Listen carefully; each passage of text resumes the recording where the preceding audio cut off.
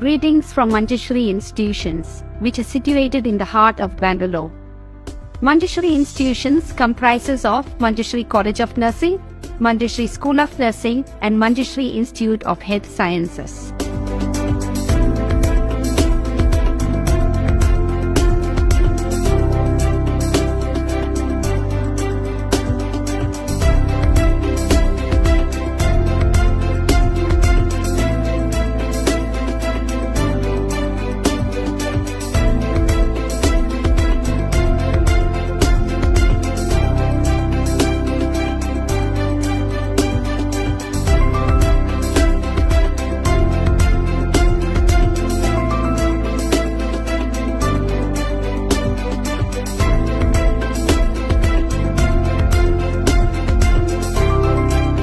In our institute, our respected principal ma'am and other faculties are very humble and caring. They are well cooperative as well. They are maintaining the discipline of our institute.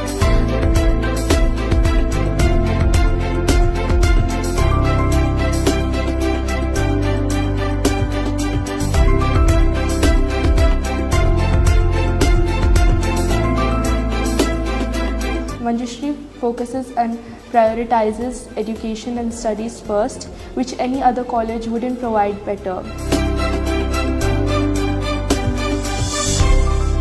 Manjushree College of Nursing has their own hospital and it's a multi-speciality hospital and we are getting the clinical persons on time.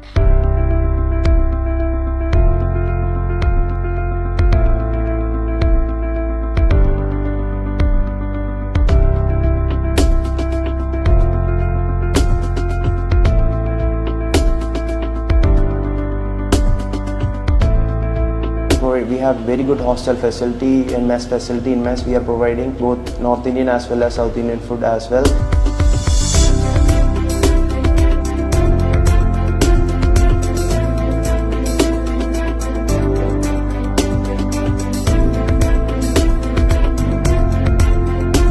To join Manjushree institutions, not to waste your time, but to reach our campus at the earliest.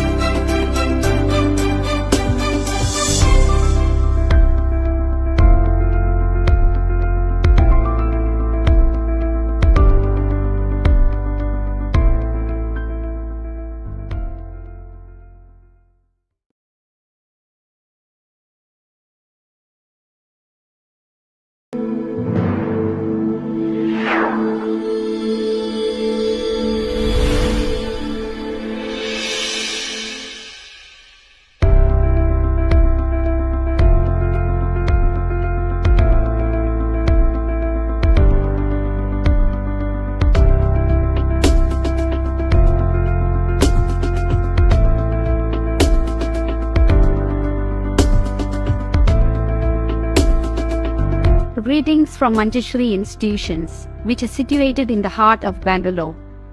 Manjushree institutions comprises of Manjushree College of Nursing, Manjushree School of Nursing and Manjushree Institute of Health Sciences.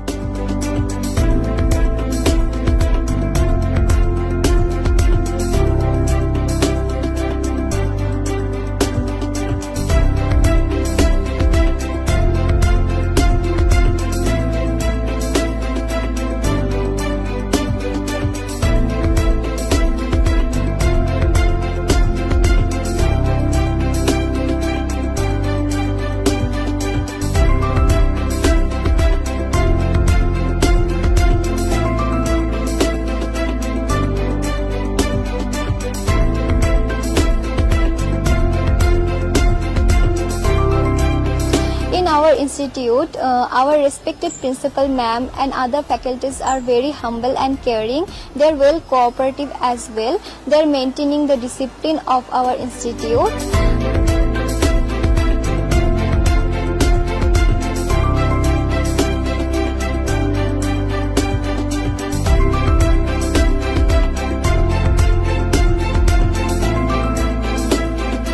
Manjushree focuses and prioritizes education and studies first, which any other college wouldn't provide better. Manjushree College of Nursing had their own hospital, and it's a multi-speciality hospital, and we are getting the clinical persons on time.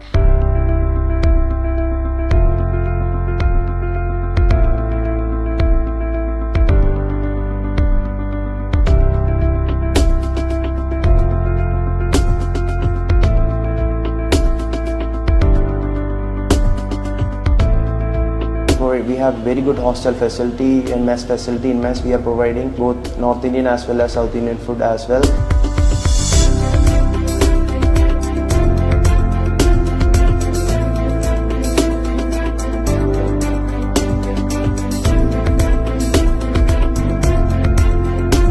To join Manjushree institutions, not to waste your time, but to reach our campus at the earliest.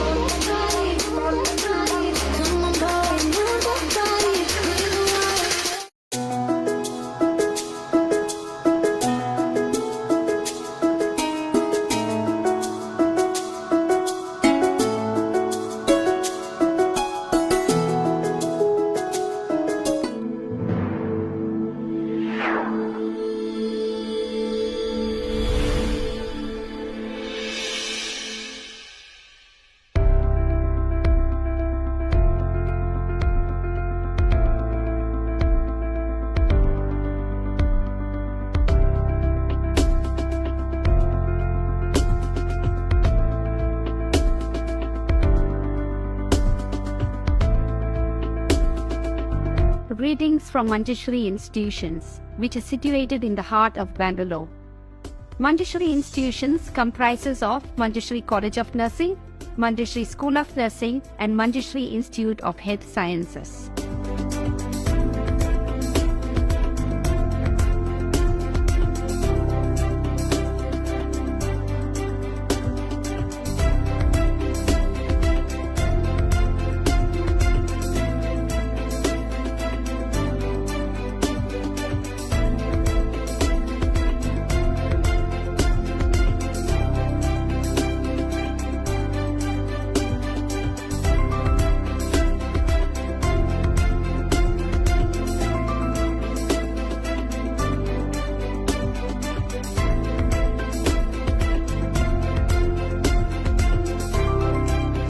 In our institute, our respected principal ma'am and other faculties are very humble and caring. They are well cooperative as well. They are maintaining the discipline of our institute.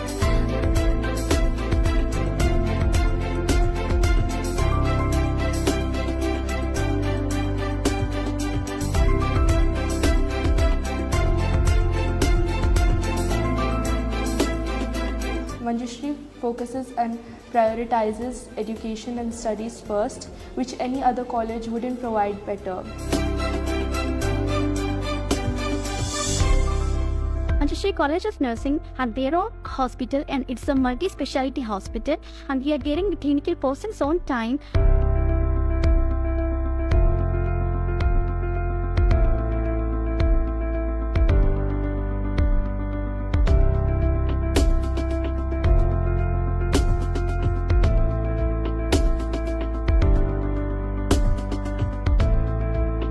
We have very good hostel facility and mess facility. In mess we are providing both North Indian as well as South Indian food as well.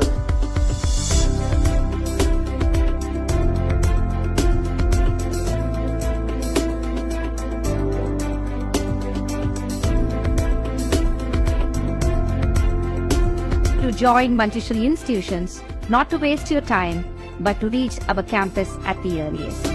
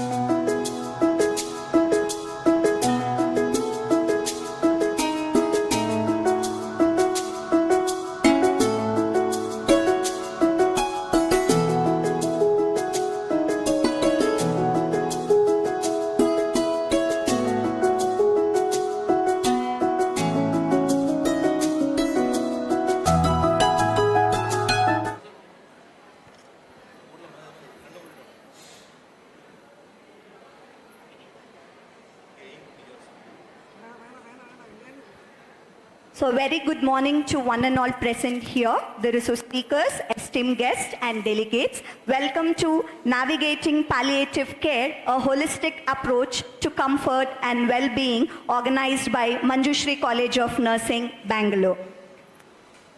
We are gathered here to exchange ideas and open discussion. It is indeed a golden opportunity for each one of us to enrich and enlighten ourselves.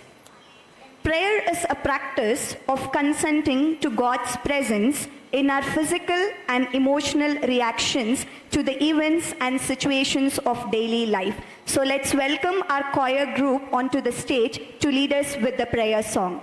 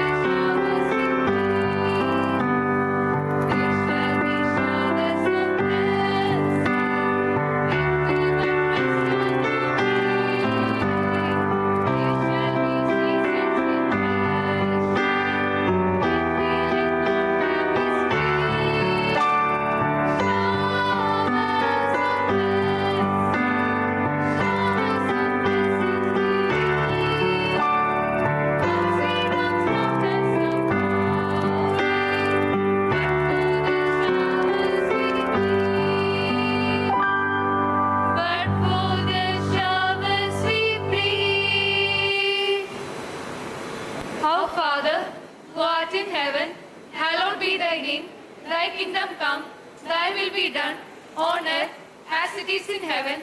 Give us this day our daily bread, and forgive us our trespasses as we forgive those who trespass against us. And lead us not into temptation, but deliver us from the evil. For thine is the kingdom, and the power, and the glory, forever and ever. Amen.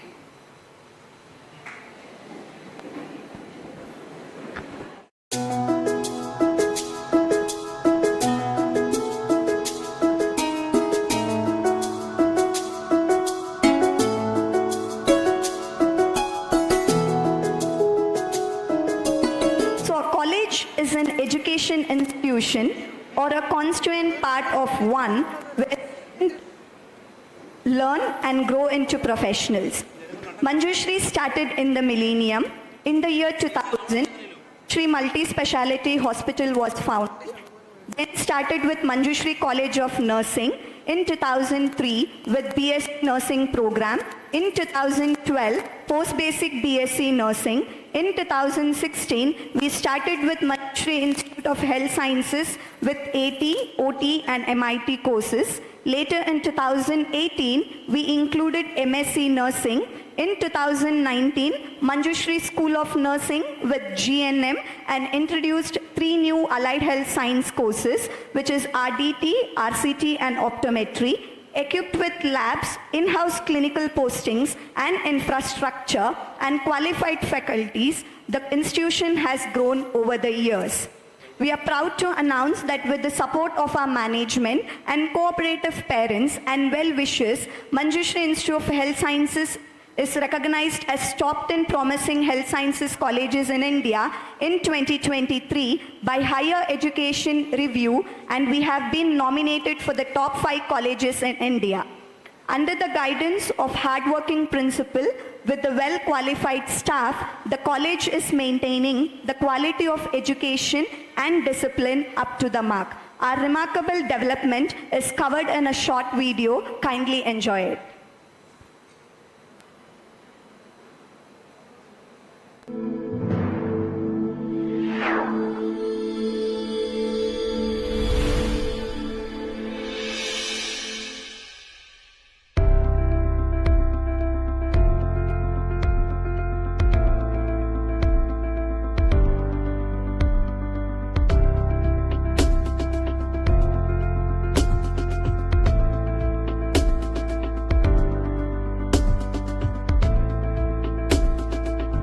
Greetings from Manjushree Institutions, which is situated in the heart of Bangalore.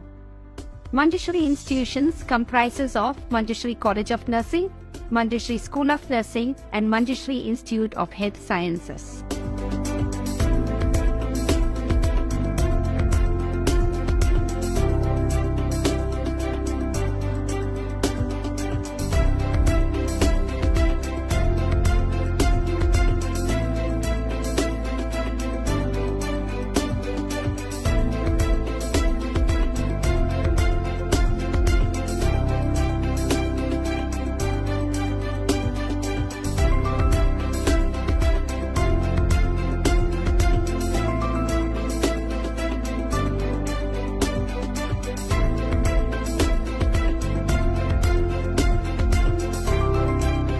In our institute, our respected principal ma'am and other faculties are very humble and caring. They are well cooperative as well. They are maintaining the discipline of our institute.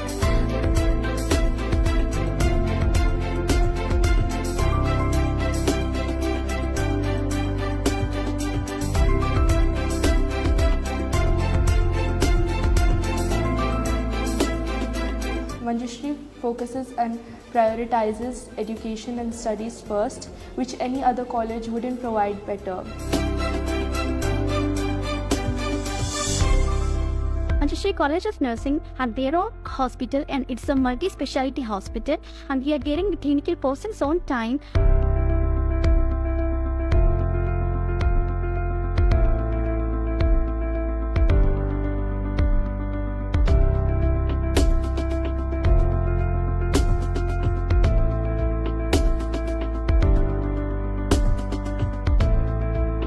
We have very good hostel facility and mess facility. In mess, we are providing both North Indian as well as South Indian food as well.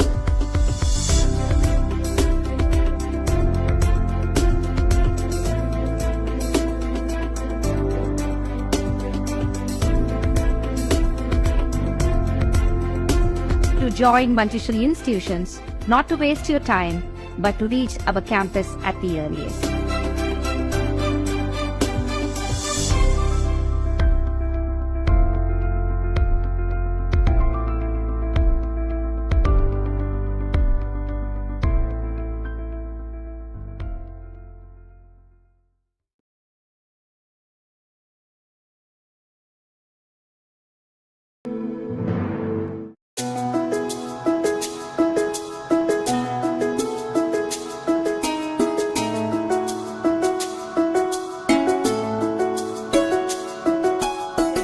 Principal, Professor Nicola Sharon Ambrose ma'am, to lead dignitaries and welcome the gathering.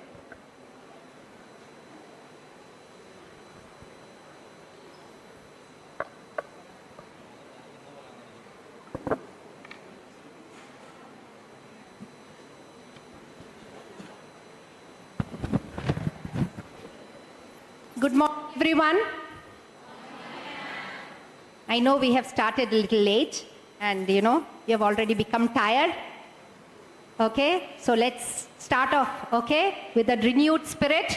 Okay, so can we say a loud good morning? Good morning, everyone. Good morning. That's better. Thank you so much. Right, so respected speakers, principals and faculties of various institutions, our own institution, and my dear students. It gives me immense pleasure to address this August gathering and welcome you all to the conference on Navigating Palliative Care, a holistic approach to comfort and well-being 2024 on behalf of Manjushree Institutions, Bangalore. As we just watched the video, a quick glimpse of Manjushree's 20 years long journey, we have embarked on becoming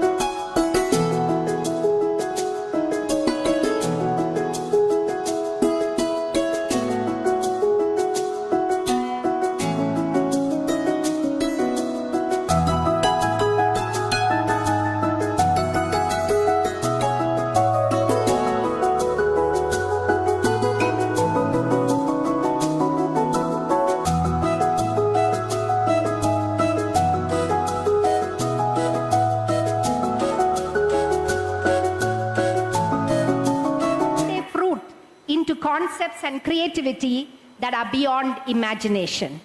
Actually, we started off with this palliative care conference, and a small affair, only for our BSc nursing students, our 4th semester BSc nursing students, because they have the module. And, and we printed the invitation, and, we didn't have an idea of actually expanding it. And once the invitation came, then I said, okay, let us, extend it to few colleges surrounding our college, so they can also benefit from the conference and from the experts who are here. And you won't believe the few surrounding colleges, and I'm really happy and proud to say that around 16 institutions are participating today, and around 700 participants all over, just the surrounding areas. So I'm really happy and blessed. This is how a small idea,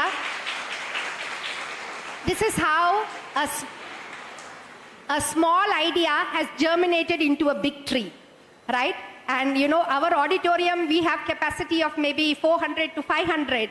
And once we got a 750 number, and what we did was we had to do the web streaming. So we've arranged web streaming also. So it was additional, and this is the first time we are doing web streaming also. Every time it's something new. right? So that is why some technical glitches were there.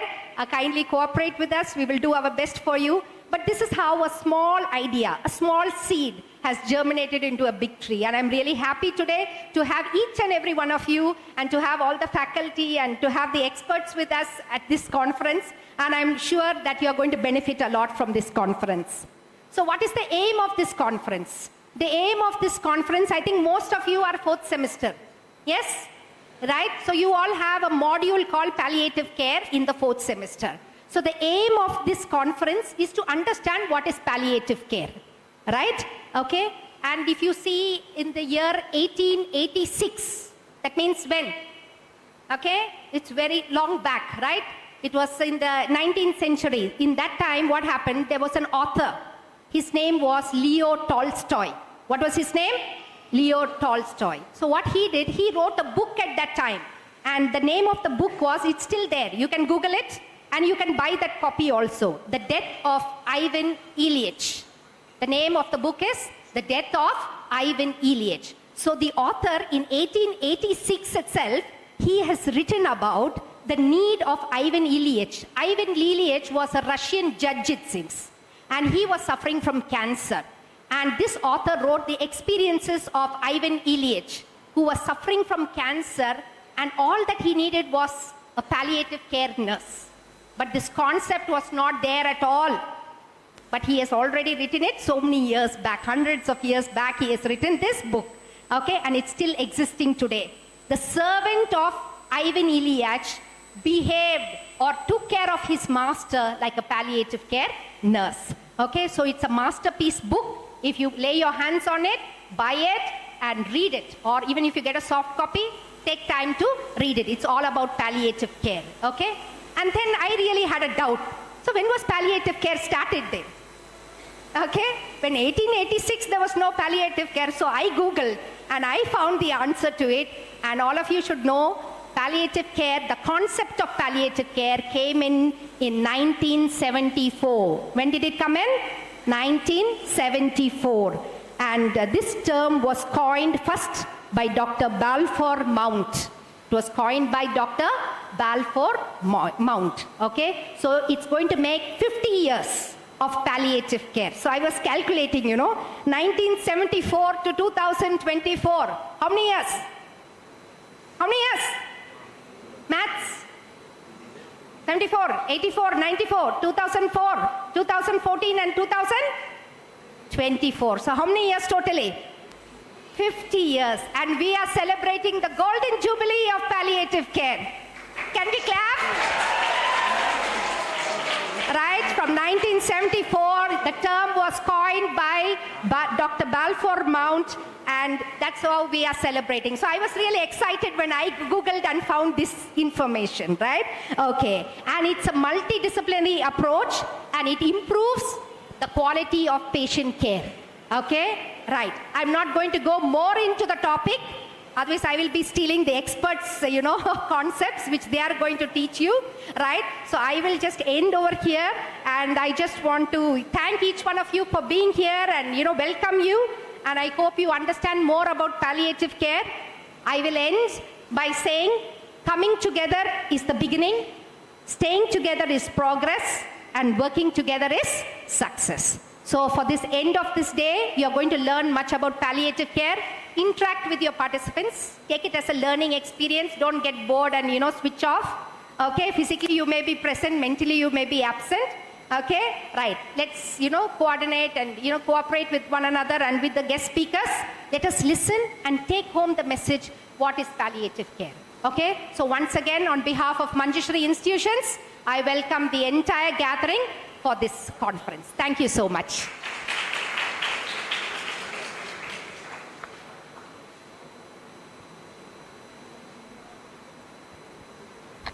Thank you, ma'am, for your warm welcome. So I request our principal, ma'am, to welcome our resource speakers. Sangeeta N, nursing tutor, Bangalore Hospice Trust, Karunashree, President, Indian Hospice and Palliative Care Club Nurses isn't the best place to find the lovers, so the bar is where I go.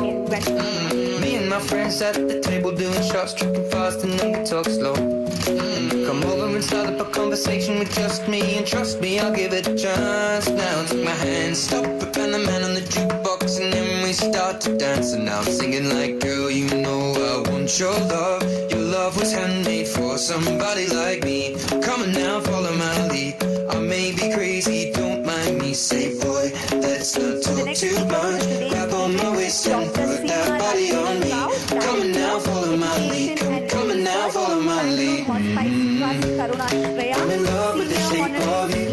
We push and pull like a magnet do. Although my heart is falling too.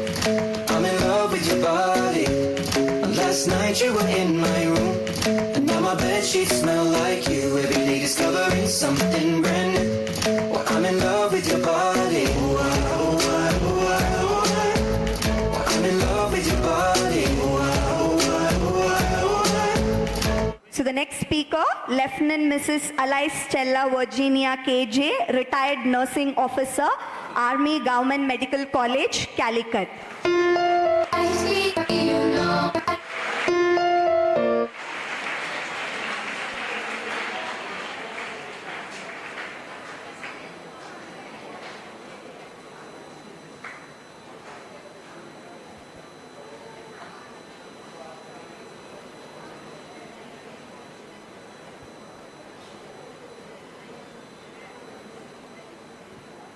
Thank you, ma'am.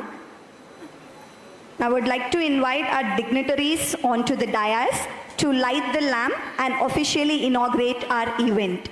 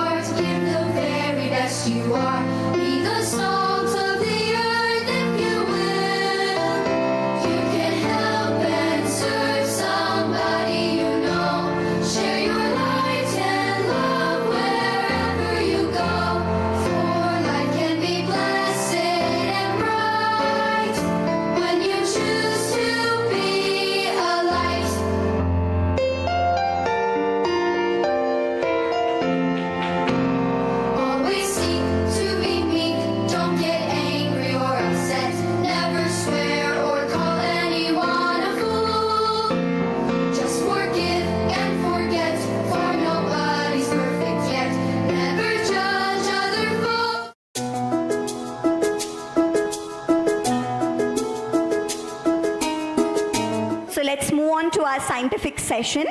It's a great pleasure for me to introduce our first speaker for today's event, who is going to talk to us about concepts of palliative care. Mrs. Sangeeta N, MSc Nursing, NFPN, LMP, EOLC UK, PhD scholar, Mahe Manipal.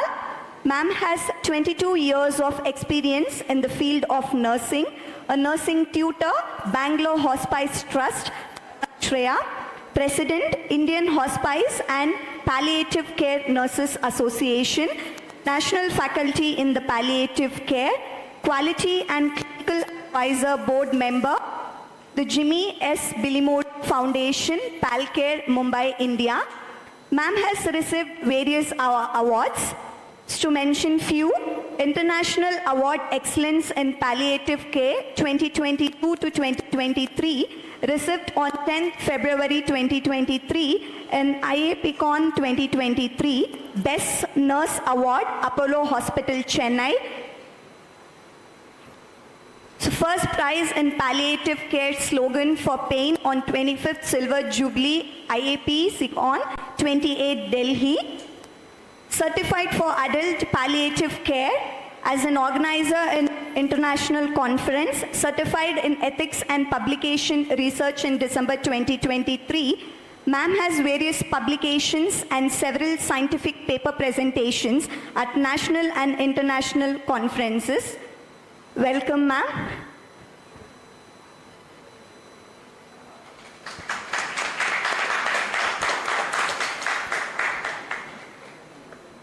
Thank you very much for those kind words. And good morning to everybody, respected principal and faculties and my dear students. It's very energetic to see in this morning the huge group. We never expected. Very happy to be here, and it's a great honor to be here in front of all the students. And we know how much we worked hard. Stella sister is here. We worked so much to implement this curriculum in INC syllabus. That's why you are here to understand what is palliative care. It's a very much needed topic and the core essence in the healthcare system. What we all talk about, the holistic and compassionate care, which is all about palliative care. So can we move on the slide? Next slide.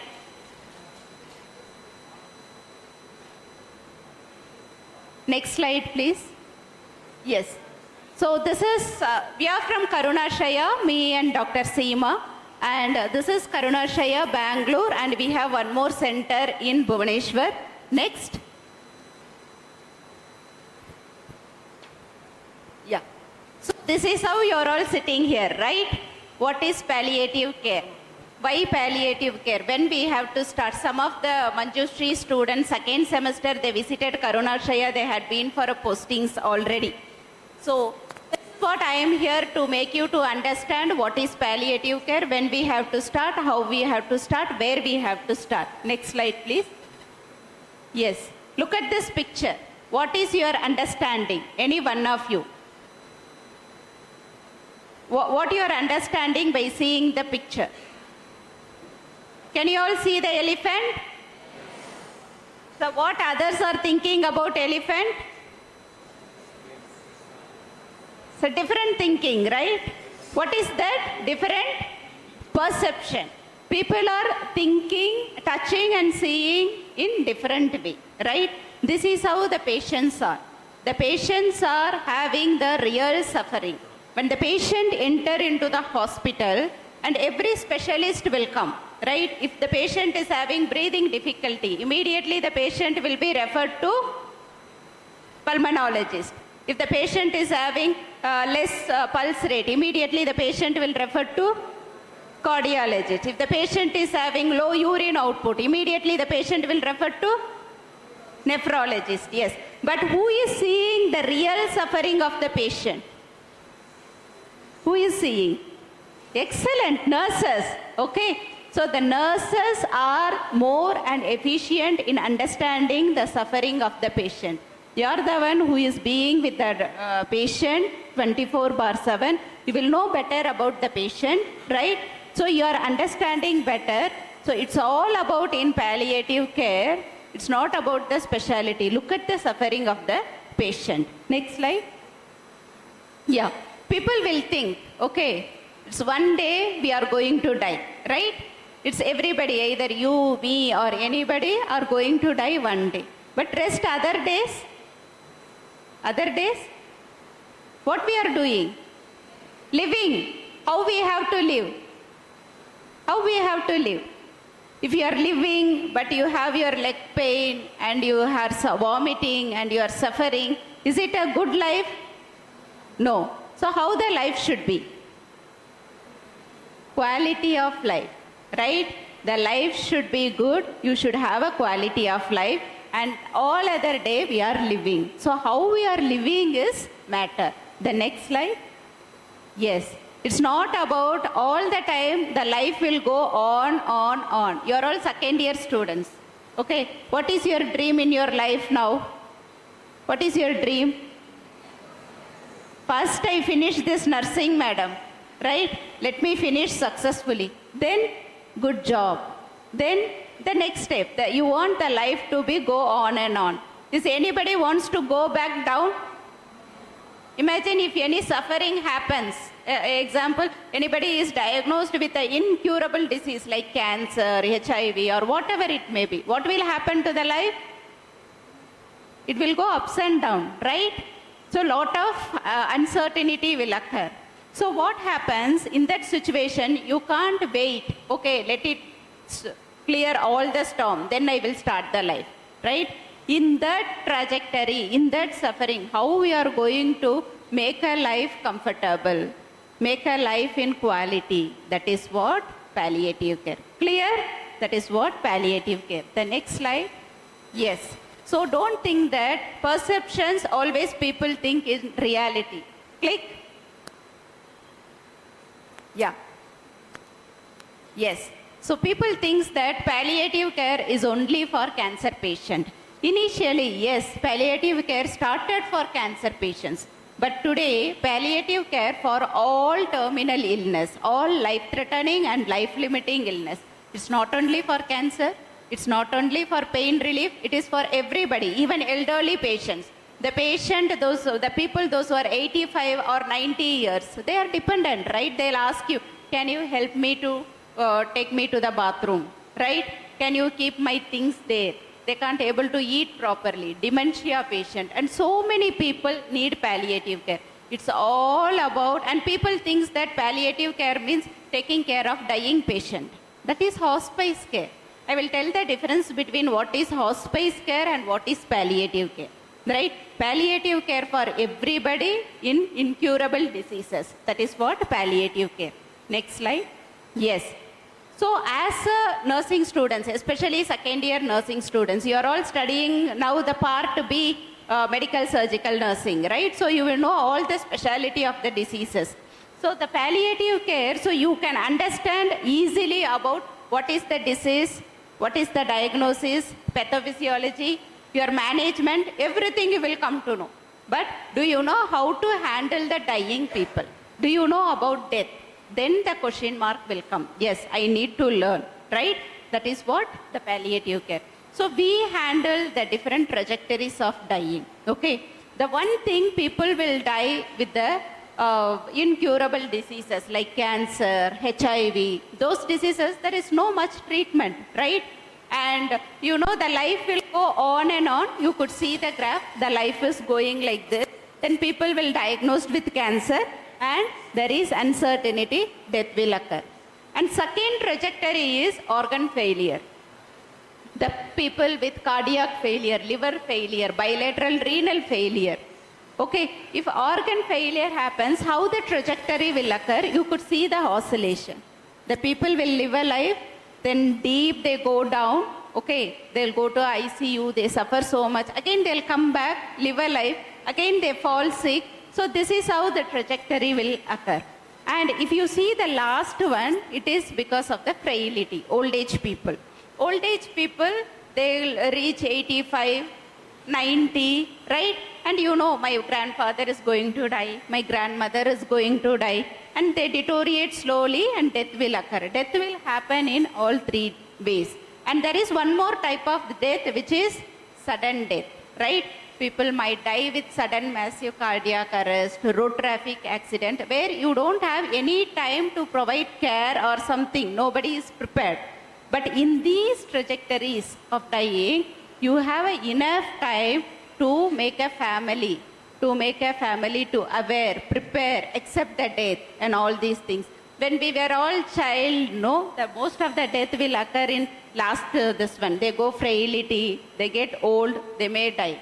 But these days, most of the people are dying with organ failure and the terminal illness. So that is the reason why palliative care is important. Next. Yes. Why we are here? Okay. What is the need for palliative care? If you look into the statistics, 86% of the people in the world still they are not receiving palliative care. It's not that they are receiving, they are not receiving. In that 83%, they are not accessible to the pain relief. And very poorly, low and middle income countries, 98% are children. India is coming under a low-income country, developing and low-income country. Most of the children are dying with the terrible diseases. But if you look into this one, only 14% of the people in the world is accessible to palliative care. It's a very sad situation, right? Overall, the world, only 14% are accessible to palliative care. Come to the national statistics. If you come to our Indian statistics, next slide. Yes. So there are 2.5 million people are living with cancer. Okay, most of the people are living with cancer. In that, 80% of them with incurable diseases like HIV, cancer, and all these things. And 2.5 million again HIV. Now 5.5 million people in India. This is the last statistics. 4-5 years ago, they were telling 5.5 million people need palliative care. But the accessible is less than 1%. And again, now, till today, the accessible is only 1%. This we were talking 10 years before, the accessibility to the population is only 1%. Even till today, the accessible is less than 1%. Okay? And being a leading institution in palliative care, Karunashaya, we trained entire Karnataka government doctors and nurses. Under the NPPC program, we initiated all the district hospitals to have 10 beds for palliative care. Right? In all district hospitals, if you go, there are 10 beds allotted, nurses are there, doctors are there, but still the accessible is only 1%. If you see, today, 7 to 10 million people are needed of palliative care in India. And the accessibility is very less. Then the thought came, it's not only to train the nurses and doctors. We have to train the larger population who has to understand the palliative care is nursing students. And then the curriculum is implemented. MBBS students and BSc nursing students, the palliative care curriculum is implemented. That's what you are all here to learn palliative care. The next slide. Yes. This is what the current state. Next slide. Yes. And you are all nurses. You may think, what? Yes, thanks. You are all nurses. You might think what the nurse can do. Okay, we are here only to take care of patient. Look at Dame Cicely Saunders. Okay, who is the founder of nursing? Florence Nightingale. She is the founder of palliative care. She is a nurse. By profession, she is a nurse. And she started a specialty that is palliative care. So she is a nurse, she is a social worker, physician and writer. And when she was an oncology nurse, when she was working with cancer patients, she got an intuition from one patient who she got an interest to start palliative care. When she approached people to start a first hospice, she told to the people, this is, you matter because you right up to the last day of your life. Because everybody is important till the last breath. You can't say that, okay, you have only 6 months of life, get discharged, go to take them to the home, let them die. That's not this one. Everybody has to be taken care of till the last day of life. People will die, but the death will create lot of memory among the people, those who are living. That is the reason why the palliative care started. As your principal rightly said, when the patients are suffering with the terminal diseases, how much of pain they are undergoing, as a students you may not know. If you see every day in and out with the patient, you will be understanding more about the suffering. Okay, this is what your principal talked about, Professor Balfour Mount, who coined palliative care. He is the first person, he termed palliative care and he explained and he traveled across the world to tell about palliative care, and he started, and if you see by the time in his tenure, most of the 50% of the hospitals adopted palliative care in the US. And if you could see him, he is Robert Twycross. We lost him 3 weeks ago, he passed away, and he is a teacher of palliative care in India. He taught palliative care to Indian population. He was the one who came to India first. He taught palliative care.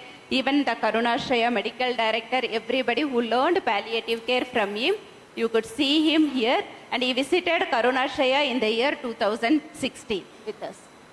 And Dame Cicely Saunders, I told you, the nurse who started the first hospice in London, which is St. Christopher's Hospice. So this is the first hospice. In this hospice, they started providing palliative care for the terminally ill people. And this is in India. The first, that started in 1967. They started hospice care, first movement. In 1986, the first hospice started in India, which is Shanti Avedana Hospice, Mumbai. From that hospice, we learned the concept and started. Karunashraya started in the year 1994. Okay, we are in the 30th year of providing service to the patients. To understand better, okay, you need to, that's why I put the case scenario. You tell me how to help this patient. He is Mr. Anand, 77-year-old, former patient. Okay, they both are living in a remote village. The wife is a primary caregiver.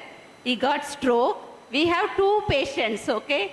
And I saw one patient, Dr. Seema saw one patient. Both we are talking about coincidentally about two Anand. Okay, don't get confused. Seema is seeing me why she took this case.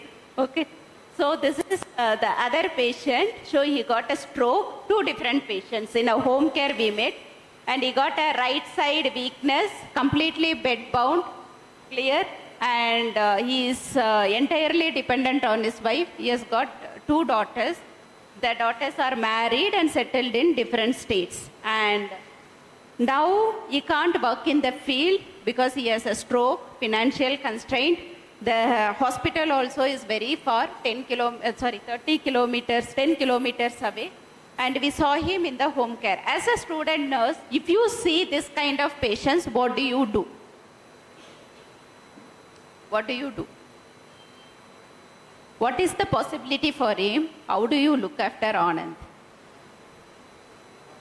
You can see when next class madam talks about end of life care, the same, it's different, the patient name is Anand, but different profile. You could see how differently two people are suffered. How do you help this patient, Anand? As a student nurses. Anybody? Don't sleep. I don't make you to sleep. I'll keep on ask questions. How do you help? Don't you help? Are you feeling sad by seeing this case? Yes? What is that called? Yes, sympathy. Right? Sympathy is enough? No. What you should have? Empathy. What is empathy? Excellent. Putting yourself on other shoes. Right? Excellent. So is only empathy enough? Is only empathy enough?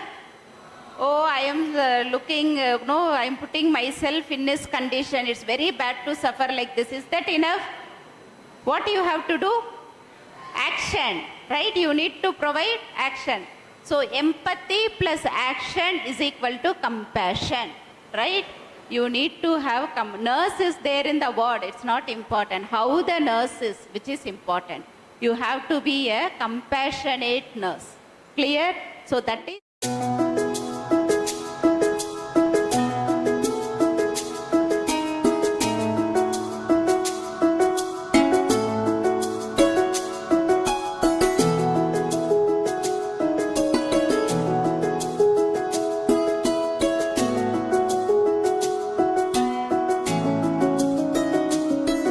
to take care of the bedridden patient, she has to run a family, right? All these things, right? So the only possibility is palliative care. So the burden of any chronic illness, you need palliative care. What the palliative care will do, you could see how that lot of sufferings will be there. You all studied about lot of diseases and physical aspects. Palliative care isn't about only physical. It involves lot of issues which is psychosocial, financial, spiritual, lot of existential issues. Okay, so the team palliative care will go and share the suffering between not only the patient, even the family members. Okay, it's not that we will take the pain, right? We are here to reduce the sufferings. That is how we will share the sufferings. Clear? So this is the dimensions of palliative care. Your focus is more and more on physical. See how you raise the ladder and take care of physical aspects. But we connect in all the aspects, right? Psychosocial, spiritual, social, and all these things. So all your patient need is Pepsi, right? Don't go with the Pepsi bottle and give it to dying people. So to make you to understand easy, all your patient needs physical, emotional, psychosocial, spiritual, individualized care. Okay, when the patients are in terminal stage, they all need 1:1 ratio. The nurse or counselor to be next with the patient and listen to their problem. Stella madam will talk more and more about the communication. Right? There are a lot of myth about palliative care. They think that palliative care is for dying people. They think that, I experienced when I went to the home care, I referred one of the rural patient. I said, your patient is suffering so much, please refer to Karunashaya, we will take care. Because hospice is there. They said, no, Karunashaya is a death place. People think that if it is palliative care, everything is done. They will go and die. It's not like that. Palliative care is a different specialty. They will provide holistic care, reduce the suffering. If the patient is all right, we discharged many of the patients and will continue our support with the home care services, right?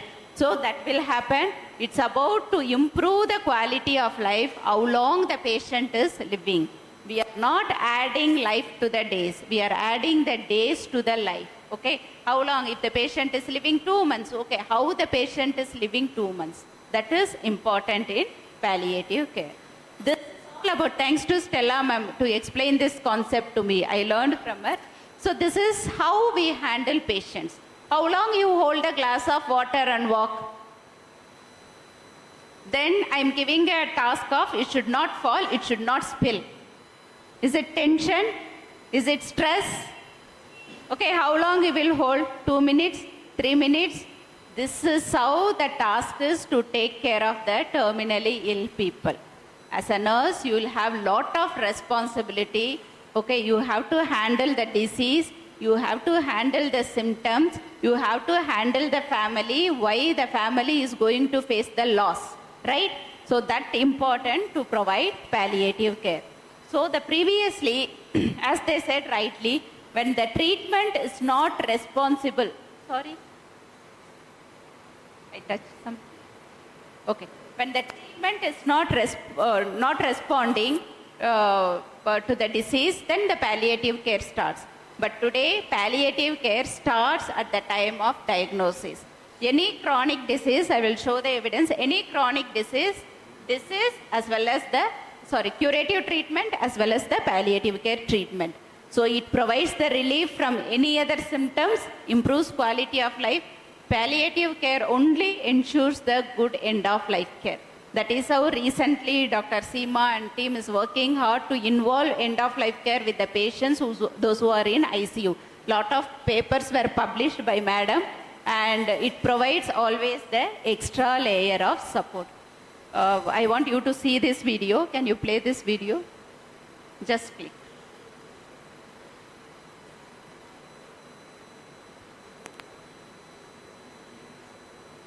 No volume.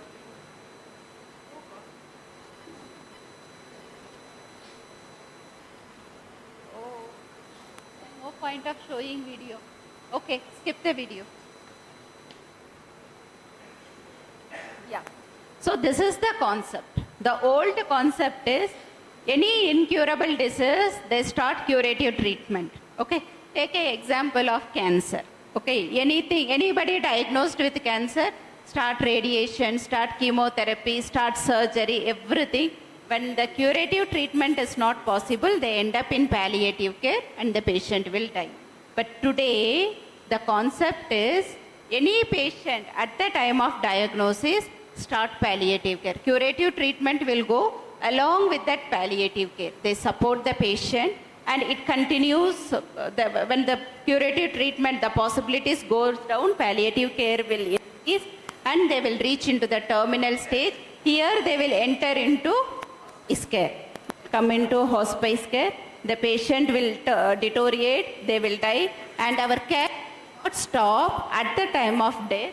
It will continue with the bereavement care.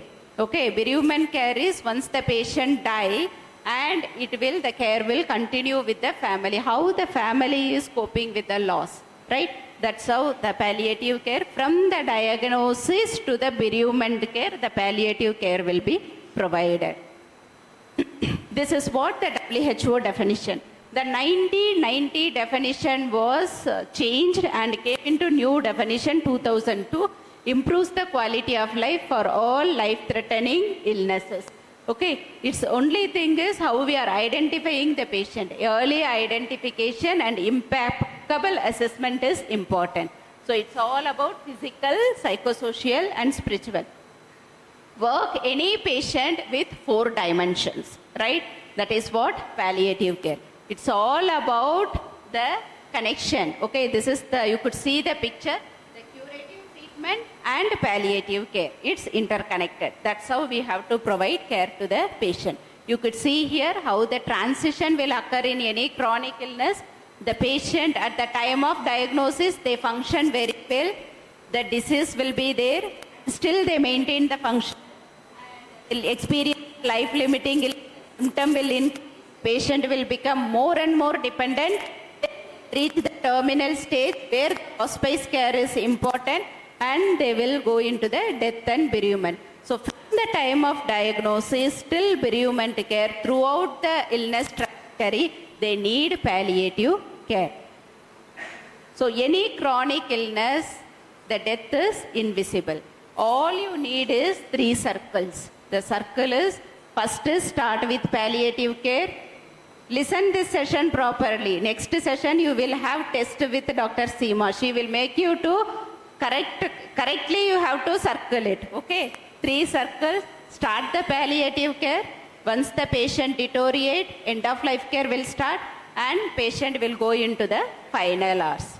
So these are all 8 domains of palliative care. How you structure the process of the care. Then focus. Once the process is structured, focus on the physical aspect, psychological, and when the patient or can't manage with your psychological aspect, the patient is having psychiatric issues, you need to have a specialist. Okay. Here in Karunashaya, we have Dr. Seema. She is a psychiatrist. The patient with psychiatric issues will be referred to the psychiatrist. And spiritual aspects. And very important, the spiritual, religious and cultural aspects, especially if you handle patients from other countries. We need to understand their culture, their issues, and how the patient, taking care of the dying patient. You need to have the skill. That is what the next session about end of life care and medico-legal issues, the ethical aspects. Whatever you do, you need to have a rationale, why I am doing this. Okay, that is very important in palliative care. So who should receive palliative care? People think that only cancer patients receive palliative care. Even from Karunashaya, we are providing care only to cancer patients. That is the reason I put that case, Anand case, because he is a stroke patient. Palliative care is not only for cancer, it is for all the disease. If you look into the study, most of the patients are dying with the cardiac diseases compared to cancer. The second leading cause of death is cancer. So for any terminal illnesses, you need palliative care. What do we do with the palliative care? We manage all the symptoms. The symptom management is happening in the palliative care, and disease, whatever the disease, will manage, and we ensure the patient will get an effective end of life care. How the patient is dying is important. To do all these things, to manage the symptom, manage the disease, manage end of life care, you need to have good communication skills. You are not going to work in the labor ward. Remember that. So once baby will come, you can jump and say after 14 hours, 15 hours, oh, you got a baby girl, baby boy. Here the patient is going to die. End of the day, you are going to say, sorry, your loved one passed away. Do you think the family feel happy? how much ever you prepare, how much ever you do all your care, end of the day they are the loser. Okay, they feel bad. So the communication skills plays major role. They go into shock, they suffer. Okay, so you need lot of skills in conveying message to the family. This is the statistics from India, burden of non-communicable diseases in our country. Who provides palliative care? Actually, anybody can provide palliative care. The only thing you need to understand the concepts clearly.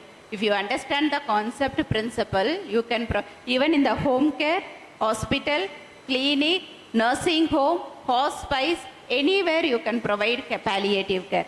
But if the patient need the real reference, okay, if the patient really exclusively, like the case of Anand, you need they have to come to the referral centers, palliative care centers. The principles can be applied anywhere. But if you need a specialty care, then they have to come to the places like palliative care centers in the hospitals. So these are all the principles of palliative care. Quality is more important. We are not thinking about the quantity, quality of care, which is important. The first concern, any diseases, if you have simple fever, the biggest problem is your temperature and pain, right? And think about the chronic illnesses. The patient will be having pain throughout the disease trajectory. So providing a symptom relief of pain especially, and all other symptoms, right? Which is very important. And we make them to understand dying is a normal process. We never postpone or hasten the death, and it with the psychological and social aspect. Okay, end of the slide I will tell one story of the patient. You will understand how much the psychological issues are important, right? And a patient, involved with the family. Okay, and you need to have a multidisciplinary team. In a hospital, what everybody does, whatever doctor says, implement. Whatever report says, implement. Here it is not like this. Always communication skills. What the patient says, what the patient tells, which is important. Palliative care is all about the patient-centered care. Patient autonomy is very important in palliative care. It enhances the quality of life. So what the patient wants, if you do, patient feels comfortable, right? It will improve the quality of life. And throughout, from the time of diagnosis to till the bereavement care, they need a support from you. All you need to understand is palliative care is about human dignity. The approach is human dignity. You understand their powerlessness. Okay, they would be in big positions, and today they got terminal illness. That's why they are here with you, right? You understand their powerlessness. Don't show that, no, I am a nurse, I have 25 years of experience, I know everything, you just take the medicine and sleep. That is not, okay? And never label the patient, okay? CA breast patient, buccal mucosa patient, okay, short patient, irritating patient. Don't tell all these things, okay? Everybody is having their own self-dignity even till the last breath, okay? That is very important as a nurses from student period, okay? You have to put this in your mind, okay? Because you chose a profession, you are going to handle patients day in and out, okay? Maybe you have your personal stress, okay? But when you are in the uniform, when you are with the patient, you are just nurse, you are going to take care of the patient, okay? That should be in your mind. And healing is better rather than cure. That's what the madam said about the book. And don't do something, at least be with the patient, okay? That is very important. Make the patient to understand death is an inevitable reality, which is the biggest task in end of life care. Okay, nobody will accept, right? If suddenly I'm telling you are going to die, will you people accept? Hey, I just came for a conference in Manjushree college, they are telling that I'm going to die, right? So that is very important. So this is the difference between hospice and palliative care. Both are same, actually. In hospice and palliative care, in common, you see, we provide comfort, we take care of terminally ill patient, we'll provide all the physical, psychosocial, spiritual, all the aspects. In palliative care can start at any stages of the disease. Practically at the time of diagnosis, any stages of disease you can start palliative care along with curative care. But once the patient shift to hospice, okay, that curative care, it's not possible. The patient already in terminal stage, okay. You can't provide curative care, only palliative care treatment, okay. As a nurses, you may not know how much you are skillful. You think that I am here only to provide injection, do the dressings, do all those things. More than that, as a nurses, if you could spend time to talk to a patient, you are very capable of handling all the psychosocial, emotional and spiritual issues. You could provide that support to the patient. Okay, this is all, no, but you do sponge bath. Talk to the patient. Don't take the injection tray, just prick the patient and come back. Talk to the patient. Okay, it's all about more and more how do you communicate with the patient. Today you are all like this. Oh, so much is there. How will I do? Okay, over the day if you practice, you will become a specialist in palliative care. We will see this in later slides. So this is the patient I was telling about. She was one of our patient with CA breast. She was with us 2.5 years. Okay. Actually, in the hospice care, the patient, lifetime, theoretically, they say 6 months. Okay. She didn't come to our hospice. She was in the home care, 2.5 years, CA breast. She has why she was, need a support, palliative care. She had a huge wound in her left breast.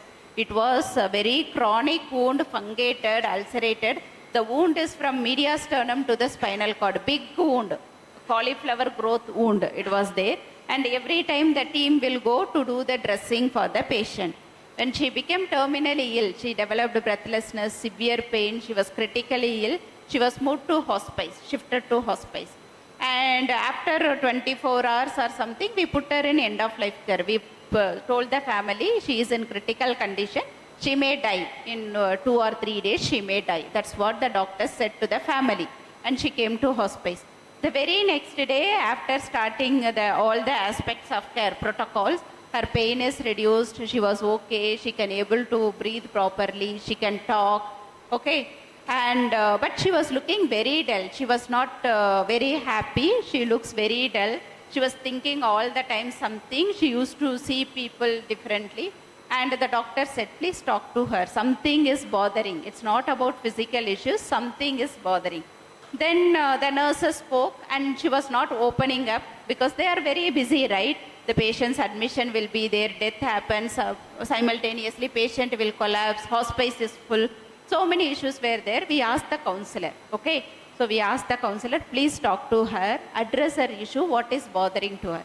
The counselor had a session with her and she came. She said, ma'am, I spoke to her, but she said that it's been 2.5 years I was diagnosed and I'm being a patient, right? In this 2.5 years, all these days, I am wearing only nightie. You know that night dress, the loose dress they were wearing. Because the family thought that it is very loose. The left breast dressing is there. It's a big bandage. So it's easy. It's covered. She is fully covered. She was. And she said, before I die, one day I wanted to wear sari. That's what her last wish. Okay. Dr. Seema will show you in the video about the last verse. Okay. That's what her last wish. We were all shocked. Because in the dying stage, people used to tell lot of things. Like, I have my property issue. I need to sort out my daughter's wedding.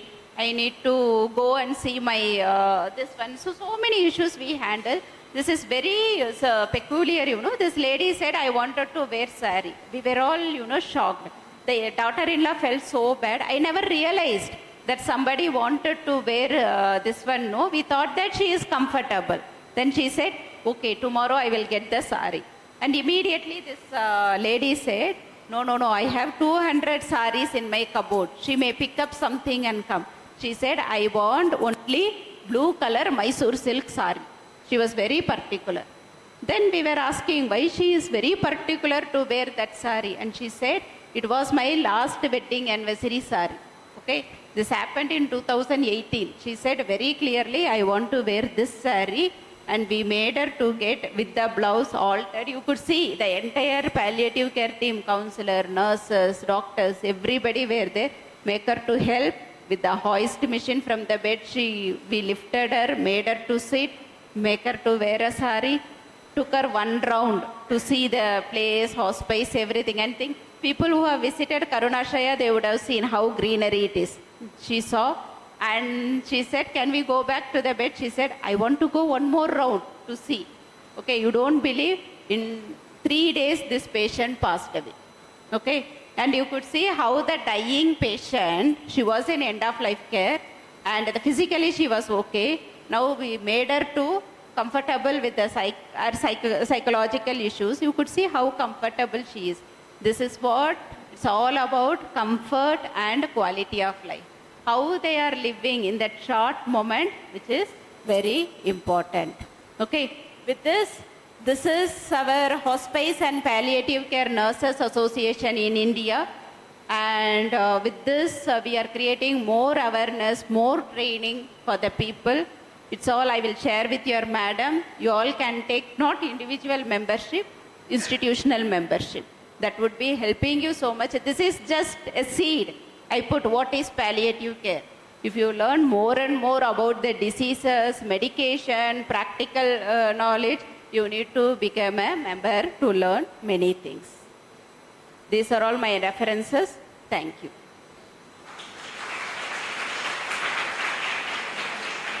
Any doubts?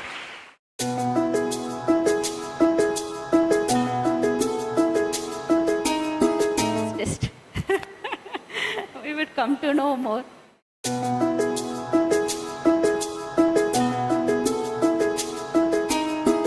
Don't sleep. Whatever I taught, now the next session, the test only. Okay? We'll come to know either you understand palliative care properly or not. Understand? Yeah. Thank you so much. Thanks for this opportunity.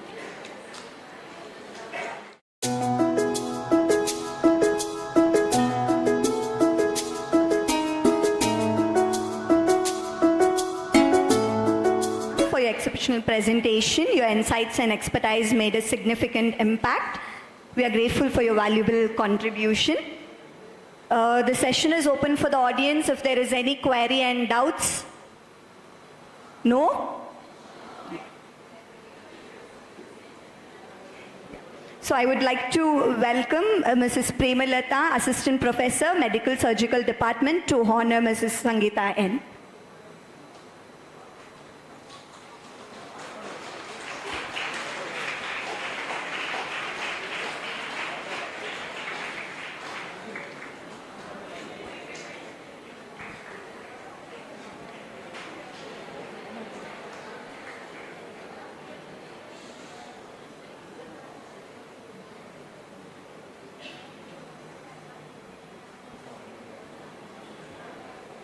Okay, thank you, ma'am. So now let's break for a quick break and we'll continue with the next session. The tea and coffee is arranged in the upstairs in the terrace.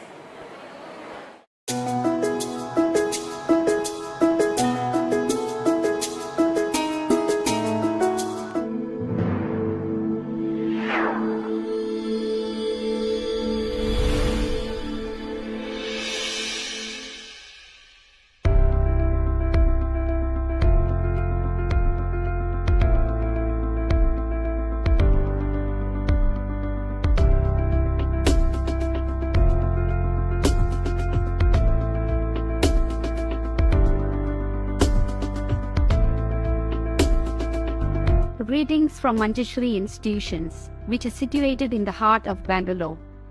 Manjushree institutions comprises of Manjushree College of Nursing, Manjushree School of Nursing, and Manjushree Institute of Health Sciences.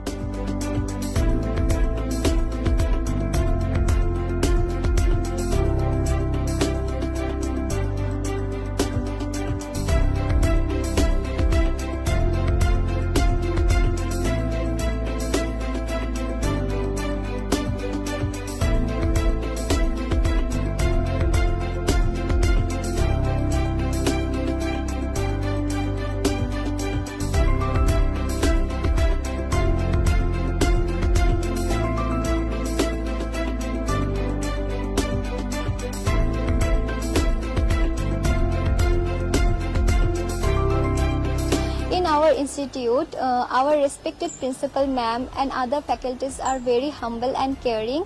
They are well cooperative as well. They are maintaining the discipline of our institute.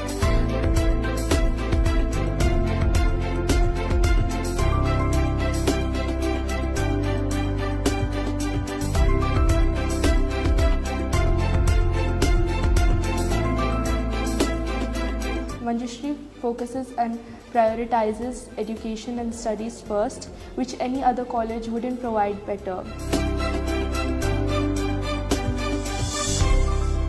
Manjushree College of Nursing had their own hospital, and it's a multi-speciality hospital, and we are getting the clinical persons on time.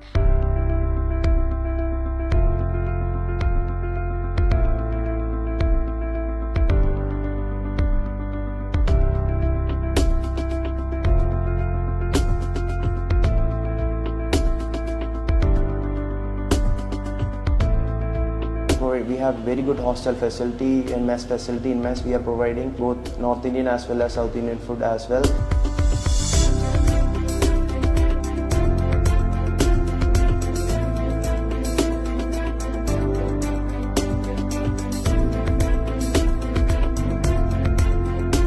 To join Manjushree institutions, not to waste your time, but to reach our campus at the earliest.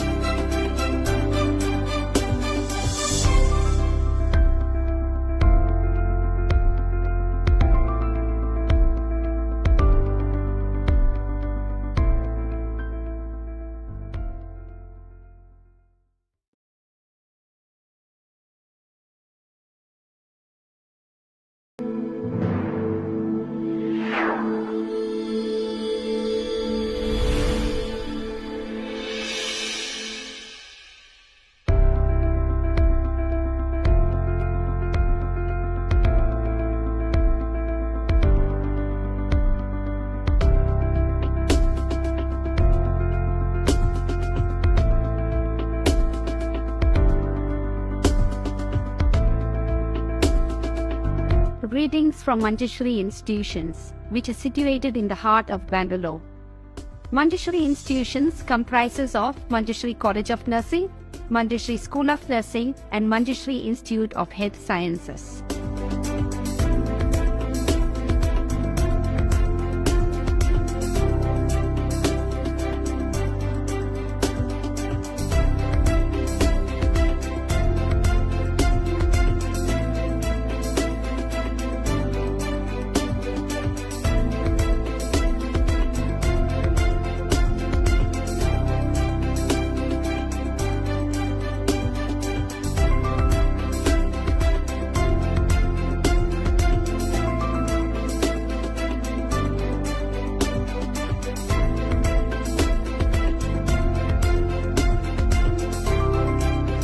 In our institute, our respected principal ma'am and other faculties are very humble and caring. They are well cooperative as well. They are maintaining the discipline of our institute.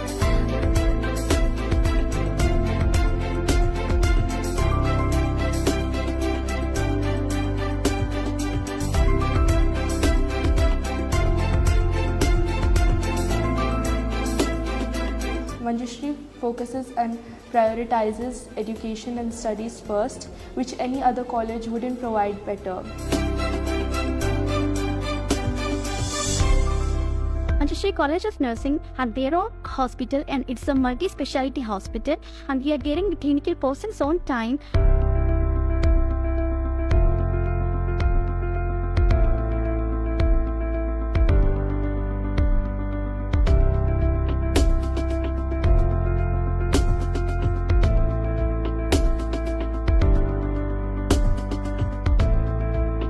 We have very good hostel facility and mess facility. In mess, we are providing both North Indian as well as South Indian food as well.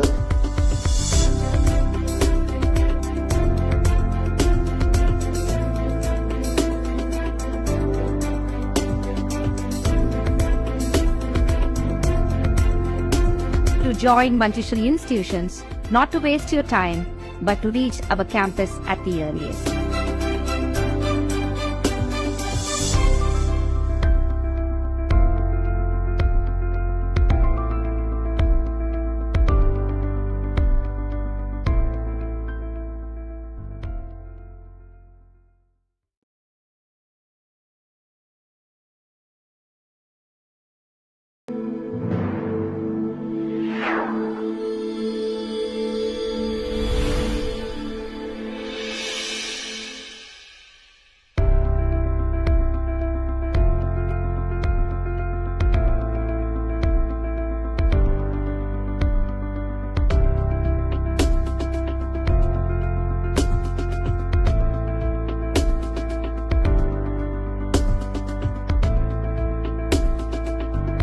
Greetings from Manjushree institutions, which is situated in the heart of Bangalore. Manjushree institutions comprises of Manjushree College of Nursing, Manjushree School of Nursing, and Manjushree Institute of Health Sciences.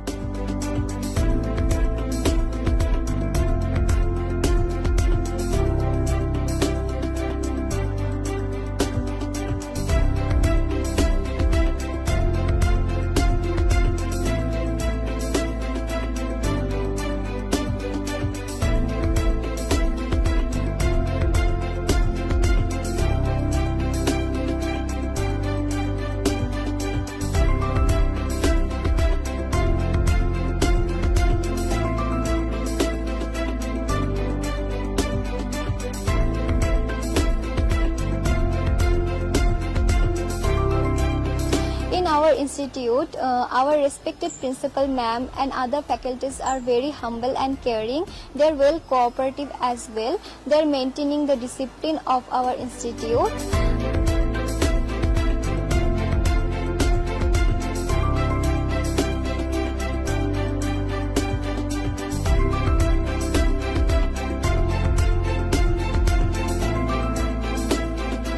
Manjushree focuses and prioritizes education and studies first, which any other college wouldn't provide better.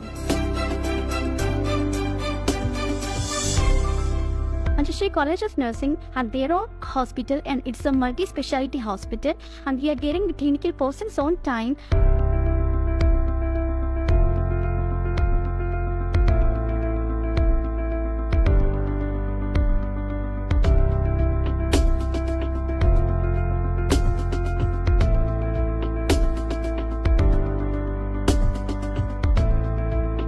We have very good hostel facility and mess facility. In mess we are providing both North Indian as well as South Indian food as well.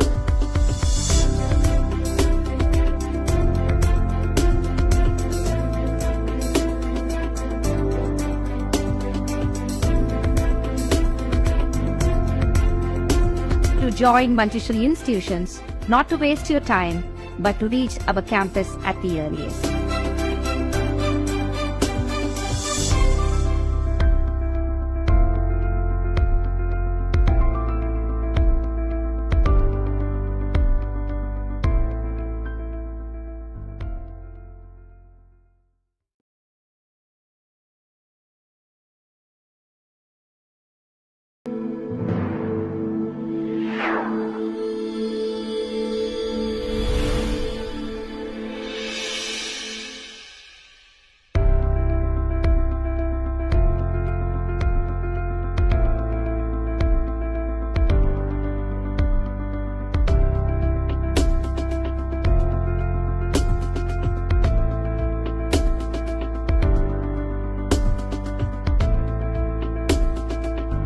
Greetings from Manjushree institutions, which is situated in the heart of Bangalore.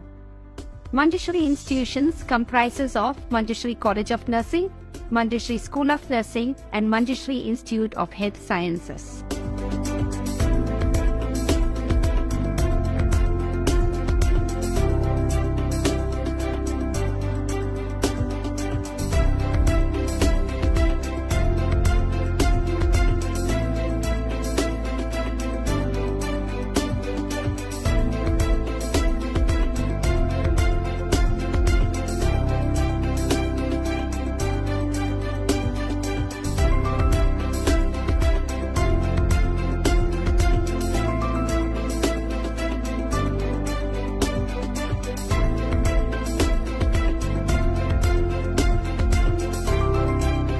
In our institute, our respected principal ma'am and other faculties are very humble and caring. They are well cooperative as well. They are maintaining the discipline of our institute.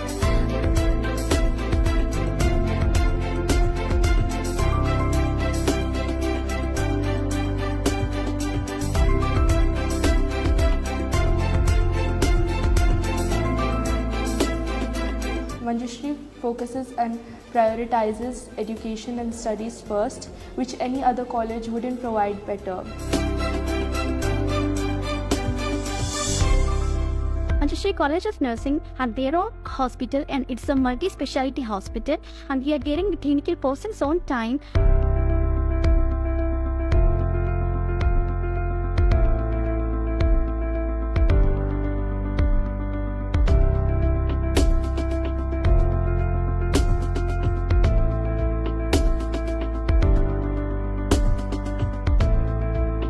We have very good hostel facility and mess facility. In mess, we are providing both North Indian as well as South Indian food as well.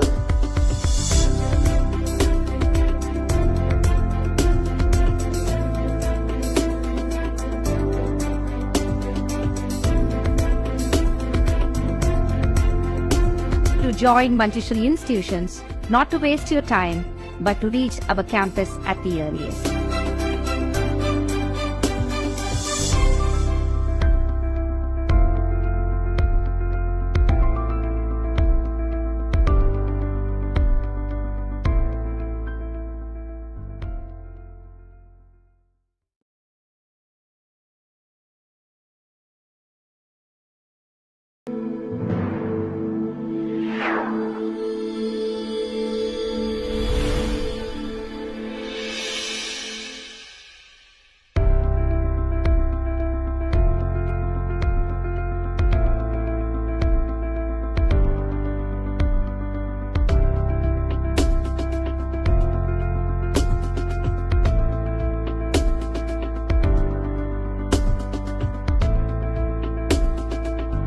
Greetings from Manjushree institutions, which is situated in the heart of Bangalore. Manjushree institutions comprises of Manjushree College of Nursing, Manjushree School of Nursing, and Manjushree Institute of Health Sciences.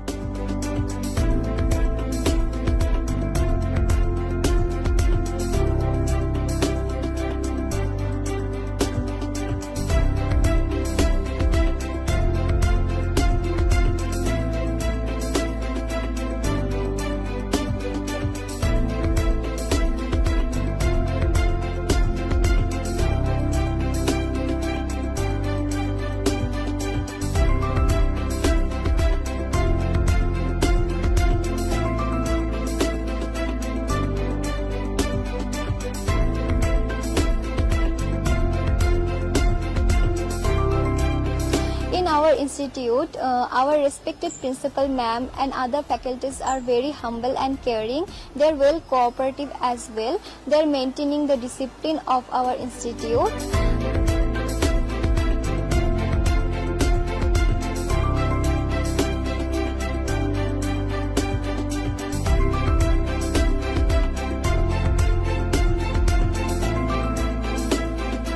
Manjushree focuses and prioritizes education and studies first, which any other college wouldn't provide better. Manjushree College of Nursing had their own hospital, and it's a multi-speciality hospital, and we are getting the clinical persons on time.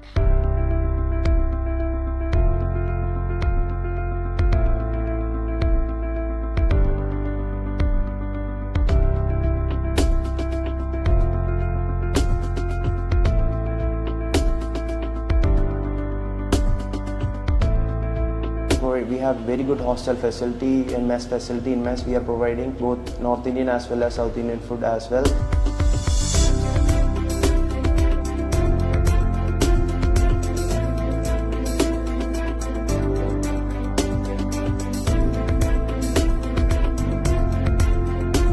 To join Manjushree institutions, not to waste your time, but to reach our campus at the earliest.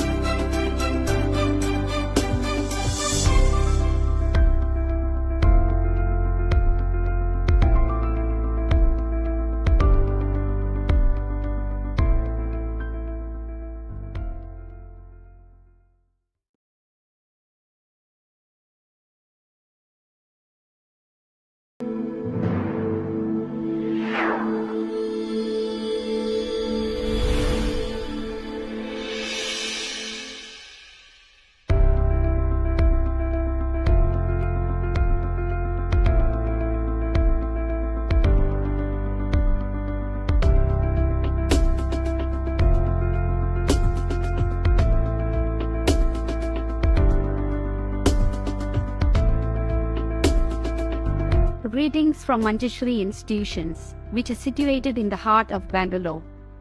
Manjushree Institutions comprises of Manjushree College of Nursing, Manjushree School of Nursing, and Manjushree Institute of Health Sciences.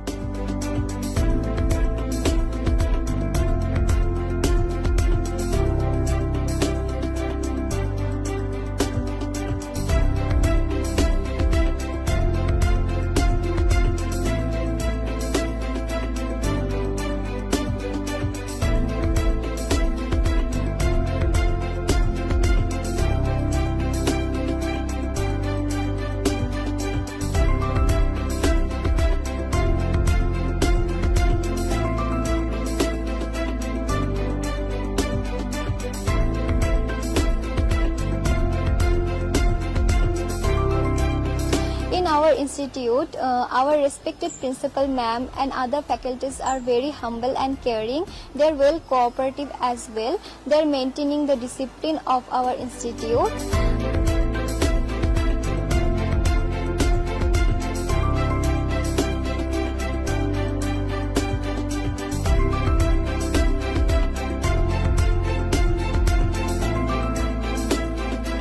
Manjushree focuses and prioritizes education and studies first, which any other college wouldn't provide better. Manjushree College of Nursing had their own hospital, and it's a multi-speciality hospital, and we are getting the clinical persons on time.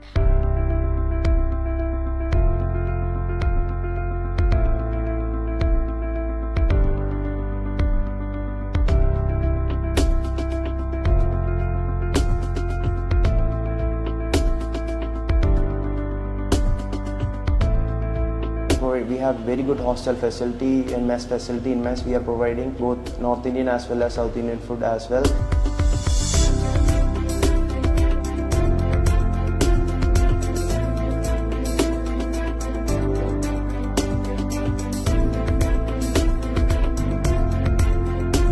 To join Manjushree Institutions, not to waste your time, but to reach our campus at the earliest.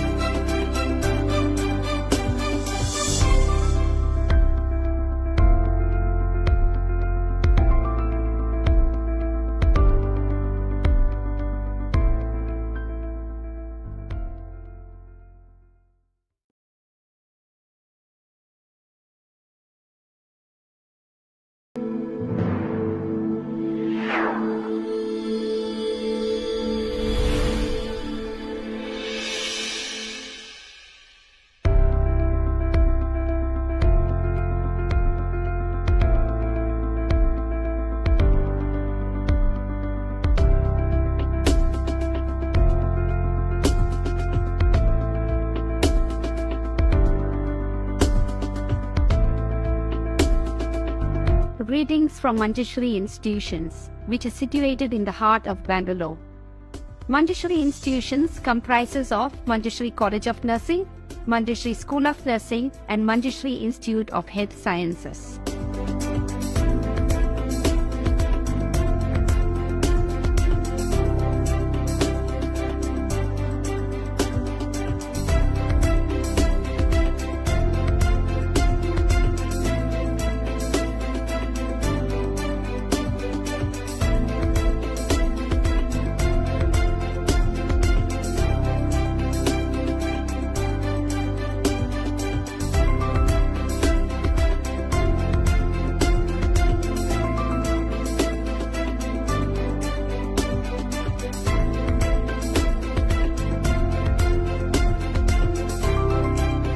In our institute, our respected principal ma'am and other faculties are very humble and caring. They are well cooperative as well. They are maintaining the discipline of our institute.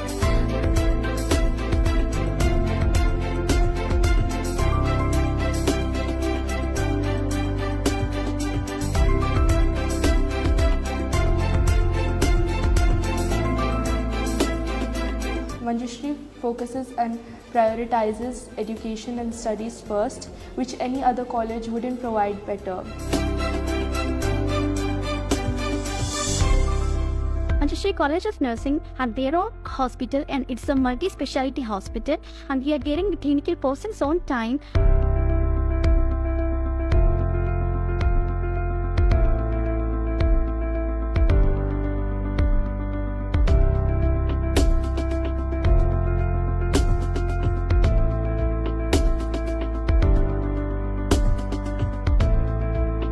We have very good hostel facility and mess facility. In mess, we are providing both North Indian as well as South Indian food as well.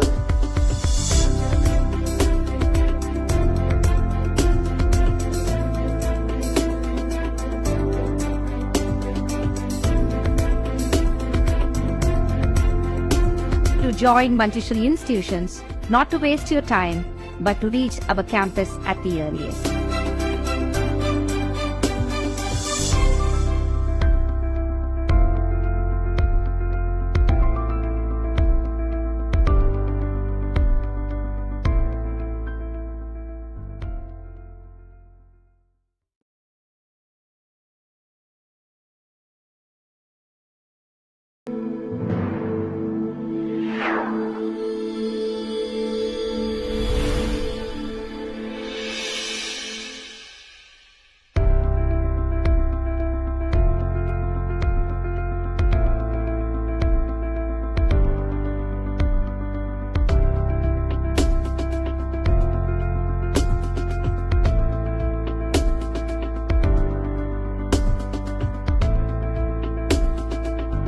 Greetings from Manjushree institutions, which is situated in the heart of Bangalore. Manjushree institutions comprises of Manjushree College of Nursing, Manjushree School of Nursing, and Manjushree Institute of Health Sciences.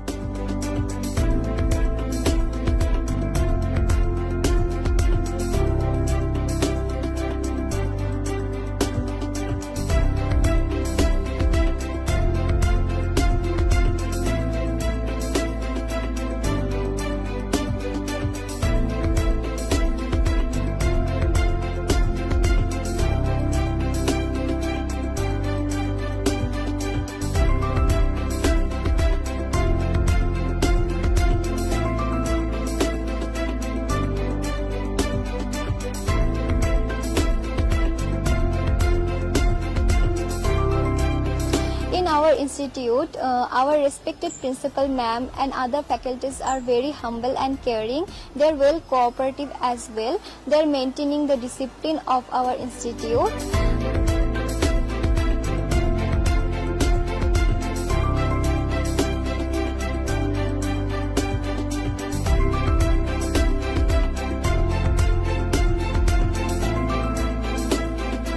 Manjushree focuses and prioritizes education and studies first, which any other college wouldn't provide better. Manjushree College of Nursing had their own hospital, and it's a multi-speciality hospital, and we are getting the clinical persons on time.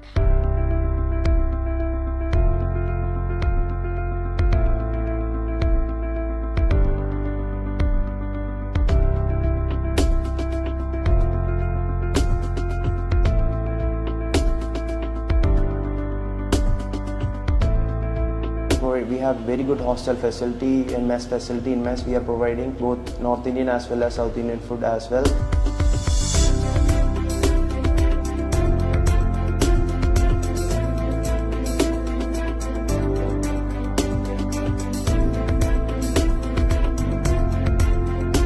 To join Manjushree institutions, not to waste your time, but to reach our campus at the earliest.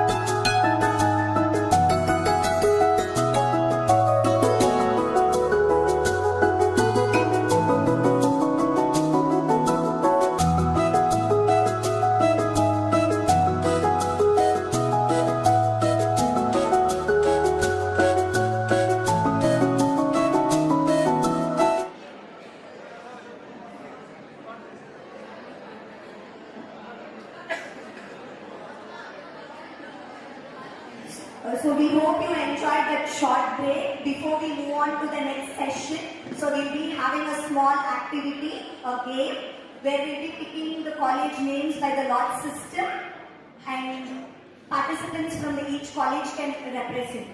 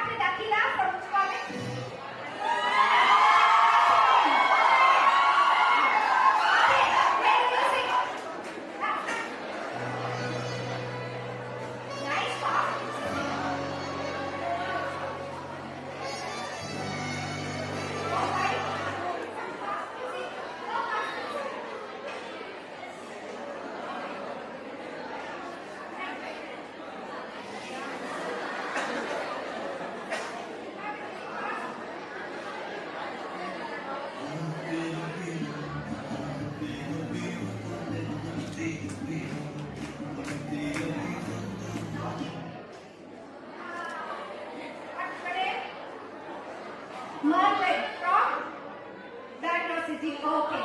Right, shall we have this trial error? Yes, okay, trial error. Okay. Right. Now after this, let it go fast. Up, up. Come fast.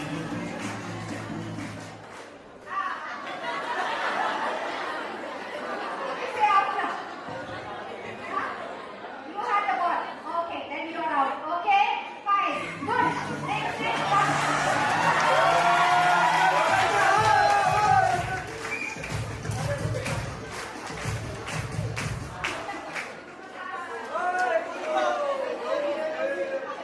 Faster, faster.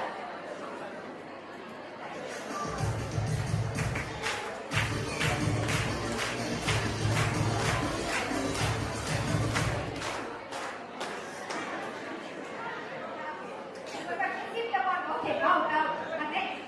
Okay. And now straight out, out.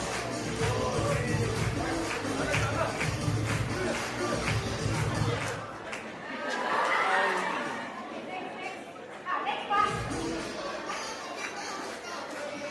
Keep the body.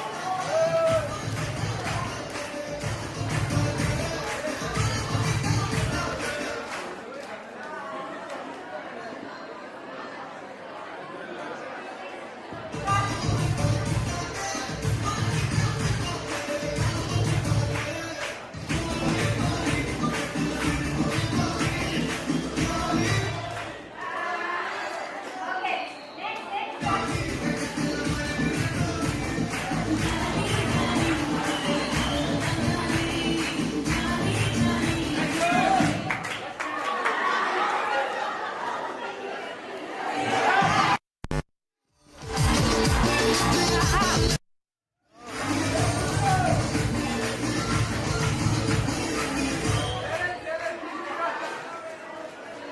Next.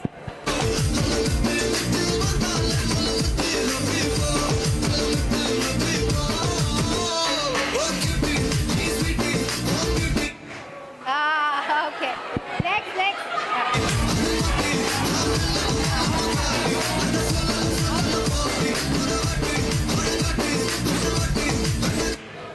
It's there. I told him. Oh, okay.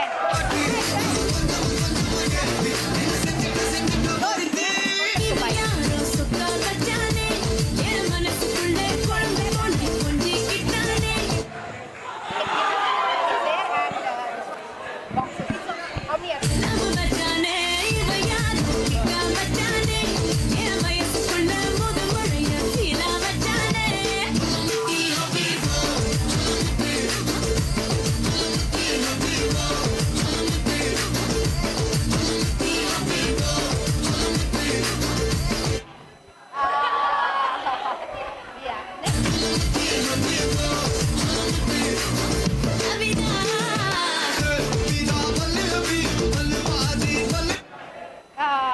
okay.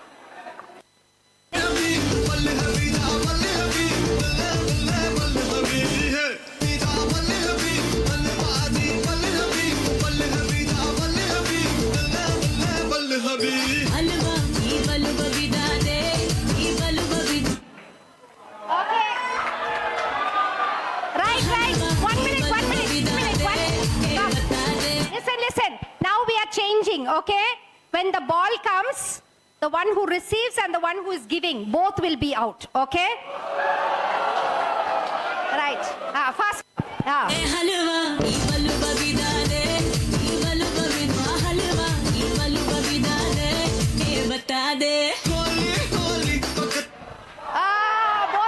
Both are out. Both of you are out. Come on, next. Stay out.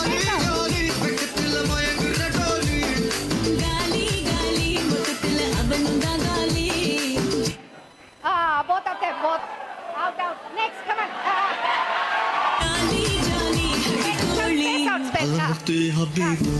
Halamati Habib Vandale Halamati Habibu Halamati Habib Vanda Halamati Habibu. Both of them. Okay. Next, move. Halamati Habib Vandale Halamati Habibu Halamati Habibu. Become important. Clap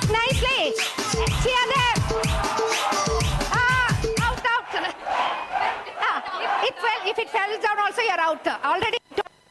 Both of you.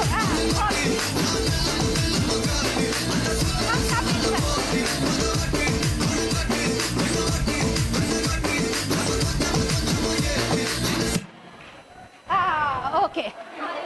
Which two? He gave it to her, right? You were giving to her. Okay. Okay, come on. You are lucky. Who gave them? Who gave? He gave to her.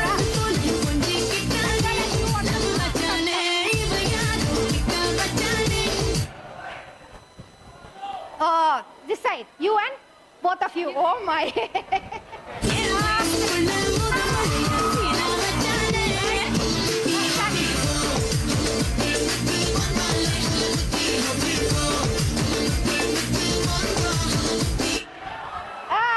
Both of you, yeah.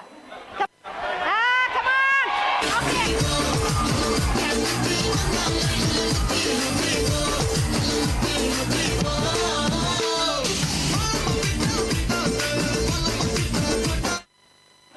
Both of them, okay. Right, yes.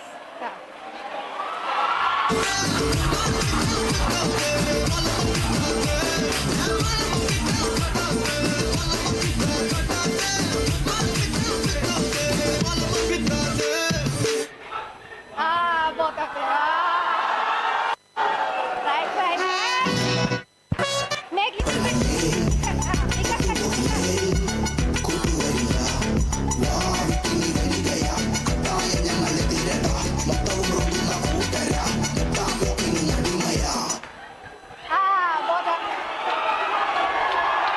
ಅಸುರನಿ Ravana ಹರಿಶಕೂಟ ಮತ್ತು ಒಂದು ರಾಕ್ಷಸರಾಡ ಪತ್ತುತಲ್ಲ urea ಕೊತ್ತನಾಡಿ ಶೌರ್ಯ ಮುಟ್ಟು ಮಾಡ ಕಾತ್ತೋರು ವೀರ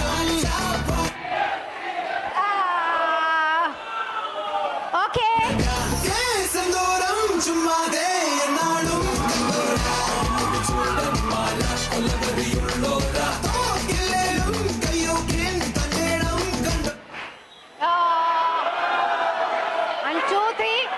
Wait. Last 6, we will ask them from which college they are. Hoskote Mission. Hoskote is still there. Prince College. Prince College is still there. Prince College. Yeah. Prince College 2 are there. Hoskote 2. Bangalore City. HK College. HK. And HK College. Okay. Right. So we start. Make a little. Okay. Yeah.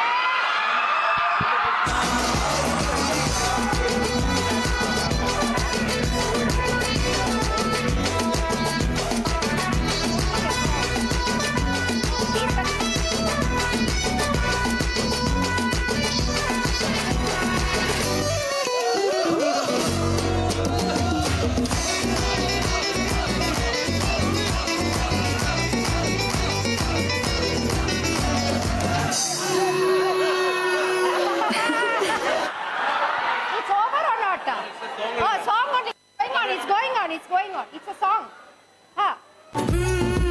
It's going on.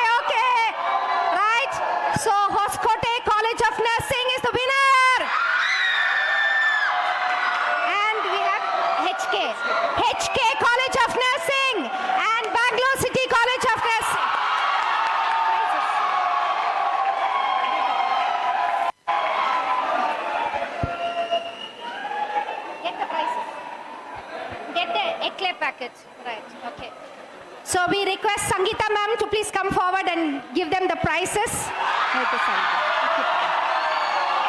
Give it to her.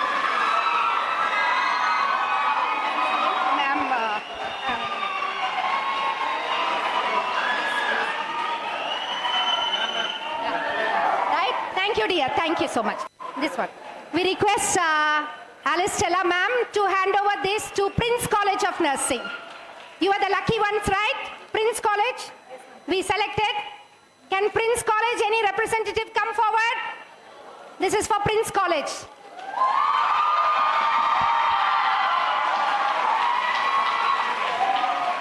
Okay.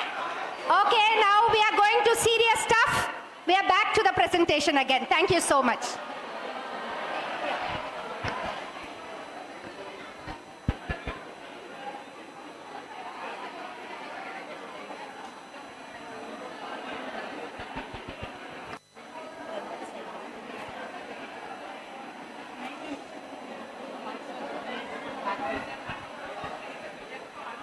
Delegates, hope you all enjoyed. So can we move on to the next session?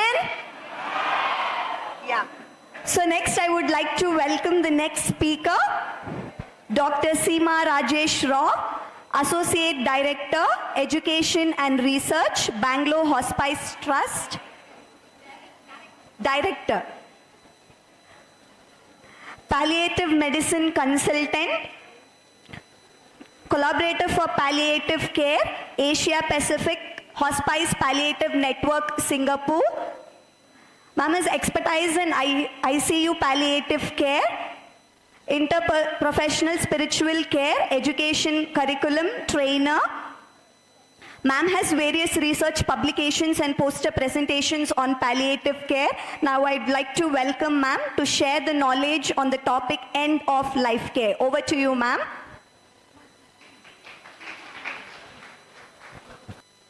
Thank you. So now I know how loud you can scream, right? So I'm going to ask you questions, right? And if you don't answer with the same Josh, right? Right? So then I will again call 4 people to come here from each college and answer, right? So am I going to get answers? Yeah? How's the Josh? How's the Josh? No? What? How's the Josh? Not enough. Louder. Hello. Okay, so coming back to the topic, we are going to discuss about end of life care, right? What I will be talking about, which one? The right side. Yeah. Is about what is end of life care and how is it provided, right? So, you know about palliative care now? Yes or no? What is palliative care? One person put up your hand. What is palliative care? Huh? To maintain quality of life, okay? Is it a medical care or not? It is a medical care. For whom is it provided? One person for? I heard cancer. Did I hear? Only cancer patients or for others? For anybody with chronic illness. Correct? Yeah. And it is a care of only the patient or someone else also. Only the patient is taken care of in palliative care or somebody else? Patient and family, right? Patient and family. And when does it begin? At the time of diagnosis of any serious illness, right? So there are 5 things about palliative care, right? It reduces suffering. It is for patients and families, patients with serious illnesses, any serious illness, and it begins at the time of diagnosis. Is that clear? Yeah. Now what is end of life care? Is it the same? Palliative and end of life care, is it the same? No. How is it different?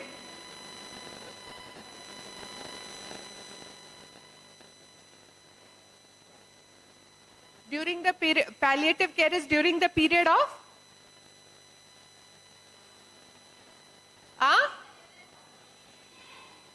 Chronic illness. So what is the difference between palliative care and end of life care? When does palliative care begin? At the diagnosis, correct? So patients may live for years together with a chronic illness, no? Cancer patients live for 10 years, 15 years, so the new treatment, right? Patient with stroke may survive for years together. So palliative care begins at the diagnosis and runs along with curative treatment. End of life starts when curative treatment has stopped and patient is nearing end of life. Understood? Right? So that is that aspect. Sangeeta, palliative care, right? I'll talk about what is end of life care. So when we look at the definition of end of life care, what it says is it's for people who are likely to die within the next 6 months to 1 year because of some serious illness, right? Patients with palliative care can live for years together, but end of life care starts from that point when patients are likely to die within the next 6 months to 1 year. So Indian ICMR, have you heard of ICMR? Indian Council of Medical Research. It talks about end of life care as when we shift focus from curing or controlling the disease to providing comfort, right?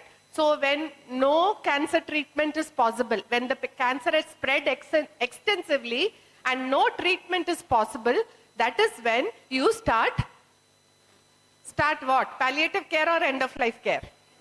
End of life care. Palliative care can start even when cancer is curable. Understood the difference? End of life care is a big part of what palliative care is. Okay? So Sangeeta showed this diagram, right? Right? The 3 circles. What are the 3 circles? Palliative care, end of life care, and so what is terminal care? Right? At the end, in the last 2 weeks of life, when patient is going to die within 2 weeks, right? That is called as terminal care. So palliative care includes end of life care as well as terminal care. But end of life care is last 6 to 12 months and terminal care is last few weeks of life. Understood the difference? Now what is difference between palliative care and hospice care? Sangeeta showed you a diagram, 1 circle with 2 hands, right? We are all recalling what was done in the last lecture. What happened? Forgot? Yeah? Forgot? So what is hospice care? Huh? Correct. What?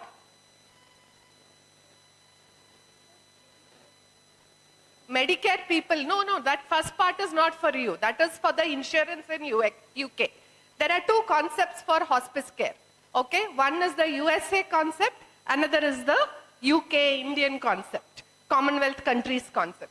When we talk about US, palliative hospice care is a type of care that is provided in the last 6 months of the patient's life. And that is where that insurance came in. Okay, so they are given in the last 6 months of a patient's life, and hospice care can be provided at home, hospice care can be provided in the hospital or anywhere, okay? But when it comes to UK and in India, Sangeeta showed you 2 photos, right? 3 photos in fact, St. Christopher Hospice, then Shanti Avedana and Karunashraya, right? So the concept is buildings where dying patients are looked after. Okay, so hospice is similar to a hospital, but it looks after patients with advanced illnesses who are likely to die. It provides a place where we provide end of life care. That is hospice, right? So, understood? Right? So, we admit in our hospice mostly only cancer patients, but patients who are in the last 6 months of their life. So, we don't have an ICU because patients are with advanced, whereas a hospital is for curative treatment. Hospice is for hospice is for what? End of life care. Is the concept clear? What? Yes or no? Louder. Yes. Good. Right? So these are the two arms. So what does a good end of life care look to you? Just imagine. Imagine your patients or whoever they are, all of you would have lost some family member at some point, isn't it? How does a good end of life care look to you? What should be there in it? From the patient's perspective, tell me.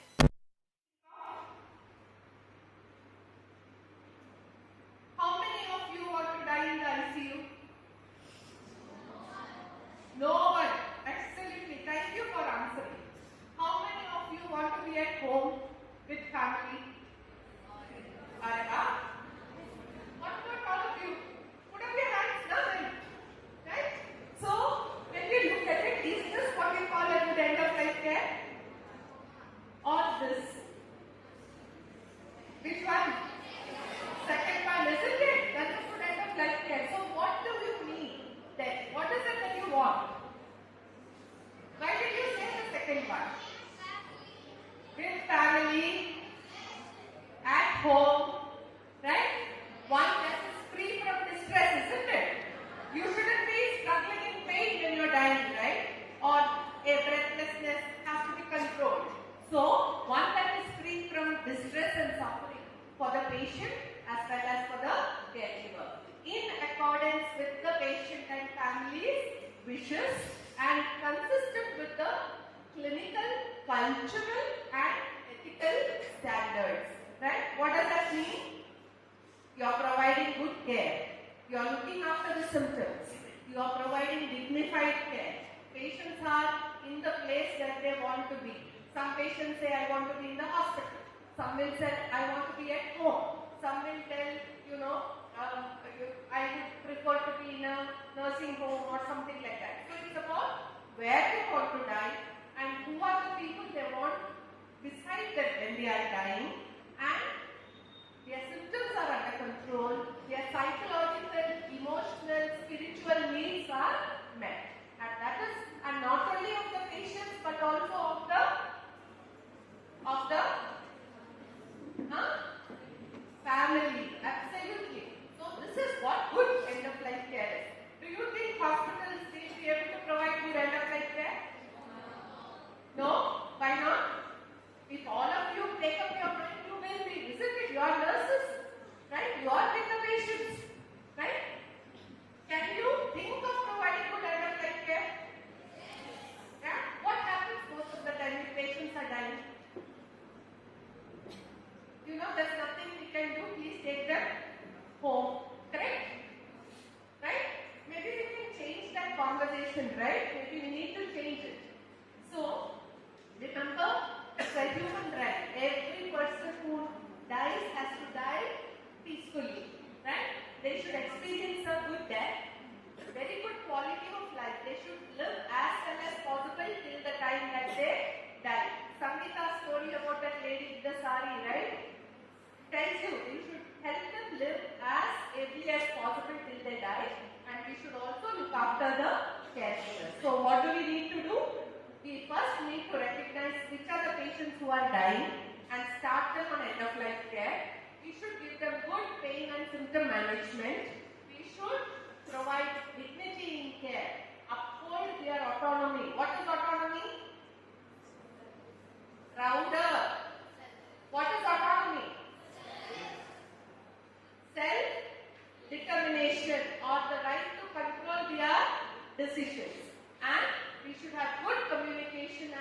shared decision making, which Stella is going to talk after this. Is it clear? Yes. So let's see about Anand. Sangeeta also spoke about Anand, right? So Anand, when he came to us, he was 72 years. He was a retired engineer working with ISRO. Okay. He was, even after retirement, he was very active. He had blood pressure, he had diabetes. It was all well controlled. And suddenly one day he developed stroke and he had right-sided hemiparesis. What happened in the hospital? Admitted to the ICU. He was managed for stroke and he recovered.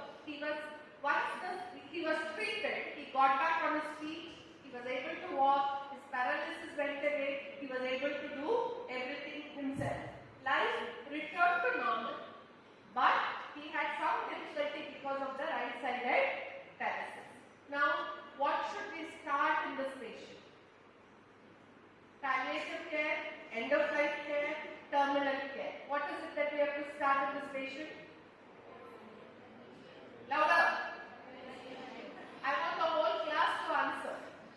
What do you think we should start? This side? Palliative care. That side? Huh?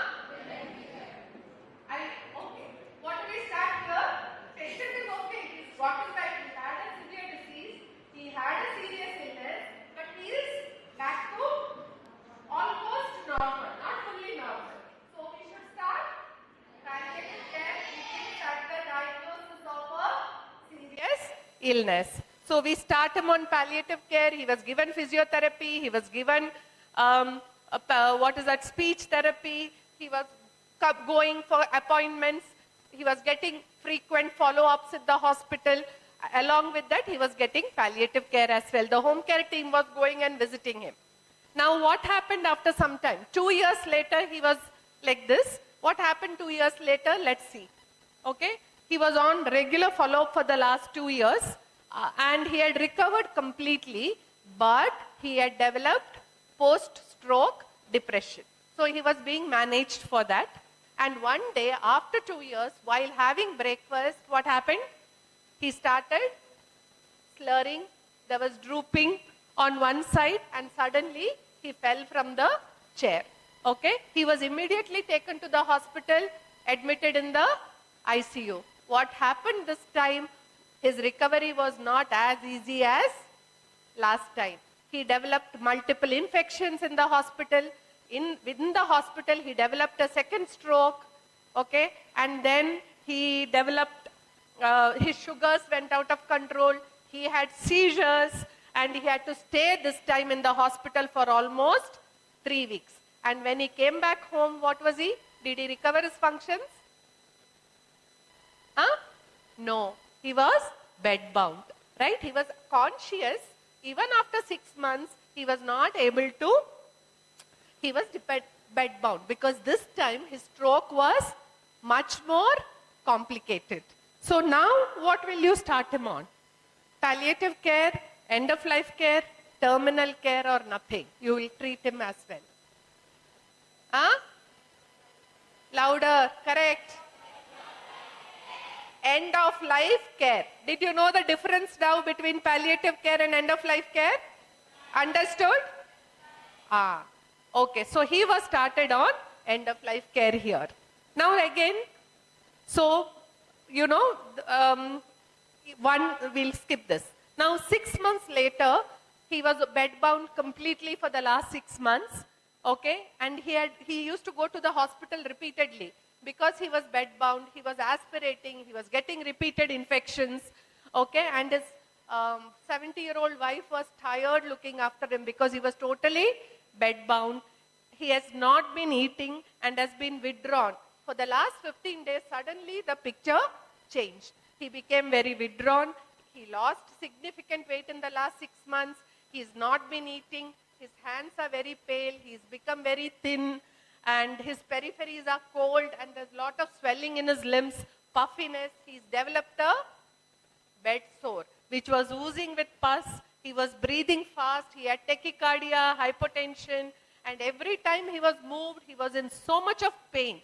And his urine output had reduced drastically and he was very confused. Have you seen patients like this being brought to the hospital? Yes. Where do they get admitted in the hospital? Louder. Ward or in the ICU? They get admitted in the ICU. Let's see what happened to Anand. So now here, what do we start? This is terminal care. But what actually happened to Anand was, he was admitted under general medicine, started on IV antibiotics, catheterized, NGT was put, feeding was started, and neurology, cardiology reference was given. His condition still worsened. The family was confused, right? He went into renal failure. He was put on dialysis. And the doctors kept telling the family, he's serious, but we are doing everything that we can. Okay, he was shifted to the ICU. Finally, he developed breathing difficulty. ARDS he developed. He was put on ventilator.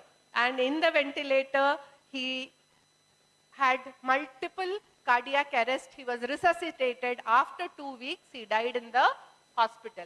Occurs commonly. Have you seen such patients in the ICU? People with malignancy, people with stroke, people with renal failure. Just before dying, they get shifted into the ICU. And death happens in the ICU. Is that good death? No. Can we change it in some way? Right? That's what we will look at. Unfortunately, this video is not working. Okay, I'll send the link to this video and all of you have a look at it. Right? It's about 200 interviews that were conducted with nurses. Okay? And what did these nurses say? The last words are always heard by whom? Who's beside the patient when they are dying in the ICU? Nurses. Who should be hearing those words? Family. Are families allowed to be at the bedside of the dying patients? Most of the time, not. They have restricted visiting hours, isn't it? So when patients are dying, what is good death is to have at a place of their choice with the family. So it's important to keep that in mind. And to do that, we should first recognize that the patient is dying, isn't it? Right? We should. So do you think doctors can recognize when a patient is dying? Is there any guidelines? Have you been taught? Okay. So when we look at it, there are certain, where is the other one? Yeah, there are certain guidelines. It's called as Gold Standards Framework Proactive Identification Guideline. There are specific guidelines given, okay, to identify end of life. One is, the doctor asks themselves the surprise question. Will I be surprised if the patient dies in the next 1 year?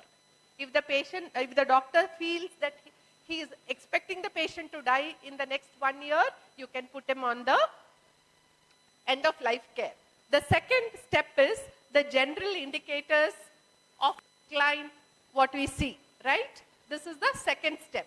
Here, what is there? Physical decline, being bedbound long period of time, losing lot of weight.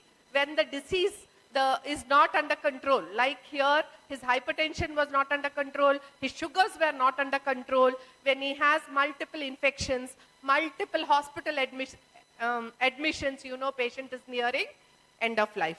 And then for every disease, whether it is cancer, whether it is organ failure, whether it is neurological diseases, whether it is stroke, for every disease there are guidelines when end of life care needs to be started. So we are not assuming in our brain and saying, okay, we put this patient in end of life care. You look at all these parameters and the doctor will decide whether the patient needs end of life care, right? Once you recognize, you should recognize imminent death. What do we mean by terminal phase? What is the terminal phase that we are talking about? Patient is likely to die within the next hours or days or weeks, not years and months, right? So, there are two ways people generally die. One, they become very quiet, they become very withdrawn, they become very drowsy, and slowly their pulse falls, their BP falls, and they die. The other way of dying is it's more difficult. They have increased pain, increased breathlessness, they become delirious. Have you heard of delirium? What is delirium? We call it terminal delirium. They become very confused, they become agitated, they are pulling out. Have you seen patients in the ICU? Pulling out the IV lines, pulling out their tubes, right? They become very confused and delirious, and then they die. So there are certain specific signs that you see. Skin becomes cold and clammy, okay? Pulse is very feeble and low volume pulse, and it becomes very irregular. Patient is not able to walk much, is spending most of the time in the bed. Then there is confusion. Then breathing becomes very irregular. Have you seen dying patients? How many of you have seen dying patients? Put up your hands. None of you have seen? Right? Okay. Sometimes they start breathing very irregularly, and there is secretion start pooling up in the throat, and that is called as the death rattle. Okay, they make grunting noises they make when they are breathing, and even the urinary output decreases. They become drowsy, not communicative. These are all signs that the patient is dying, right? And that is when we look at end of life care. We look at the physical aspects. We look at the psychological aspect. We look at the social aspects, and we look at the spiritual aspects. So when we look at the physical aspects, what is very important? Curing the disease or providing control of the symptoms at this point? What is important? Right? It is providing symptom control, comfort to the patient, taking care of the pain, taking care of the breathlessness, taking care of the skin, taking care of the oral cavity, ensuring that the patient is passing stools every day, right? All this becomes important rather than controlling, treating the infection, right? So there's a lot of nursing care. Excellent nursing care is needed at this point, because who is at the bedside of the patient all the time? Nurses. So how often do you look for vitals in a patient? Regular patient? In the hospital? 3 times, right? Here it becomes more frequent, every 2 hours. Why? Because symptoms keep changing very fast when the patients are dying. So every 2 hours you look after. You do not do too much of blood tests, because patient is dying, no need of poking the patient again and again. Give them that peace and support and comfort at that point, right? And the psychological aspect is about talking to the family, right? Talking to the patient if they are able to have that conversation. Providing reassurance, providing them dignity. It's not bed number 23 and see a breast patient. That person, that's a person there, right? It's about talking to that person, providing them dignity. That is if they want to go home, it's also ensuring when they go back home, there is somebody there to take care of them. It's about explaining to the family members how death occurs, right? How sometimes, you need to explain, because family members wouldn't have seen somebody dying. So you may have to tell them. They are not going to be talking, they are not going to be eating, don't feed them too much, right? And that death noise will come. Don't get worried if that noise comes, right? It is normal for dying patients to have secretions. Teach them how to take care of the skin, how to take care of the eyes, how to take care of the oral cavity. So much of work is there. You just can't say, we can't do anything, take the patient home. You have to teach the family member how to care for that patient in the house, right? And meaning and purpose and the spiritual aspect of care also needs to be looked into. So now, do you think you have, in your training, you have the ability to look after dying patients? You feel confident? How many of you feel confident in caring for dying patients? Put up your hands. You're confident in looking after dying patients. How many don't feel confident? Put up your hands. Who do not feel confident? Put up your hands. I saw only 3. I can't see like this if you do, right? Hello, are you guys listening? Are all of you confident in looking after dying patients? Yes? Okay, tell me what you will do.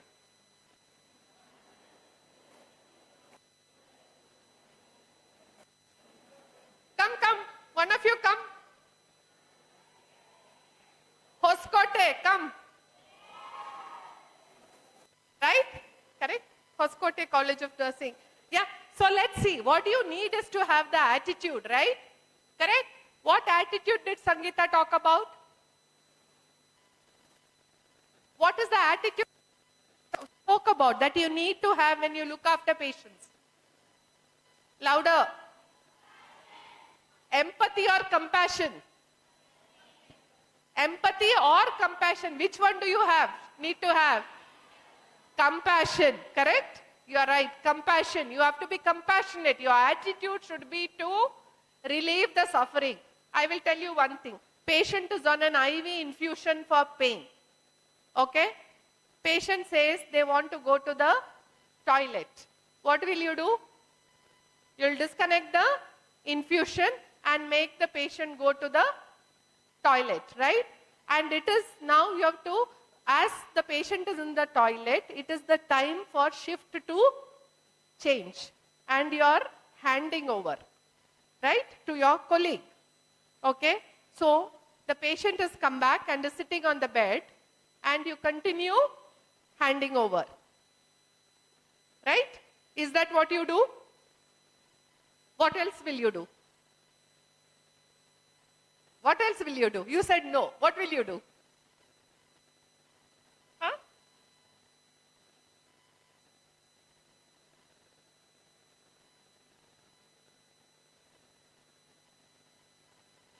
No. Patient's infusion is now disconnected. Patient has come back from the toilet and sitting in the bed. Okay? And you are handing over to your colleague. So will you wait for your colleague to go and connect the IV, or will you, the minute the patient comes back, you will reconnect the IV? You will reconnect the immediately. Why? If you don't reconnect even for 5 minutes, what will happen to the pain? Pain will increase, right? So, what is compassion?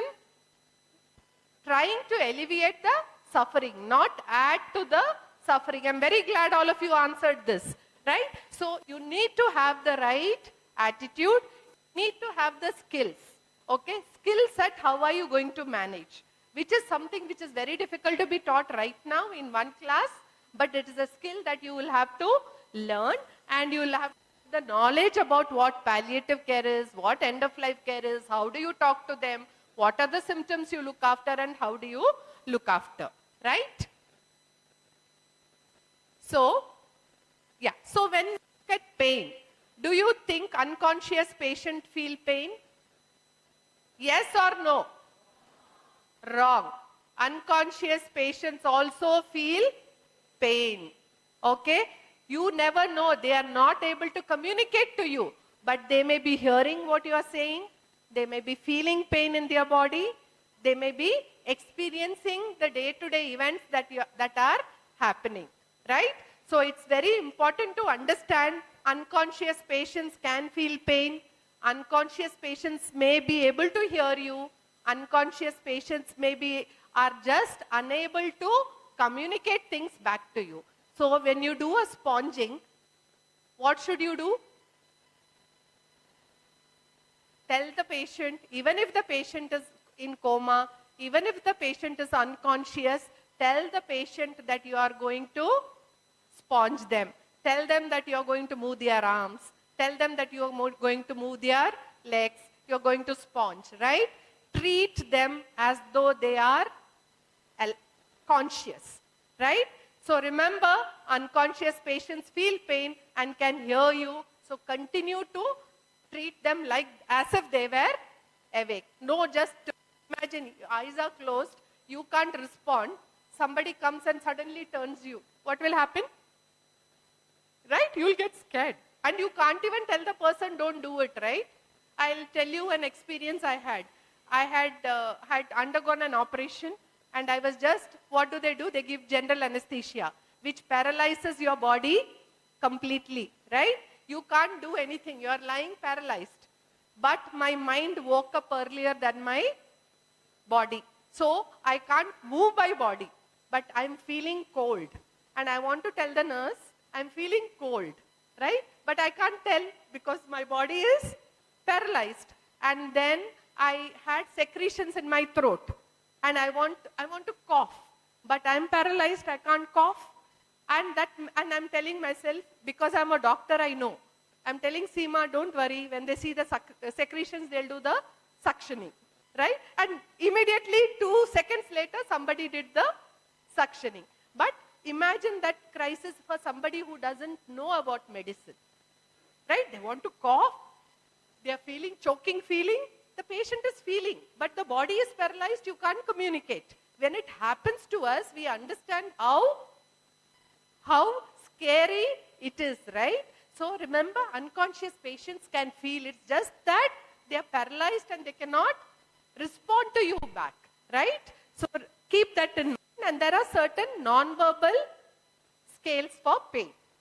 The other incident what noticed is one of the patients had esophageal cancer and was operated. And she was given some medicines. She was given paracetamol to swallow, okay? And what will happen to the patient who's given a paracetamol, who's just recovered from surgery? Huh? How difficult it would be to swallow, right? There's so much of pain. And patients kept telling the nurse, I don't want the medicine. And how did the nurse report to the doctor? She doesn't want the medicine. But what could the nurse have done? Asked her, why don't you want the medicine? Because I'm finding it difficult to swallow. So what I did was just changed it into syrup paracetamol. Simple, right?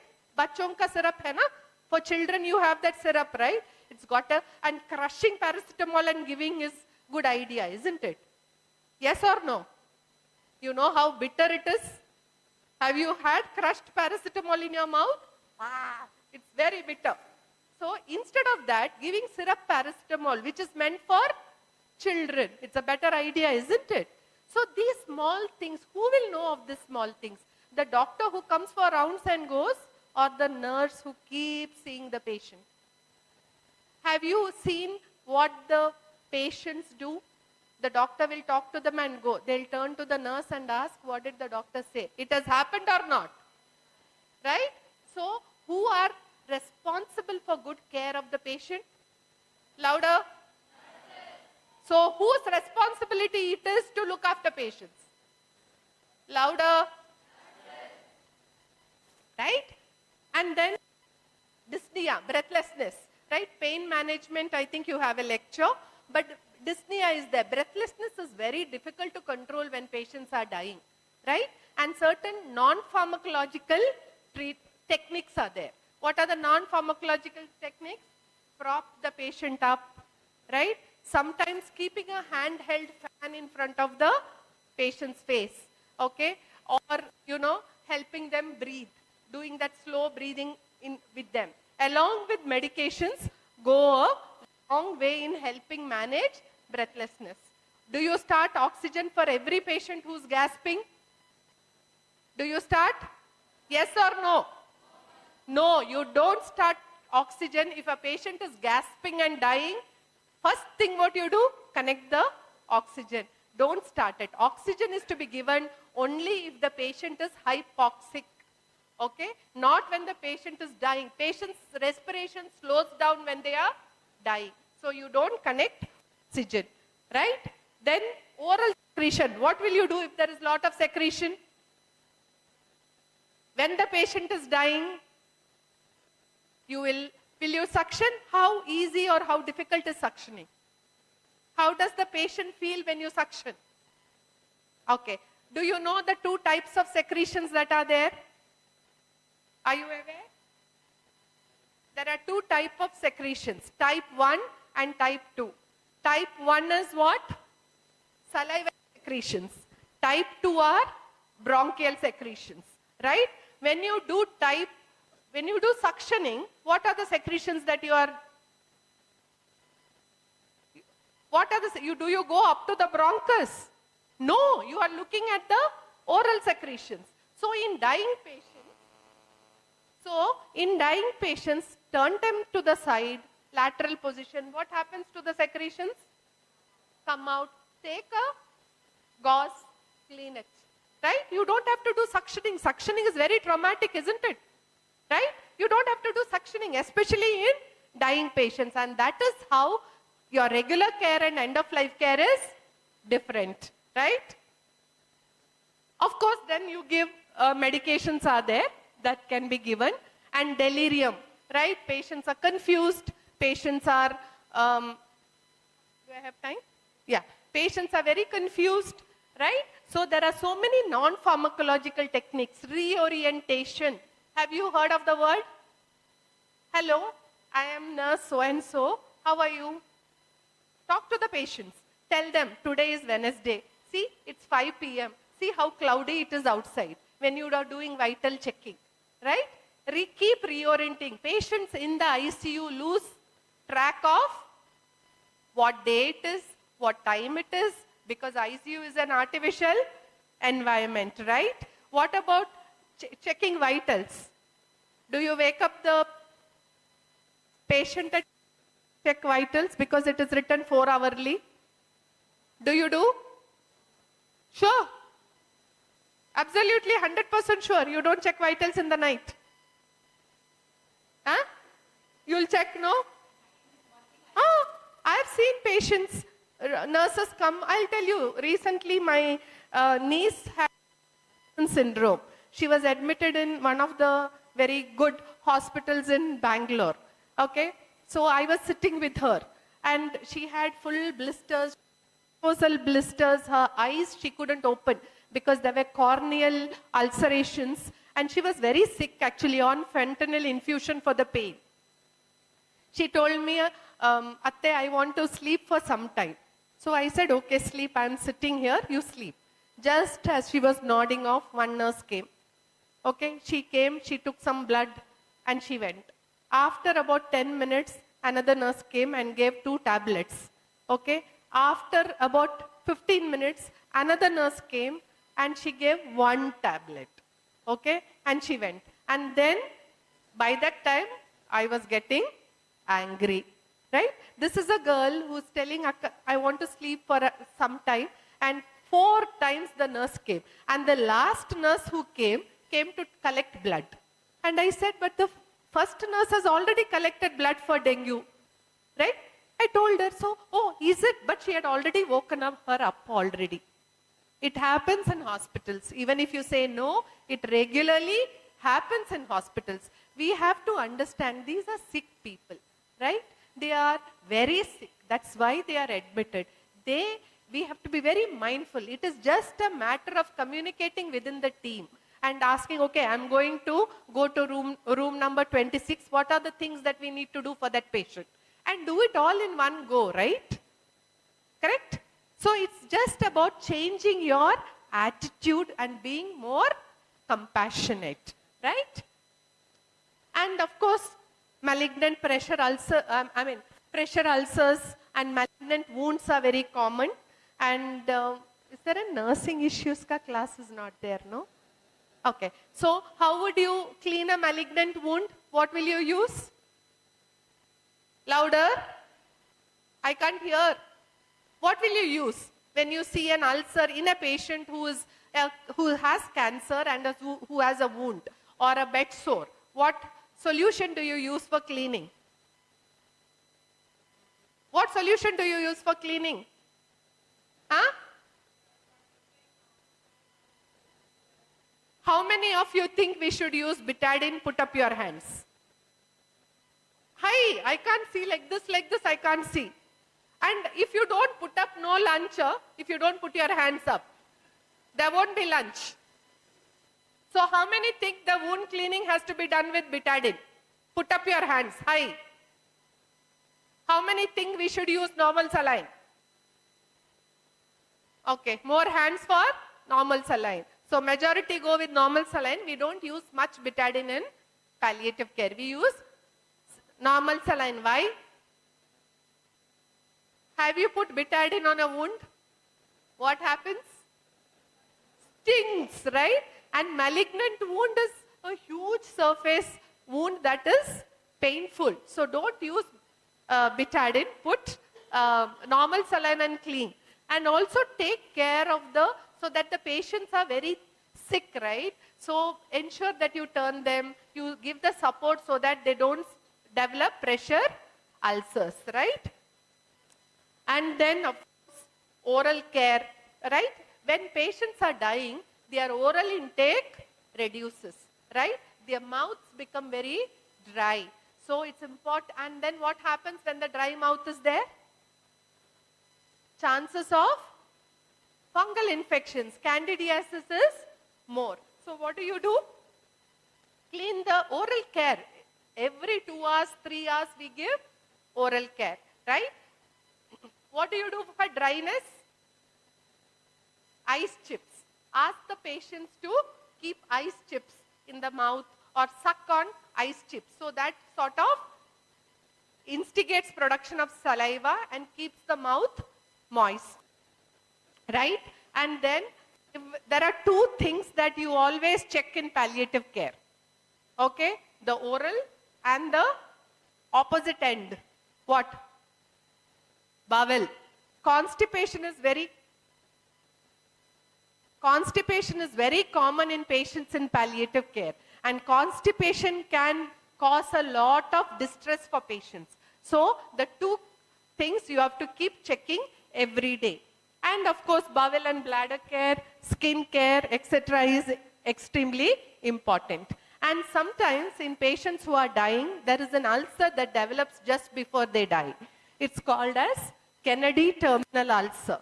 Okay, sometimes what you have to do when you see bedridden patient is look for any discoloration in any part of the body, right? And first stage of any ulcer is what? There will be a small redness, there will be a small discoloration. When that happens, immediately notify the doctor so that we can prevent development of ulcer, especially in the back. These ulcers are common in the back, and if not treated, they progress very fast within a few hours and they become deep holes. They go from grade 1. Do you know how to grade pressure ulcers? Do you know? Yes or no? Yes. So they go from grade 1 to 2 very fast. So you have to be careful about that. And whatever you do, you have to keep the ethics in mind. What are the 4 principles of ethics? Louder. Autonomy, beneficence, non-maleficence, and justice. Autonomy is give the patient the right to determine what they want. Beneficence, always do good. Non-maleficence is do no harm. Whatever you do, be sure that you are not harming the patient, right? And then family members also have to be looked after. Sometimes, you are the nurse, doctors are not available. The family members will come to talk to you. Be compassionate. If they want to cry, give them that space to, cry with you. Be there for them when they want to talk to you. And the final ask is, if it is properly managed, family members are at peace and the patient passes away peacefully. And what happens to you if you provide good end-of-life care? You are satisfied. If you don't provide, patients end up with needless suffering, okay? And you also feel, not very happy with the type of care that you are providing. So it's very important that every healthcare professional, whether it is doctors, whether it is nurses, whether it is psychologists, whether it is a physiotherapist, knows what end-of-life care is and how to provide good end-of-life care. Okay? Sometimes just before dying, right, when death is near, there are certain tasks that patients want to do. What are those? One is to ask forgiveness and to forgive whom they've had fights with, to say thank you, to say I love you to those who want, and to say their goodbyes. So when we recognize patients are dying, what we do in the hospice is we start these conversations with the patients. So if there is anything unfinished, like that lady who said, I want to wear a sari. We had a patient who came to us. She was very depressed. So she was referred to me. When I was talking to her, she was saying about how she used to love to play veena as a child. Okay, she used to love to play veena, but then she got married, her husband died, so she had to go to work, and her playing the veena stopped completely, and she was so caught up with bringing up her children. So now that she was dying, you know what she said? I want to play the veena. So we got somebody to bring the veena. That lady played for her. She played the veena, and even in that state, you should have seen the joy in her face. So one thing in palliative care that we never do is tell there is nothing that we can do for patients. Always there is something that we can do. If there is no cure available, we can control the disease. If control the disease is not available, we can provide comfort. If comfort is not available, we can give dignity. If dignity, we can give dignity. If we can't control, sometimes the symptoms are so severe, we are not able to control it. The fungating wounds which come out of cancer are so severe, we cannot control it, right? It's growing. But what we do, we provide dignity, we provide care, we provide hope. Even putting a nail polish for some of the patients, putting mehendi, that itself celebrating their birthdays and helping them live as lively, as good as possible till they die. That is what palliative and end-of-life care does. And most importantly, it is after-death care. After the death of the patient, what do we call the patient? What do we call? Body, right? But remember, it is a person, correct? It's no longer a body. It is somebody's father, somebody's mother, somebody's uncle, somebody's sister, somebody's brother, or somebody's child, right? The very terminology of body, what are we doing? We are stripping them of dignity. So it's important to respect the dead person as we would respect the person who is alive, and do the care of the body, or what we call as body packing, with as much respect as we can. Keep that in mind. And then, of course, bereavement care is something that we provide for the family members. And remember, the choices that we make will decide whether patient has a dignified death or dies a lonely death. Even in the ICU, as a nurse, you can do a lot in providing good end-of-life care, right? So, now that we know there is something called as end-of-life care, 70% of the patients die horribly in the ICU, right? So we need to ask ourselves this question: why do so many people die badly when we know how to take care of them so well, right? That is where it's important to understand the importance of remember, we will all need it, correct? All of us are going to die sometime. Only 10% of us will die suddenly. Rest all of us will have a gradual death. And it's extremely important for our sake that we learn to provide good end-of-life care, so that our parents, our grandparents, whoever is dying gets the chance to avail good end-of-life care, right? Good end-of-life care is your death insurance, right? So that you die well. Thank you.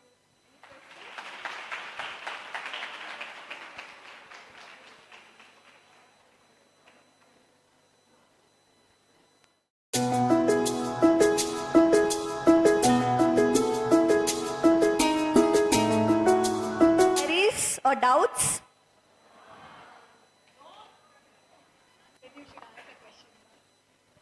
So I am going to ask a question. Until I get an answer, no lunch. What is end-of-life care? I told the whole Ramayana. Now I am asking, who is Sita? What is end-of-life care?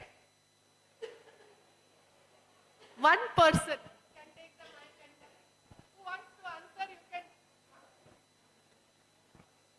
give it to anybody who puts up their hand.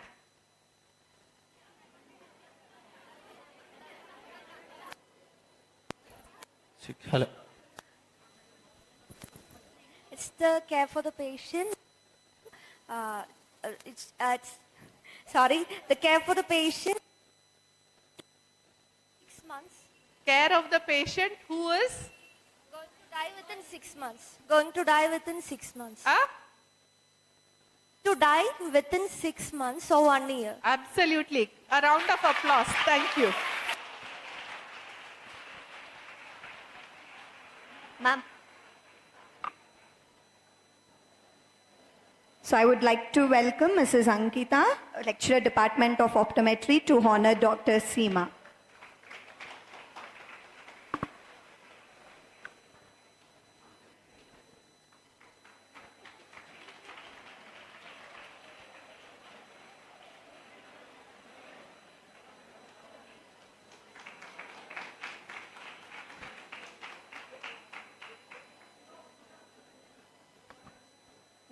Thank you, ma'am.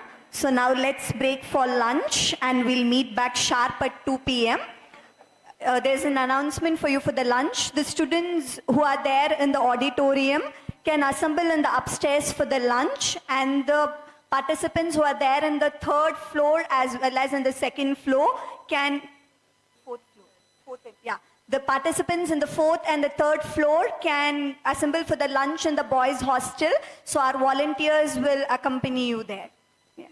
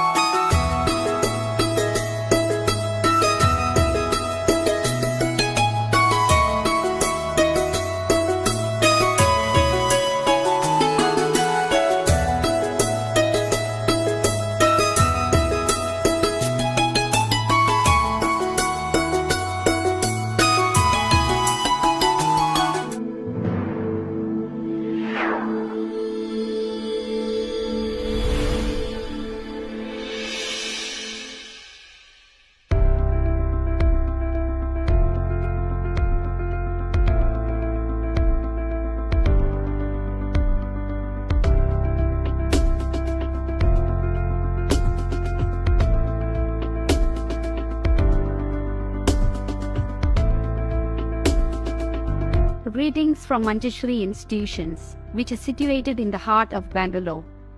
Manjushree institutions comprises of Manjushree College of Nursing, Manjushree School of Nursing, and Manjushree Institute of Health Sciences.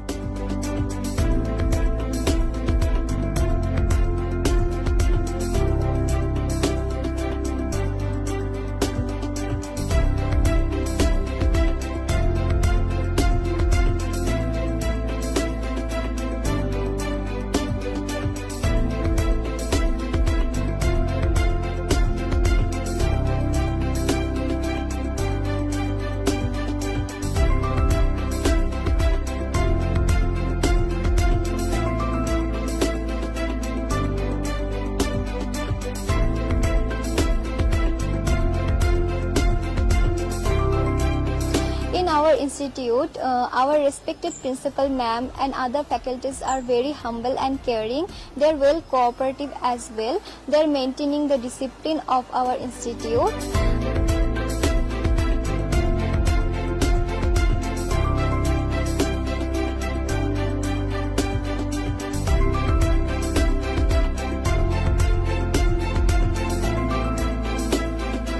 Manjushree focuses and prioritizes education and studies first, which any other college wouldn't provide better. Manjushree College of Nursing had their own hospital, and it's a multi-speciality hospital, and we are getting the clinical persons on time.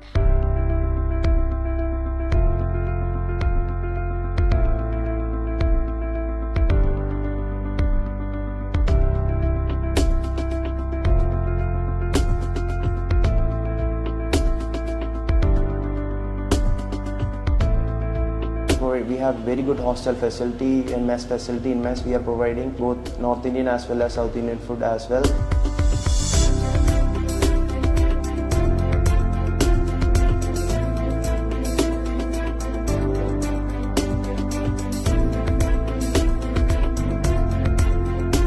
To join Manjushree institutions, not to waste your time, but to reach our campus at the earliest.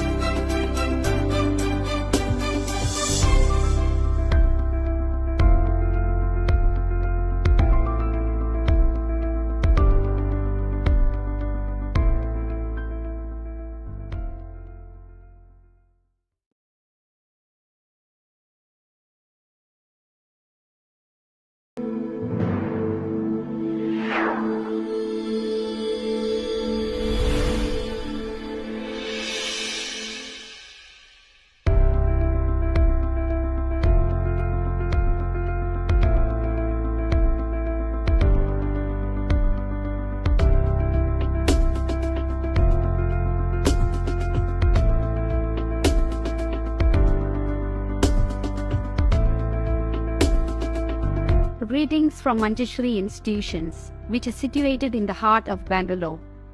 Manjushree institutions comprises of Manjushree College of Nursing, Manjushree School of Nursing, and Manjushree Institute of Health Sciences.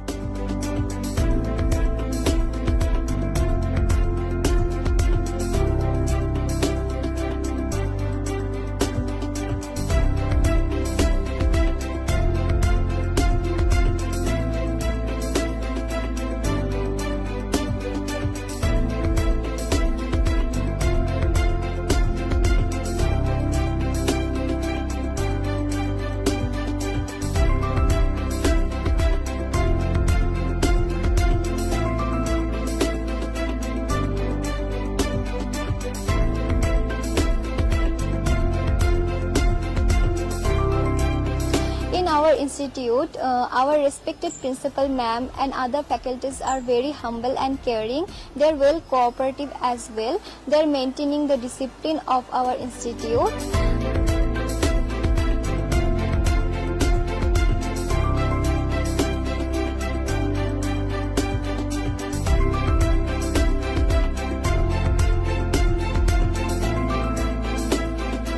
Manjushree focuses and prioritizes education and studies first, which any other college wouldn't provide better.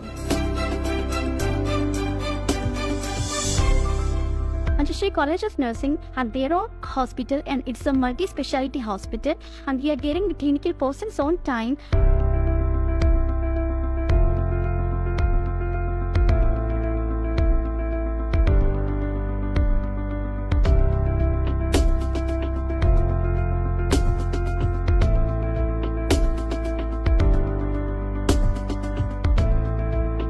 We have very good hostel facility and mess facility. In mess we are providing both North Indian as well as South Indian food as well.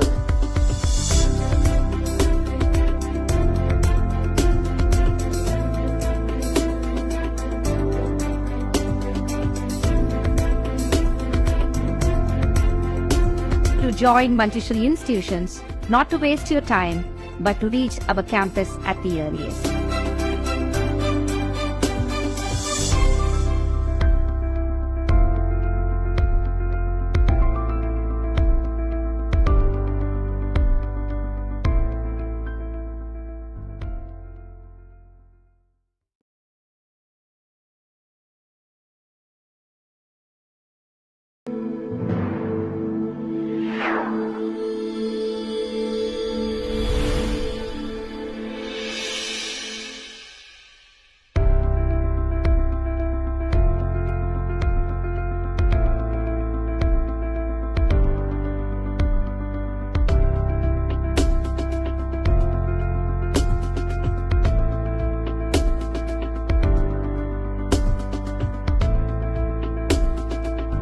Greetings from Manjushree institutions, which are situated in the heart of Bangalore. Manjushree institutions comprises of Manjushree College of Nursing, Manjushree School of Nursing, and Manjushree Institute of Health Sciences.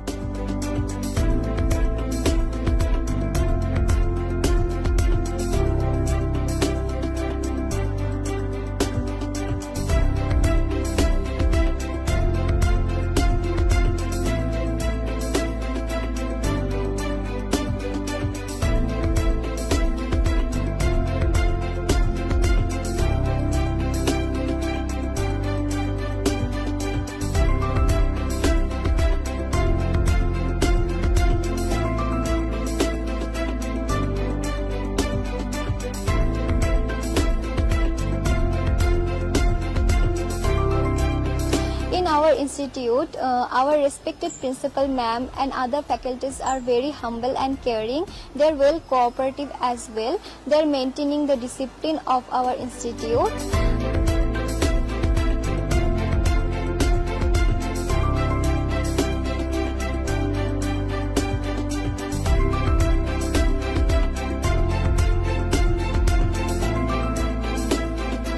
Manjushree focuses and prioritizes education and studies first, which any other college wouldn't provide better. Manjushree College of Nursing had their own hospital, and it's a multi-speciality hospital, and we are getting the clinical persons on time.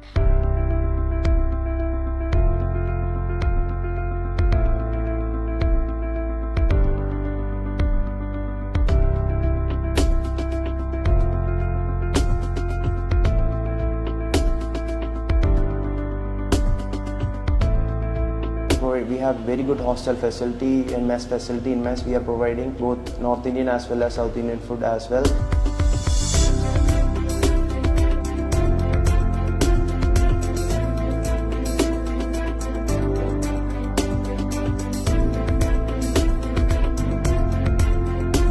To join Manjushree institutions, not to waste your time, but to reach our campus at the earliest.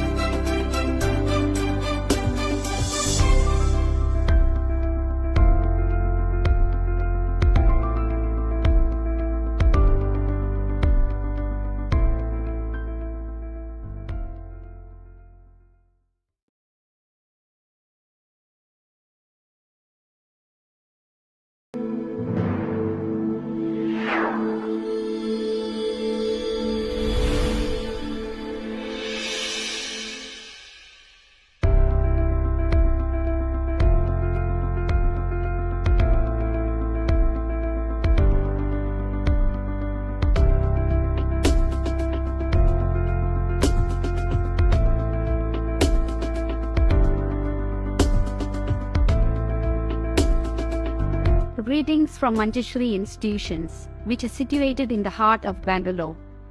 Manjushree institutions comprises of Manjushree College of Nursing, Manjushree School of Nursing, and Manjushree Institute of Health Sciences.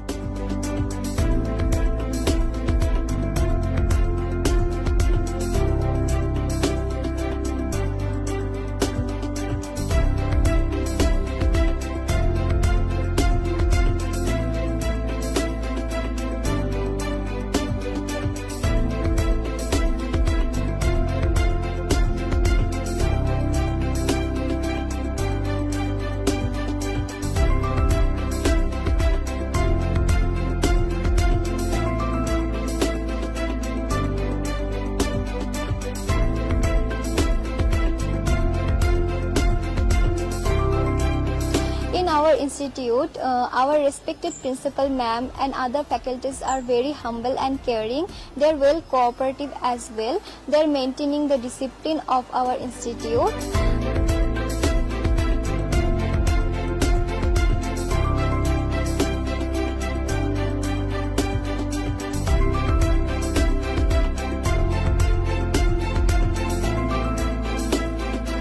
Manjushree focuses and prioritizes education and studies first, which any other college wouldn't provide better. Manjushree College of Nursing had their own hospital, and it's a multi-speciality hospital, and we are getting the clinical persons on time.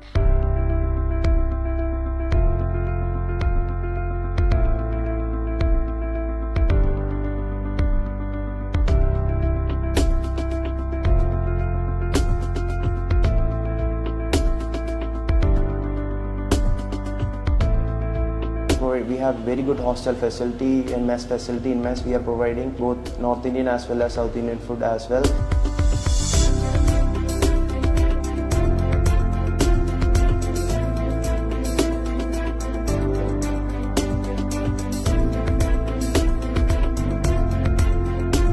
To join Manjushree institutions, not to waste your time, but to reach our campus at the earliest.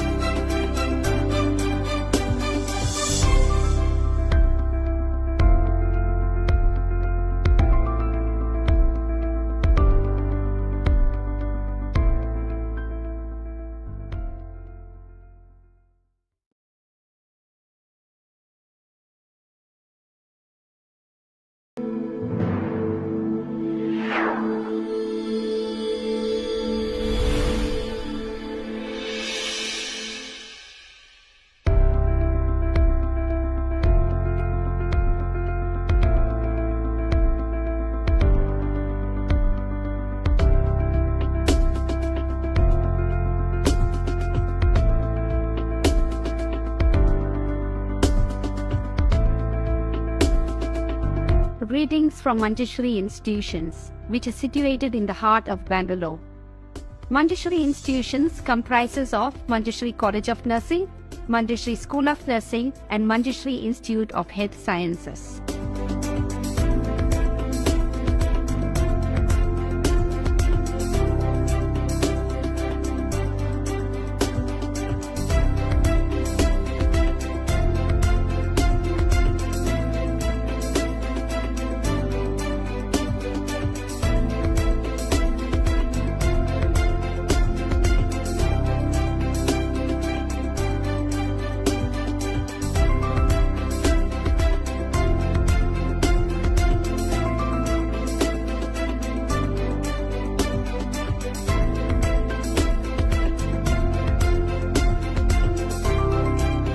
In our institute, our respected principal ma'am and other faculties are very humble and caring. They are well cooperative as well. They are maintaining the discipline of our institute.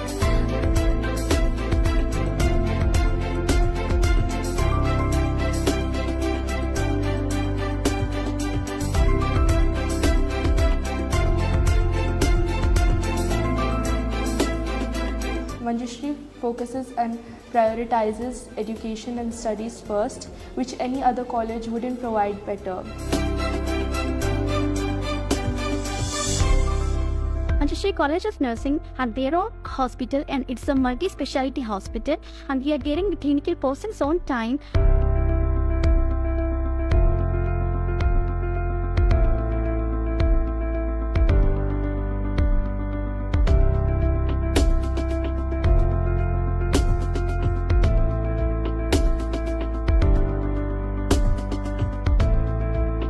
We have very good hostel facility and mess facility. In mess we are providing both North Indian as well as South Indian food as well.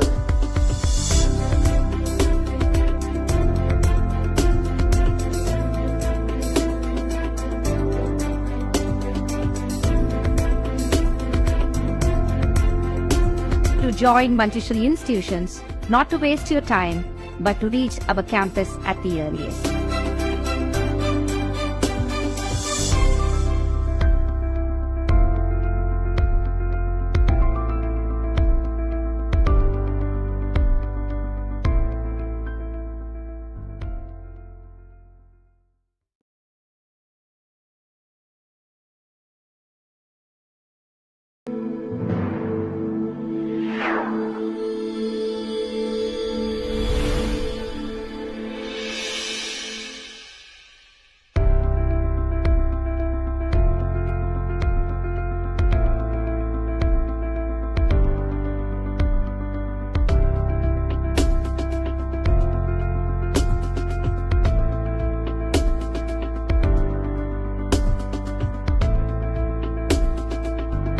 Greetings from Manjushree institutions, which are situated in the heart of Bangalore. Manjushree institutions comprises of Manjushree College of Nursing, Manjushree School of Nursing, and Manjushree Institute of Health Sciences.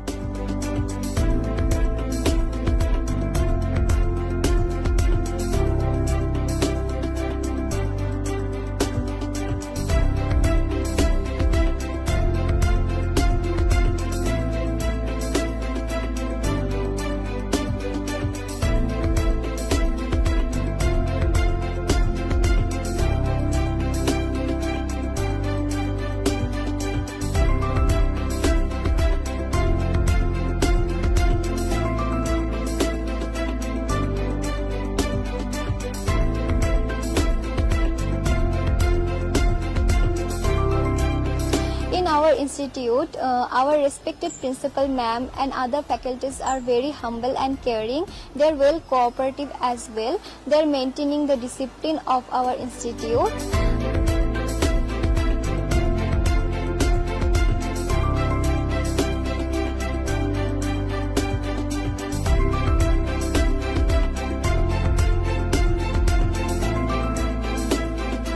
Manjushree focuses and prioritizes education and studies first, which any other college wouldn't provide better.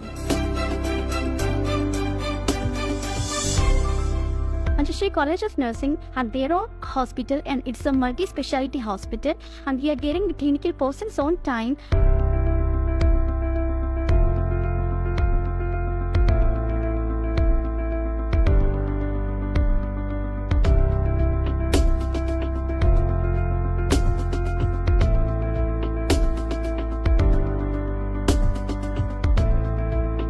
We have very good hostel facility and mess facility. In mess we are providing both North Indian as well as South Indian food as well.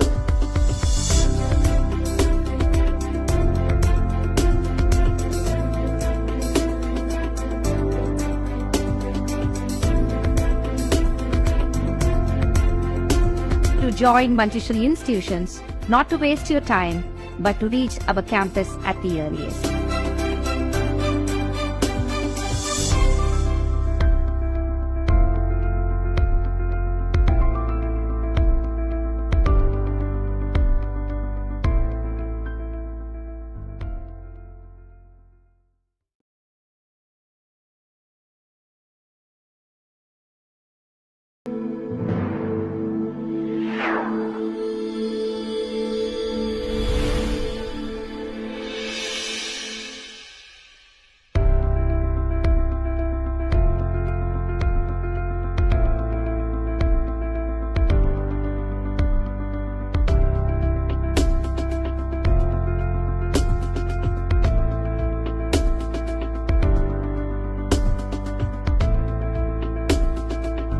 Greetings from Manjushree institutions, which are situated in the heart of Bangalore.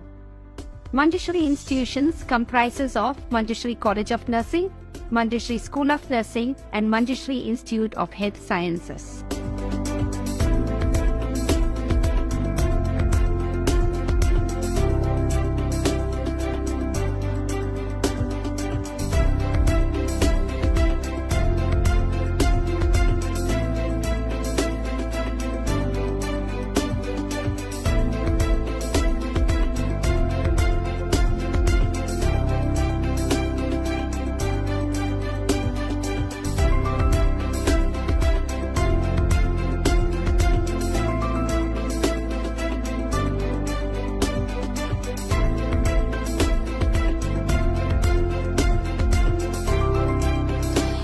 Institute, our respected principal ma'am and other faculties are very humble and caring. They are well cooperative as well. They are maintaining the discipline of our institute.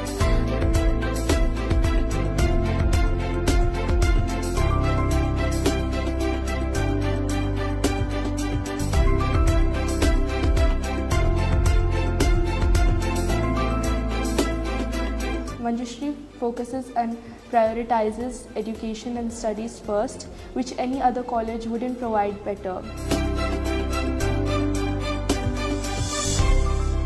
Manjushree College of Nursing had their own hospital, and it's a multi-speciality hospital, and we are getting the clinical persons on time.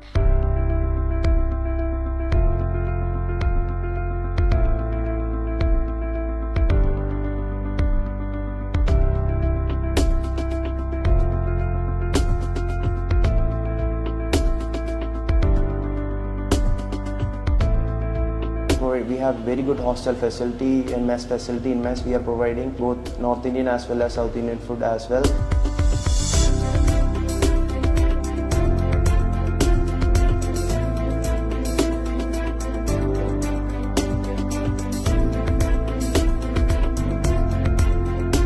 To join Manjushree institutions, not to waste your time, but to reach our campus at the earliest.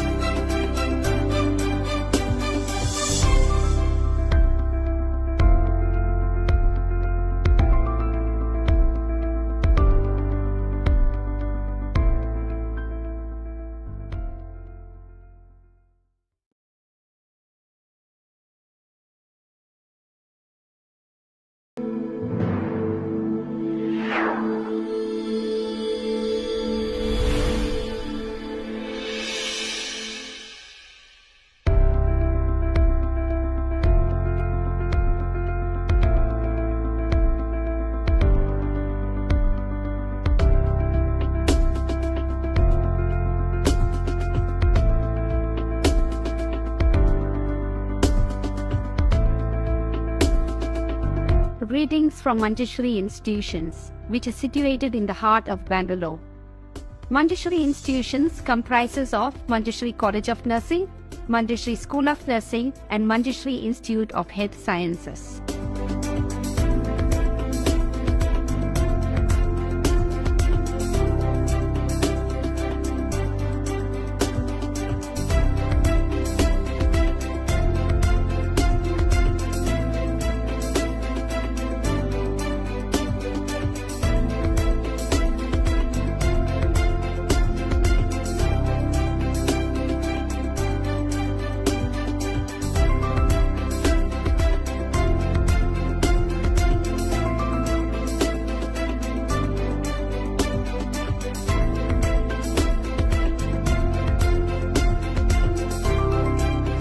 In our institute, our respected principal ma'am and other faculties are very humble and caring.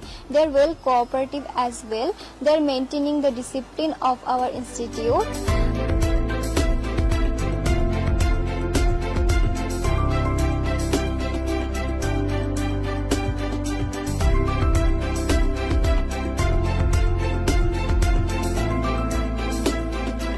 Manjushree focuses and prioritizes education and studies first, which any other college wouldn't provide better. Manjushree College of Nursing had their own hospital, and it's a multi-speciality hospital, and we are getting the clinical persons on time.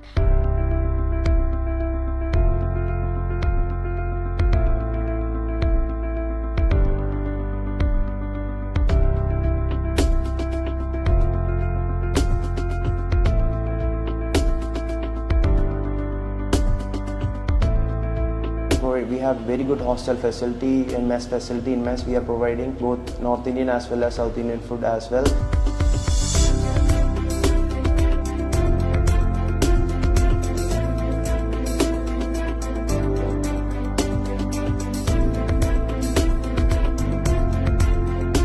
To join Manjushree institutions, not to waste your time, but to reach our campus at the earliest.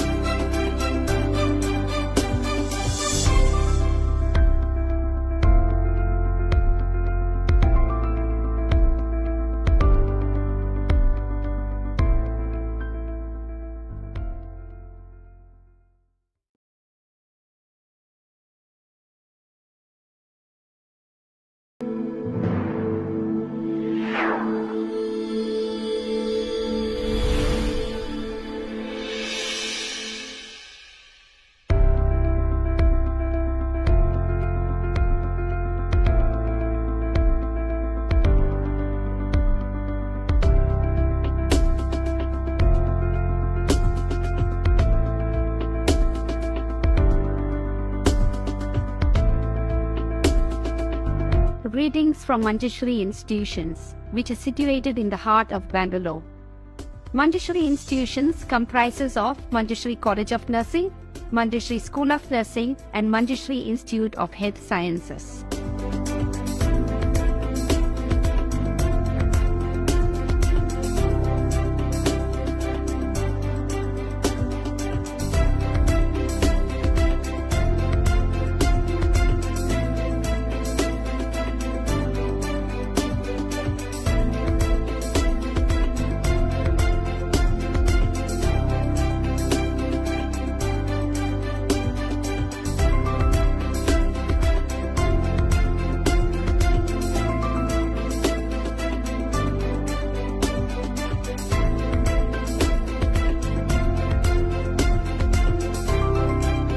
In our institute, our respected principal ma'am and other faculties are very humble and caring. They are well cooperative as well. They are maintaining the discipline of our institute.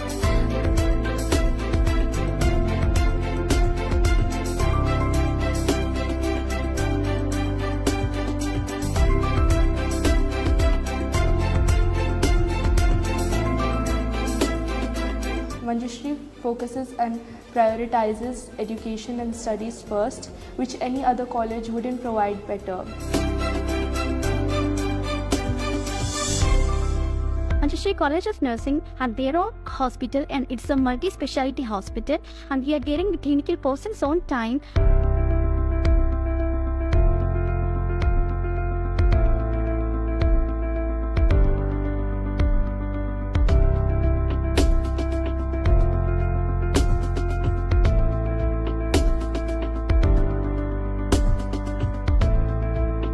We have very good hostel facility and mess facility. In mess we are providing both North Indian as well as South Indian food as well.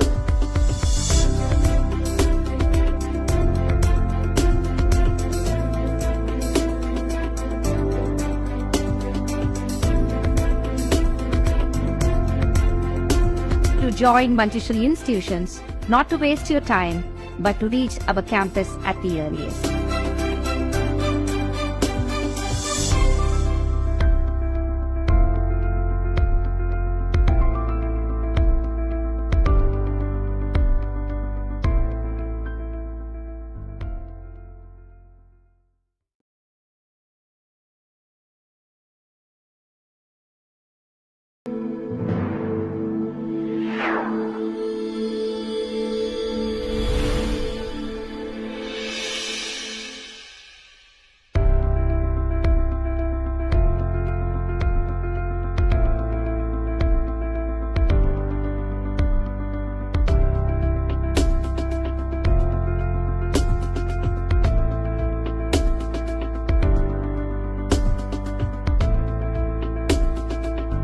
Greetings from Manjushree institutions, which are situated in the heart of Bangalore. Manjushree institutions comprises of Manjushree College of Nursing, Manjushree School of Nursing, and Manjushree Institute of Health Sciences.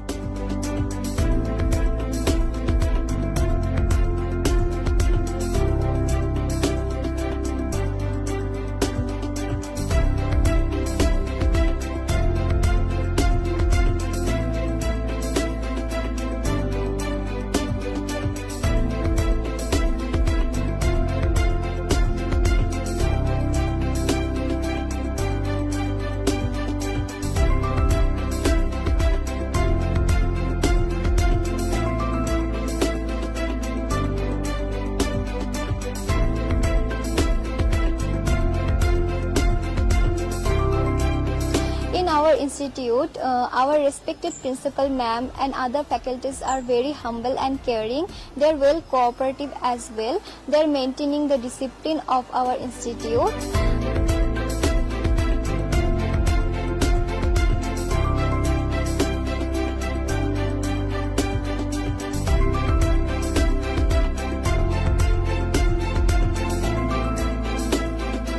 Manjushree focuses and prioritizes education and studies first, which any other college wouldn't provide better.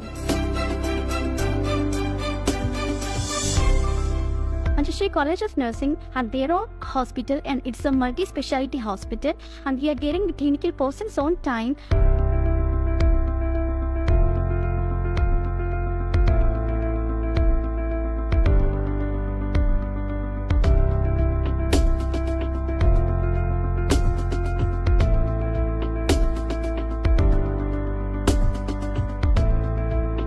We have very good hostel facility and mess facility. In mess we are providing both North Indian as well as South Indian food as well.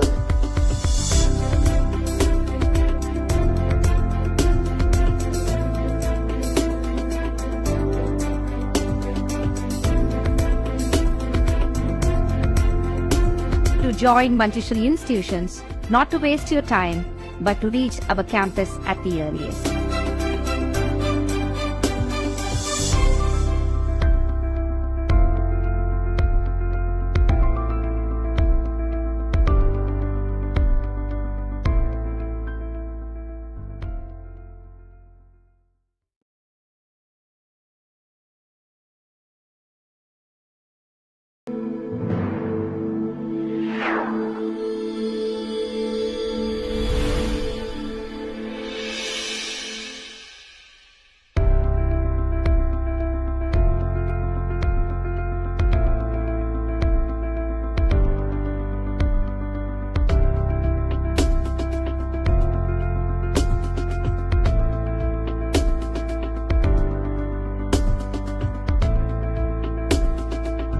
Greetings from Manjushree institutions, which is situated in the heart of Bangalore.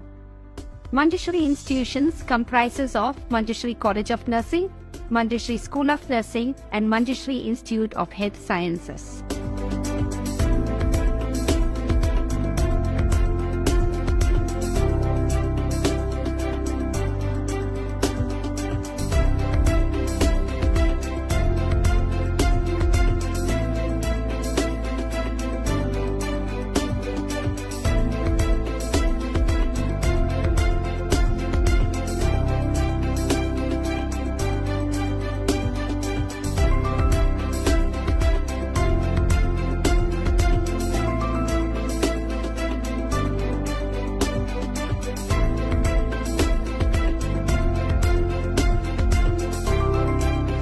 In our institute, our respected principal ma'am and other faculties are very humble and caring. They are well cooperative as well. They are maintaining the discipline of our institute.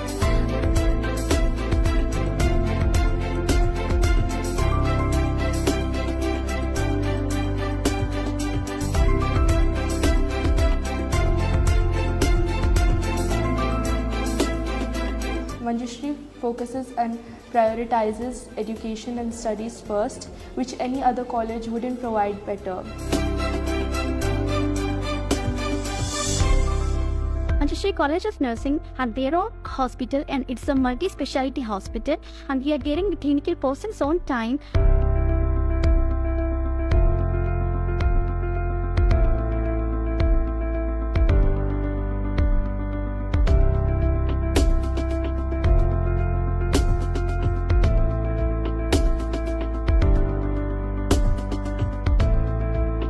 We have very good hostel facility and mess facility. In mess we are providing both North Indian as well as South Indian food as well.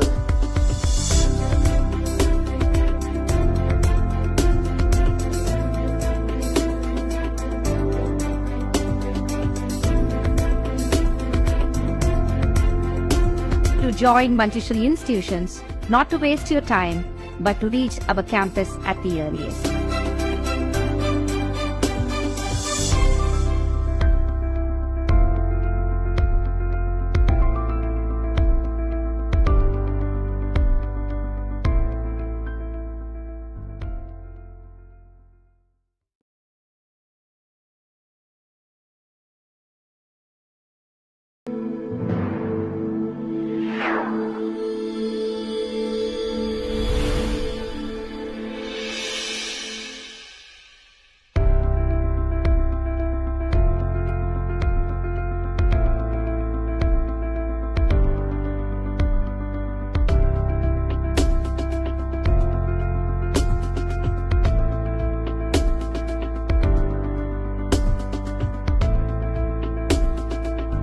Greetings from Manjushree institutions, which are situated in the heart of Bangalore. Manjushree institutions comprises of Manjushree College of Nursing, Manjushree School of Nursing, and Manjushree Institute of Health Sciences.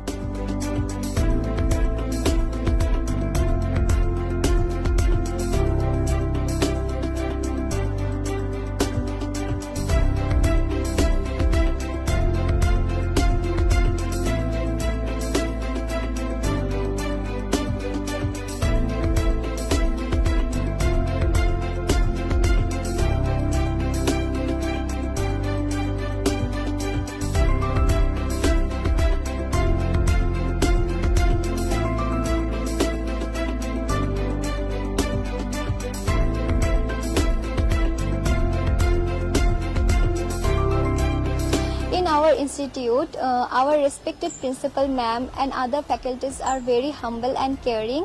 They are well cooperative as well. They are maintaining the discipline of our institute.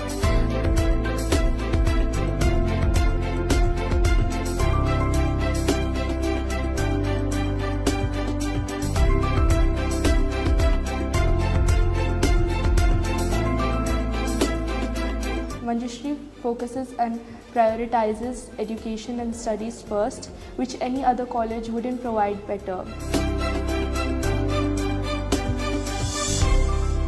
Manjushree College of Nursing had their own hospital, and it's a multi-speciality hospital, and we are getting the clinical persons on time.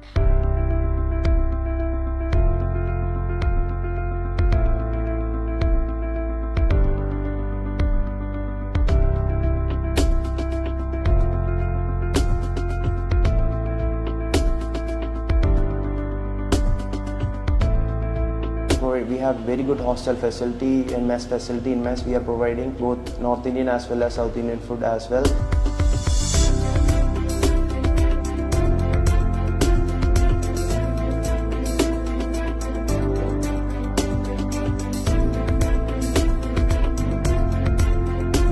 To join Manjushree institutions, not to waste your time, but to reach our campus at the earliest.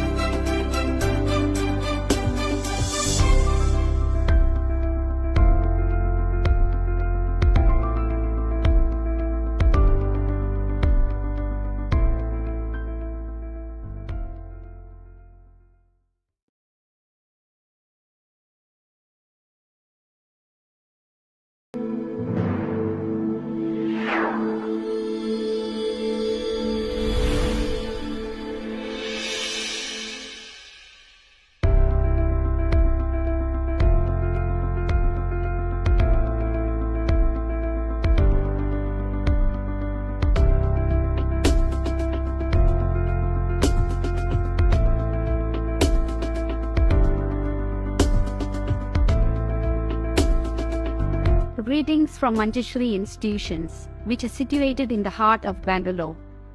Manjushree institutions comprises of Manjushree College of Nursing, Manjushree School of Nursing, and Manjushree Institute of Health Sciences.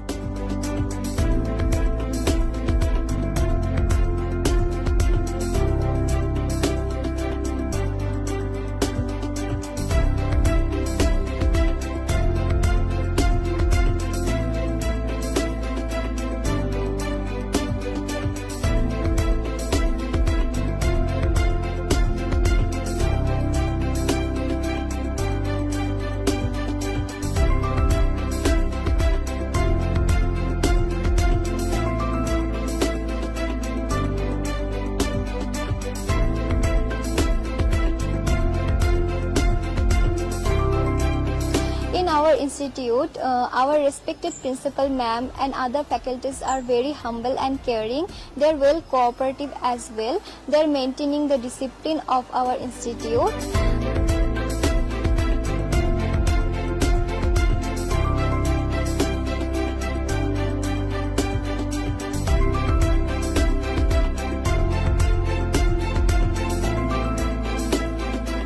Manjushree focuses and prioritizes education and studies first, which any other college wouldn't provide better.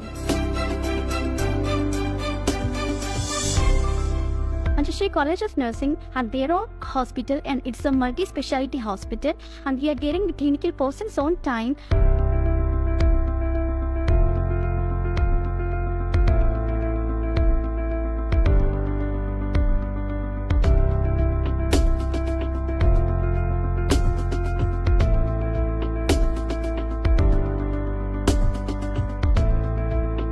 We have very good hostel facility and mess facility. In mess we are providing both North Indian as well as South Indian food as well.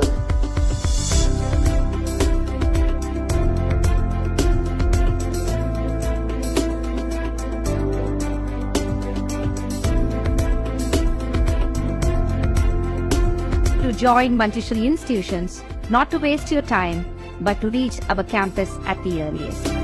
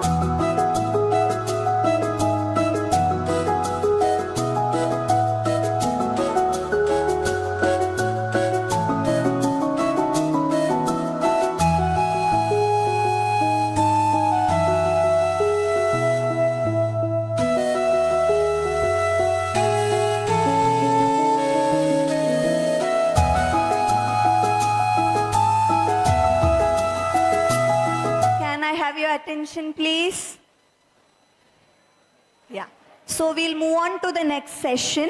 So I would like to welcome the next speaker, Lieutenant Mrs. Alistella Virginia KG, retired nursing officer, Army Government Medical College, Calicut. Since 2007, ma'am is working in palliative care as clinical nurse and teaching faculty. After retirement, continuing online and offline palliative training for doctors, nurses, volunteers, and campus students and patient caregivers. Ma'am has received various awards, to mention few: Certificate of Appreciation and Thanks as a nursing in charge of Buqa Hospital, Sultanate of Oman, for playing effective role to improve the quality of healthcare recommended to the community in 2003. Certificate of Appreciation for being the resource person in the workshop of palliative care medicine held on 7th August 2014. Best Nurse Award given by IMA Koriko 2014-15. Participated as a faculty in international conference, pre-conference workshop organized as a faculty, presentations in the international conferences. So let's welcome ma'am to give a talk on communication skill related to palliative care. Over to you, ma'am.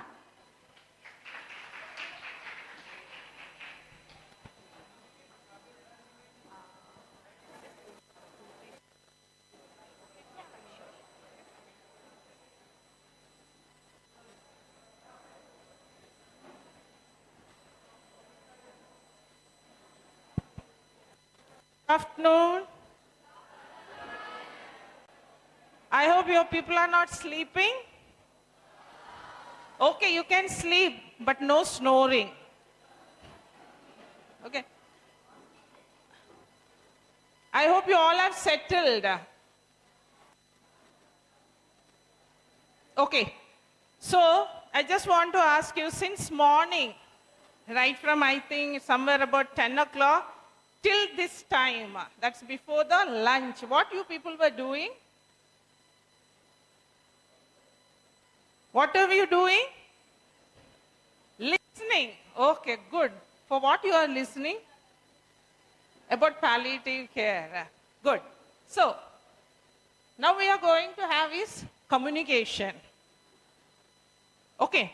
So my first question is, how do you communicate?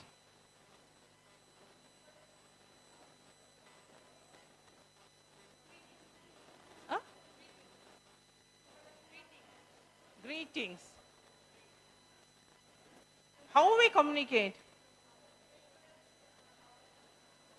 Yeah, that's good. Introducing ourselves. Okay, then?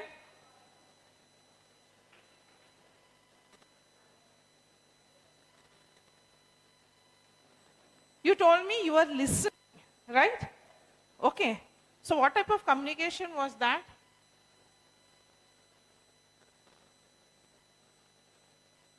What are the two ways of communicating?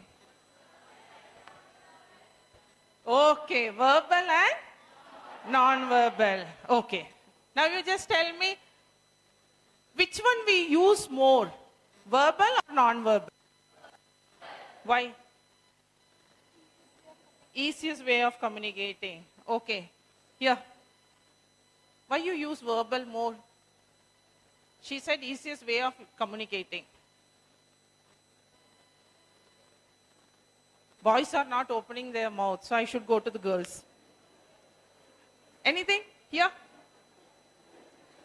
He's putting his head down.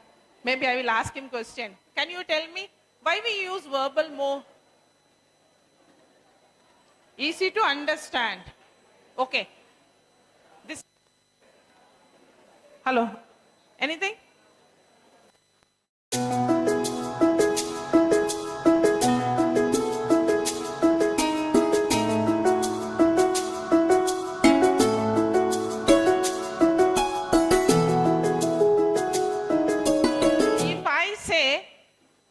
That communication is more non-verbal than verbal. More than 70% of your communication is non-verbal. It's not verbal. We don't realize it. That's a problem with us. Whether you are at home, you are speaking to your family, even to the patient, to anyone for that matter, we use more of non-verbal. For example, I will give you, just got into the cab, and as he was going, he was asking me, so I told him, just go to the left. I said, just go to the left. Where is my hand? And immediately he asked me, ma'am, आपने बोला left करके आप तो हाथ दिखा रहे right में. Okay, so remember one thing, never forget, without our realization, we do more of non-verbal communication. Okay, just have a look over here. What do you see? Do they understand or not? Right? Doggies also do understand the non-verbal means. In the sense, we understand them non-verbally. I have a husky at home. Okay? Husky. Okay? He knows very well. As soon as if I get up at 5 o'clock, immediately he will just open his eyes and he will look at me, what I am doing. Okay? When I open the fridge, okay, immediately he will be at the back of me. Because he knows I am going to give him milk. And suppose if I don't take out the milk pot, I'll close it and I'll walk off. Then he'll keep walking on behind me. Wherever I go and stand, he will come and he will look at me. And what he will do? He will do? Asking me to open this one and to give him milk. Okay. So let us come to the actual this one. Almost invariably, the act of communication is the important part of therapy. Usually more than a drug treatment, but unfortunately, it is often administered in subtherapeutic doses. When we talk about a domain, physical, psychological, social, and spiritual, okay, more than physical, I can tell more than 80% of the patient, they suffer psychosocial and spiritual problems, which we don't address. We are more into the patient's physical problems. Why, you know? We treat them as a disease. We don't see them as a person. See a breast, bed number 4. COPD patient, bed number 3.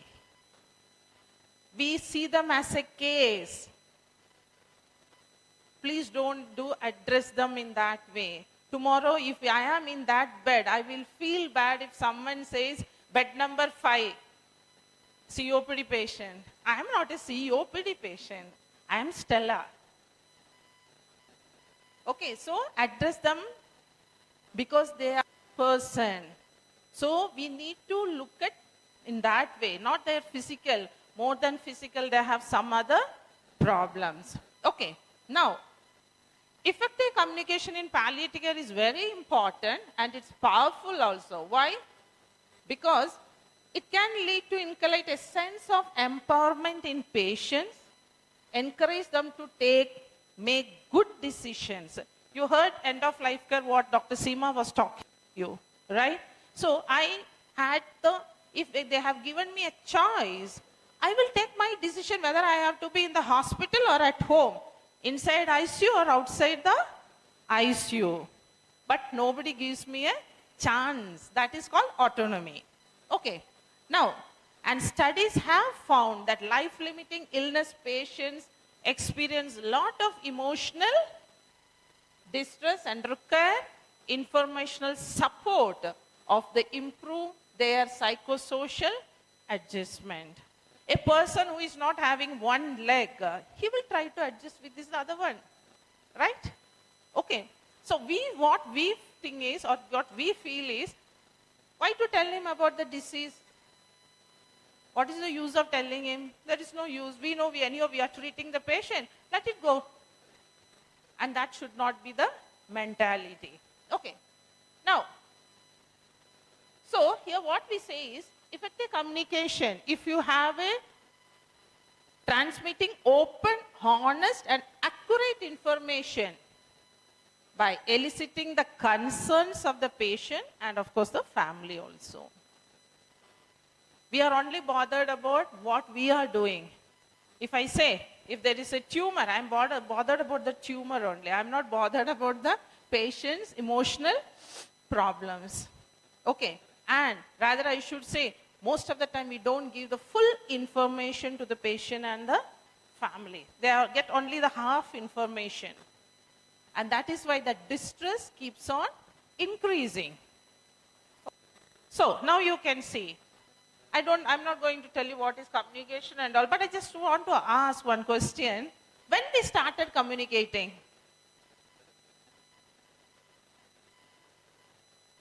When we started communicating? Anyone? You all are in second year, right? So just tell me when you started communicating in your life? Childhood. Again I have to go. Just tell me when you started communicating. Sit. No need of getting up.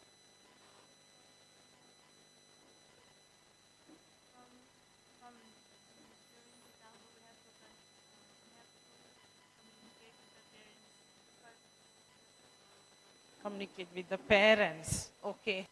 You said childhood. So let me ask some. Okay. Yeah, okay. Okay. Just I want someone can give. Just tell me when you started communicating. Can you just tell me when you started communicating in your life?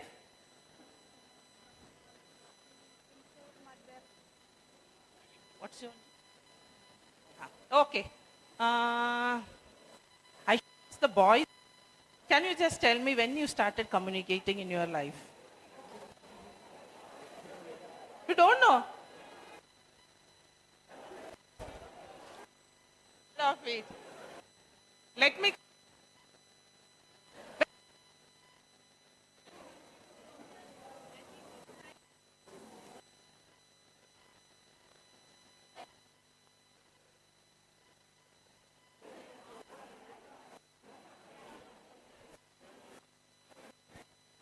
Oh, we got the answer from two people. One is Sneha and one is Sharon. When we started communicating, you started communicating when you were in the womb of your mother. That's the time when you started communicating. Don't forget that. You started communicating not just because we came out of your mother. You started communicating when you were in the womb of your mother. That's the first time you started communicating. And still you are communicating. But the problem is, when we started communicating, we were not knowing how to communicate. How to communicate. Okay.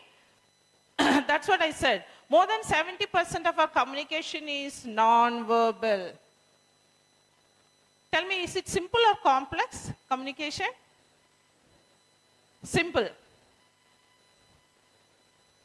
Simple? No. It is complex. See, now this many people are sitting over here. Any idea what is going inside my mind now? No. And the same thing is, I don't have any idea what is going through your mind. Why it is complex? What I mean or what I talk to you, I don't know how you take it. To give you an example, usually this happens most of the time in the hospitals or in the ICUs. Okay. In a emergency, patient will be admitted in the ICU. After everything, doctors will come and tell the family, patient's condition is serious. It will take at least 48 hours to tell you about him. His blood pressure was low and we have started medications for that. Okay. Maybe the second day doctor will come. You'll see the patient, and again he will go and tell the same thing. He will tell, now the blood pressure is better. Okay. Anytime did you ask the family member what they understood of that? Many times what they understand is blood pressure is okay, it means the patient is also okay, right? That's what they understand. Change the antibiotic. Immediately parents will think, oh, now it will be okay because we have changed the antibiotic. No. Try to find out from there whatever I have told you, what you understood in that. And that is why the problem starts. They will come and tell, you only told me just now, just half an hour before you told the blood pressure is okay. Now you are telling the patient is died. How come? And that is a communication gap. We need to find out from them, whatever I spoke to you, what did you understand and what is the meaning of that? Clear? So it is always complex. Like when you talk to your parents, your siblings also, many times they take it in a wrong way. Even if you try to be on the other side and tell them, this is what I meant, they will tell no. Because for them the meaning was totally different. Okay. So, now this is it. When you are talking, how do you want the other person to listen? Can you just tell me? When you are talking to someone, how do you want that person to listen to you? They should listen carefully.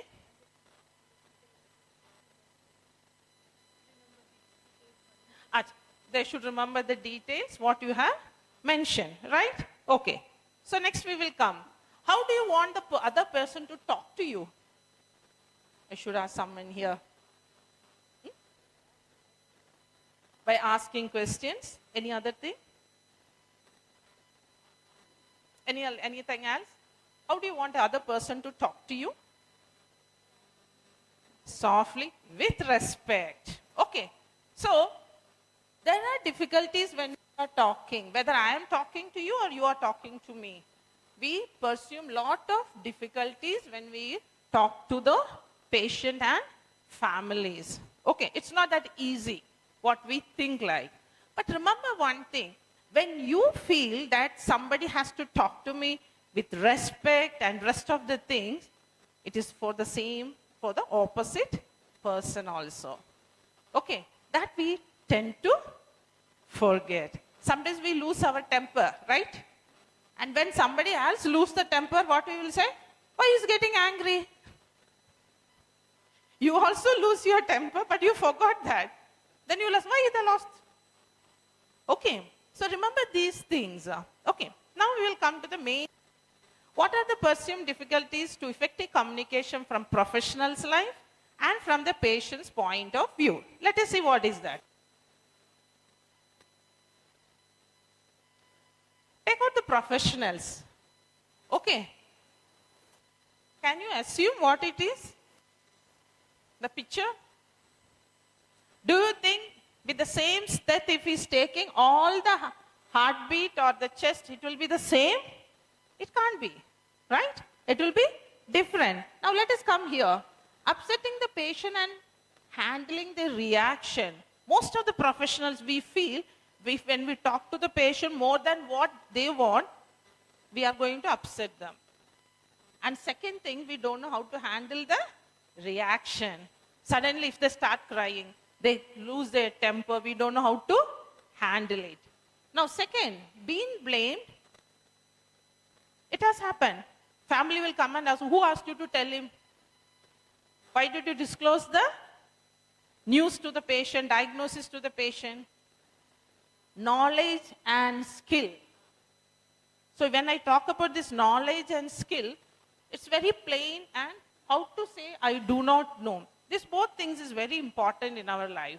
Okay. I have completed almost 40 years of my life only in nursing. 40 years. Okay. 1980s I started. Okay. I have never seen a BiPAP or CPAP and all these things. Okay. Even a syringe driver. Okay. So suppose you come and ask me to operate it, I don't know. Because I'm not seeing. But I can learn about it, right? I can get it. Okay. Here, this is the thing. If I don't have the knowledge and skill of something, I should have the guts to tell also, I don't know. But I want to learn. And that is why I always give an example. A cardiologist, when he has a problem with his ear problem, he has to go to the ENT, right or wrong? But he is also a doctor, he can, he can treat himself. Then why he is going to a ENT specialist? Why is he going to ENT specialist? He is the specialist for that. Right, so don't think, you all are, I think almost 700 people are here. Never think that you should know everything in your life. Nowadays, three-year-old child also, they know how to operate our mobile phone. And if you ask me, I'm very poor with that. Right or wrong? Right. Okay, so never keep thinking that I should know this, I should know that. No. You can start learning, but don't tell a person, without knowing, don't tell that I can manage. No. So knowledge and skill is something that you have to learn. And if you don't have that knowledge or the skill, be open and tell, I do not know. But I can find out. I never forget the director of the RCC, Regional Cancer Center, when he was taking a session, he said, one of the patient's family, they came and asked, sir, can you tell me what is written in this prescription? Okay. So he's an old man. He just looked at it and he said, I don't know. I can find out from someone. So, you know, youngsters were there. So he just went inside and he asked, boys, can you tell me what is written in this? They just saw and they said, sir, this is pantoprazole only, but another name. So he just came out and he told the patient's family, he said, this is the same medication which is we have written. So the patient family started smiling, it's him laughing, and then doctor asked her, can I know why you laughed? Then she said, first I am hearing a doctor saying I do not know. But I am happy that you said you don't know and you found out what it is. Clear? Okay. Now, too busy and focus on physical issues. We are busy. How many of you have gone to a government set up colleges or institution? Can you just raise, any time you have been to a college, government medical colleges or any an institution, government? None of you have gone. Then you should go, my dear. Okay, because why? One doctor, 200 patients will be standing. They are busy. They cannot spend even 2 minutes to a patient. One patient told me, before I could tell my problem, doctor has given me the prescription.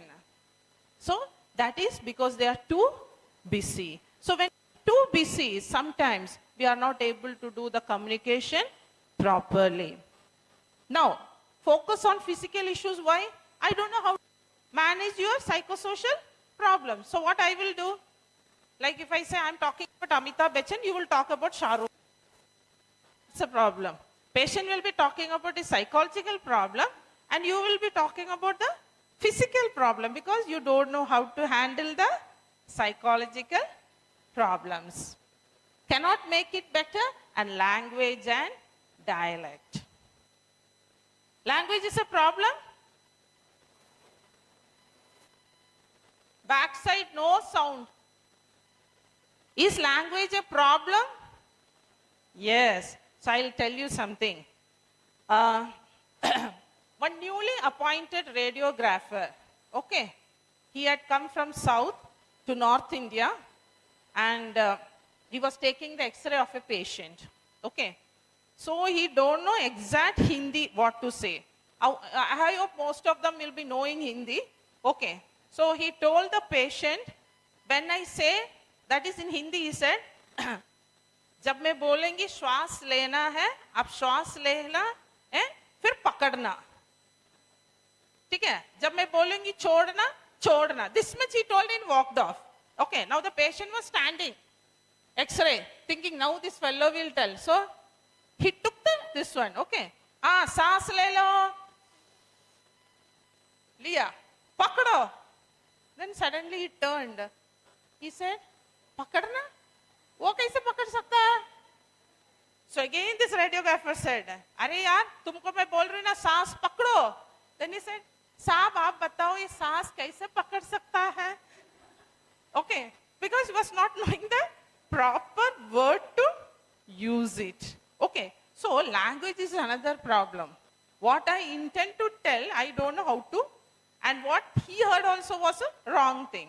And of course dialect. If you go one end of Bangalore to the other end of the Karnataka, dialect is very different. Same Kannada they will be speaking, but dialect is different. Okay. Now, this, you see, I'll just read this what it is written. It is just a mild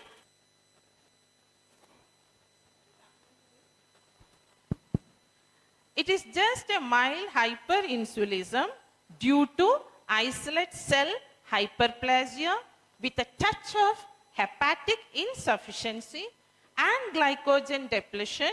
In other words, watch your diet. And look at the doctor is saying and look at the patient. Simple word they could have told, but they have what we used to talk to our patients, that is in the medical terms, which they don't understand. So let us come. Time and privacy is very important when you talk to someone. Is it important or not? It is important. You need time to talk to them and you need privacy. I still remember I went to doctor to show my knee problem. Okay, actually I wanted to lift and show it. Okay. 6 are standing there. How I will lift my... Is there privacy? No. Now second time, as I said, too busy.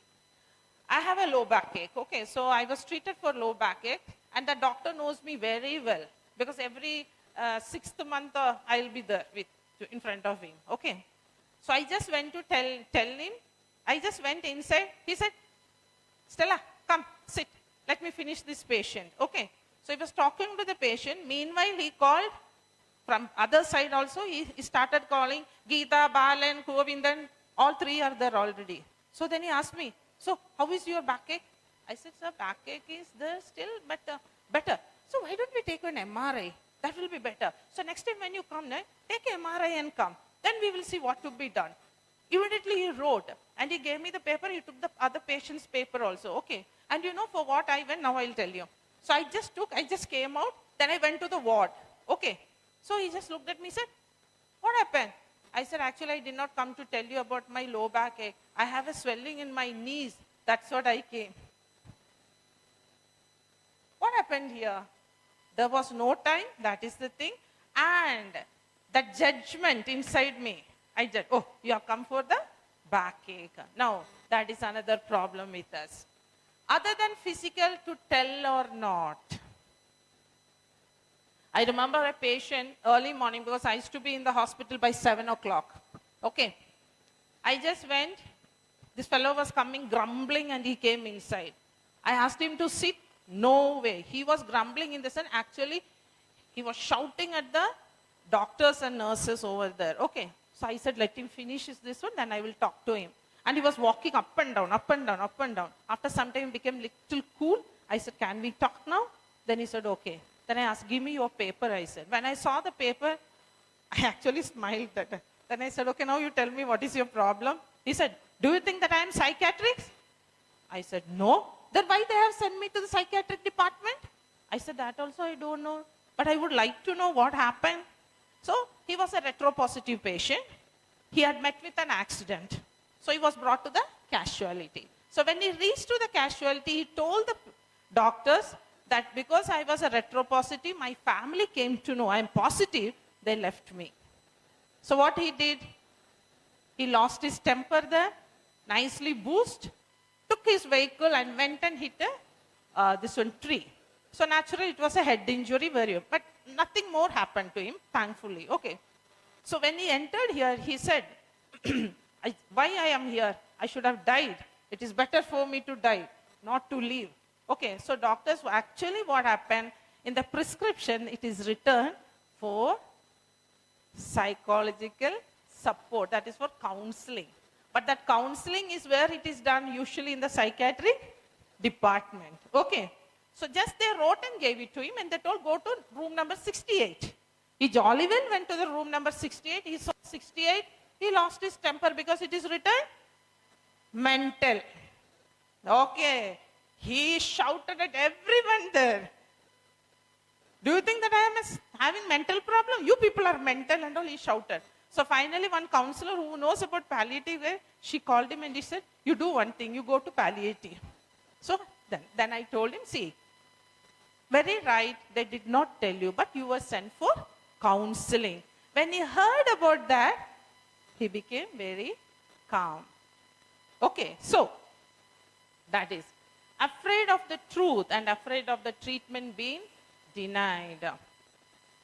During the COVID time, this has happened because whenever a person was positive, in many of the apartments, they did not allow, especially doctors and nurses have faced this. So, afraid of the truth and afraid that treatment will be denied. Okay. Now, losing control over emotions. It's very right. Sometimes when we talk, some emotions comes, we will lose control over that. Okay. So that is why patients are little bit hesitant to talk to the professionals. And unfamiliarity of the surroundings. That is there in a hospital. I don't know how is your Manjushree hospital, how it is. But if you go to medical college, you are lost. Wherever, if they tell you go to lab, you will have to go and see lab. If you ask someone, where is the lab? They'll tell, सीधा जाके है ना, मोड़ लो. करके सीधा जाके कहाँ पर मोड़ी? सीधा तो है, पूरा सीधा है. कहाँ पर मोड़ेंगी मैं? It is very unfamiliar. Okay. Then, the medical speech. Medical speech is a big problem. Endoscopy, bronchoscopy, they don't know what and all. If you tell them they are going to put a tube, that will be fine for them. But if you say they are going to do some scopies, they don't know what it is. So, again, that is a big problem. Okay. So now what? There is a need for communication. Why? Let us see. Relief of anxiety and better adjustment with the disease process. If my anxiety is relieved, I will adjust with the disease process in the sense, if you tell me what is happening with me, I know how to adjust with that, right? But if you don't tell me what is happening with me, I won't adjust. I'll keep on complaining, saying, I've taken medications, my pain is still there. You have given me many things, but my pain is not reducing. So my complaints will be more. So I'll just, I remember a patient of mine, this relief of anxiety like, she was so anxious, CA lung diagnosed, she won't sleep. Night she won't sleep, daytime she will sleep. Okay, so family said, we are finding it very difficult. Okay, so I said, why don't you bring her, I will talk to her. So I just spoke to her. I asked, is there any problem with your sleep? She said, no. Then I said, your family is staying, you are sleeping only in the daytime, not in the night. She said, no, night I won't sleep, she said. Daytime it is okay. I said, why? She said, night if I sleep, I won't take breath. It means I am dead. Thought. Okay, so just I asked her, now just tell me, are you breathing now? Do you know that you are breathing? She said, no. Then I said, then why only in the night? What was the thought in her? If I sleep, I won't breathe. It means I will die. So night I won't sleep. That was a fear in her. And without her, I said, without your knowledge, you are still breathing. But she didn't realize why. She is suffering. Okay. So that was the anxiety in her. Now, mutual exchange of ideas or feelings. Why do we share? Why do we talk? Because we need to share our problems. Proper guidance and better complaints. If you properly guide a person, the complaints will be better. So, why? I'll tell you, we gave Brufen. You know how Brufen has to be taken? No. You know tab Brufen? Right. Okay. Tab Brufen is supposed to be taken after food. Okay. So we went for a home care. We gave the medication and told the patient, after food you should have this medication. After 1 week we went. Still the medication is there in the window pane only. We said, you said pain, we gave you the medication. Why you did not eat? Patient said, I did not have food. I did not have food, then how I will take a medication? Very simple thing. The patient was on liquid diet, juice and all. For him, food is what? Eating paratha, chapati, rice. That was food for him. So he said, I am not taken. Very simple thing. So we need to explain properly when you are giving a medication or for that matter anything. Please explain it properly, how to use it or how to take it. Otherwise the problem is what? That will be there only. Okay. Now, involvement of the family. So in palliative care, that one thing happens. Why? We always see that the family is involved. So, you all go to the wards, right? They all go to the wards? You all have gone to the hospital wards? Visit the patient? Okay. Now, very important thing is, please teach the family member how to make a occupied bed. I was taking a session like for the volunteers. That's where I learned one thing. So I finished my session. So one man, elderly fellow, he just got up from the back and he asked me, ma'am, can you just tell me how to make a bed? Okay, I said, yeah, I can show you. So I asked the organizer, can you just get me 2-3 bed sheets? So I would like to show him. So I just showed him how to make an occupied bed. We made one volunteer to lie down as a patient and I showed him. And you know what he said? He said, from tomorrow onwards, I will do the bed for my mother. Okay, because I don't want anyone's help. So usually what he was doing is, before his son and daughter-in-law goes for the work, they will lift this mother, they will make the bed. And he was finding it very difficult. Now I ask you people, how many of you have taught your patient's family how to make an occupied bed? That is very important because they struggle after going home. They don't know how to make, and that is most of the time they land up with pressure ulcers. Teach them how to make an occupied bed before they are discharged. Involvement of family is very important. In palliative care, we teach them how to make a bed. We teach them how to care for a catheter, how to do a dressing for a pressure ulcer malignant wound. Most of our patients are in the home care settings and they know how to do it. So, see that the family knows about it so that it reduces the isolation.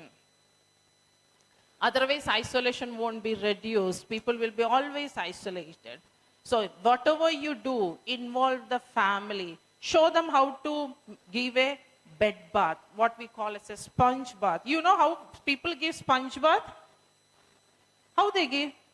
Can you just tell me? 1 second. How they give sponge bath? No. Let it be in the hospital or at home also. You know how they give? Patient's family?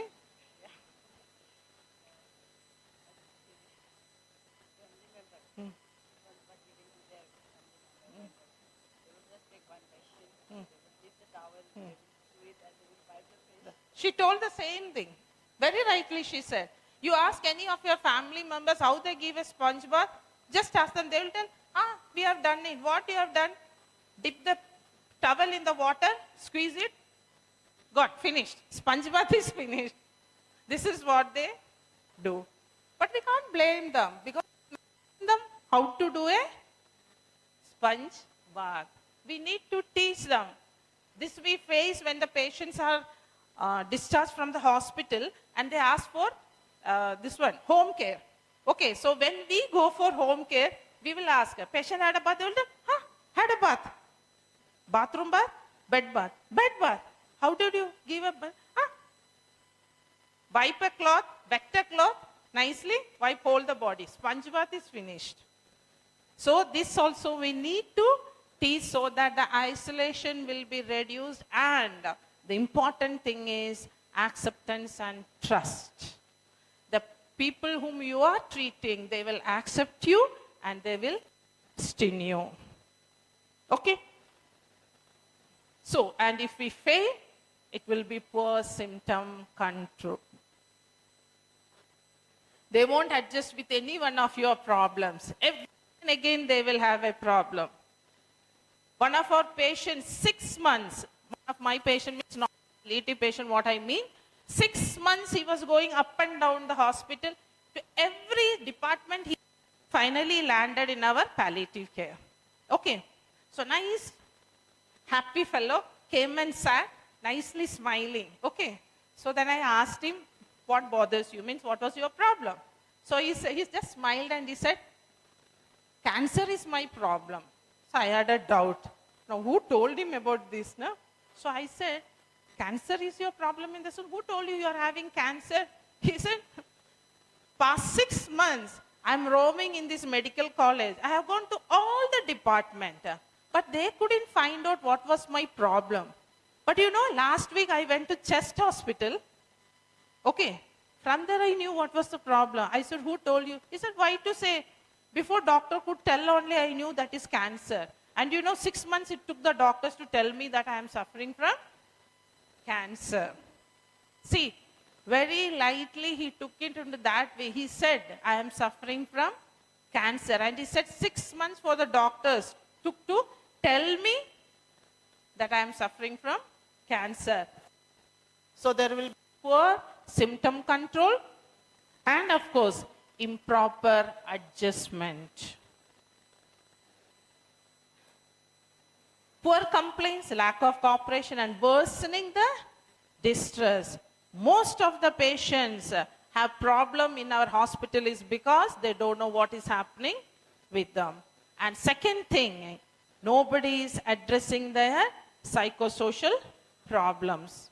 Now let me ask you people, do you think that you people are having psychological problems? Yes or no? Yes. We all have psychological problems. Some or the other way we are stressed, but we are not. We are not mad. We all have problems. But the thing is, when it comes to a patient also, they do have psychological problem because we are not explaining to them what is their problem. And that is why they are frustrated, they are anxious. They don't know what to do. And of course, physical problems and too demanding. So now let us come to the basic principles of effective communication. What is unconditional positive regard? Any idea? No idea. So I'll ask you. Is there any condition if you love a person? If you want to love a person, is there any condition? Grounds? Yes or no? Huh? You tell me. To love a person, you need any grounds? Yeah, any preconditions if you love a person? No. Very good, huh? Okay, he will be a very good boyfriend, very good husband also, because he doesn't have any grounds. Okay, if you keep grounds, I will tell you, I took just a session last month here only in Bangalore. It was fully girls only, okay. So they said, yeah, why? They will see whether he's from a very good family, what is his earnings, whether it is in 5 digits, 6 digits, whether he's having a car. That's what the girls told me, okay. Now, Unconditional positive regard means you don't have any condition when you talk to a patient. He can be black and white, he can be from the prison, he can be a retropositive, he can be anything, he can be a terrorist.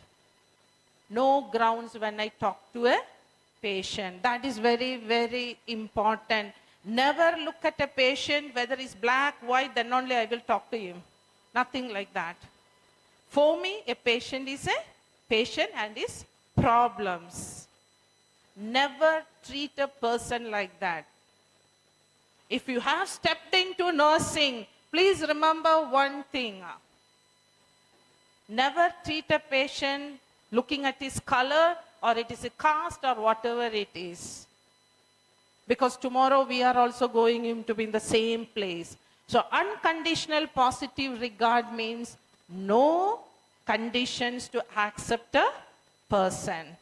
And the second thing is genuineness. What is genuineness? Telling the truth. Again, back to RCC.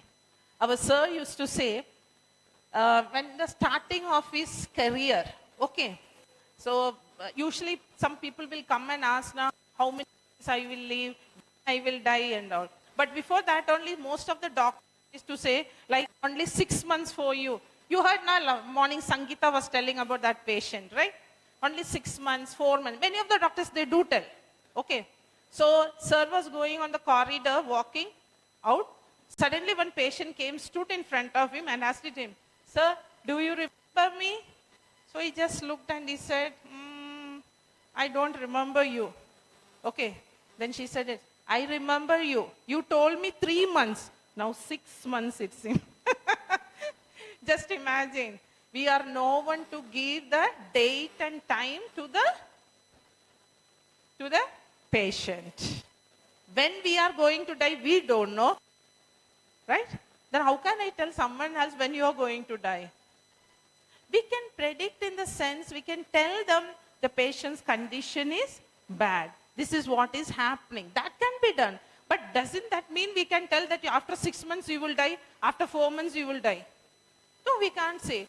Sir was telling Mr. Sir, when he was taking the session, he told us, please, my dear children, don't give date and time to anyone. Because tomorrow maybe they will come and stand in front of you and say, ask, still I am alive only.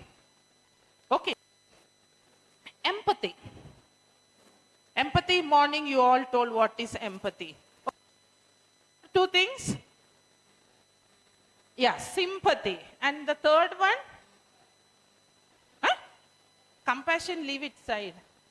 Empathy, sympathy, one more pati is there. One more pati is there. Apathy, we say. Okay? There are 3 patis. Apathy, no. I think maybe more than 90% of people are having sympathy, I can tell. Sympathy, empathy, not apathy. Apathy is like, nothing happened to me, so what? Okay? Earthquake has happened somewhere. If you ask what happened, he will tell, I don't know. Because he's not bothered. He is alive. He's happy. Okay. But sympathy, you know what is sympathy? Just looking at them saying, oh, why this happened? What is it? That way. Okay. But empathy is good. Okay. Empathy. Putting yourself in somebody else's shoes. Okay. Empathy. We need empathy. Without empathy, good. Okay. So, these 3 conditions are very important in our effective communication. And how do we communicate? That is very important. So, I want 2 volunteers to come. Otherwise, call. Can I have 2 persons come here? Yeah, Hoskote people come here. And one more college, Ebenezer, something I heard. Let me see. Oh my God. All Ebenezers are sitting. Go to the stage. Which one? Mother Teresa. Okay, all Mother Teresa. Come here. You. Get it fast. Just go. I'm not going to do anything. Don't worry. Go there. Go there. Go to this. And I have to hold. Yeah.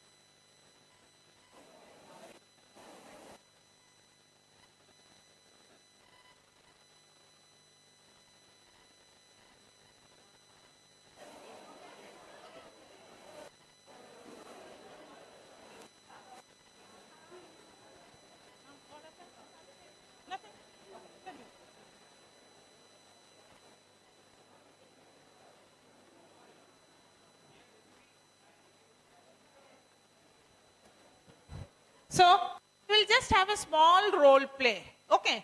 So I thought first I will sit. Then I thought if I sit, they will get scared of me. So let them do their role play. Okay.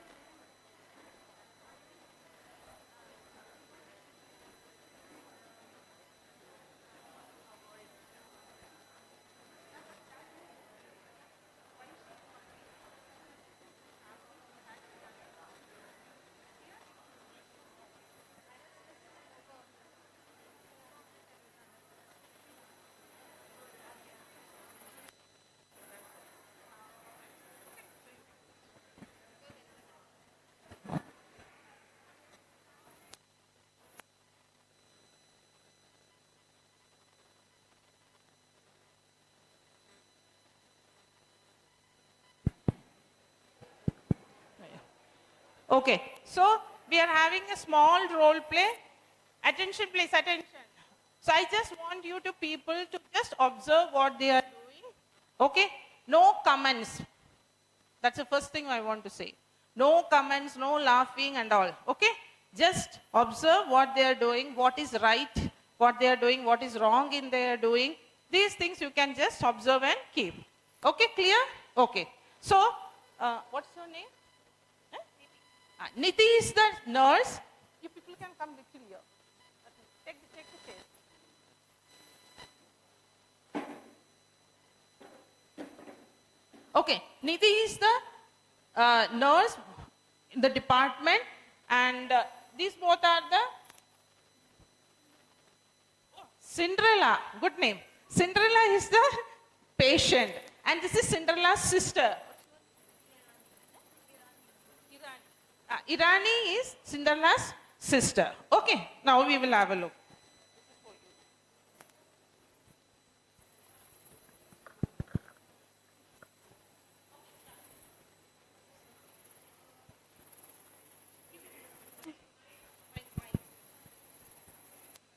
What's your name? Cinderella.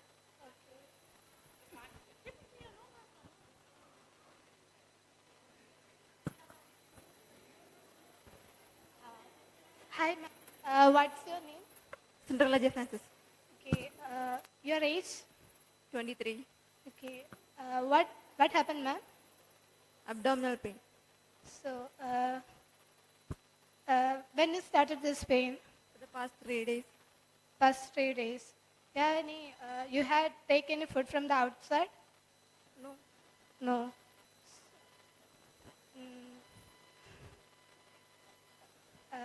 Just come via the physical examination first. The palpation we have to do.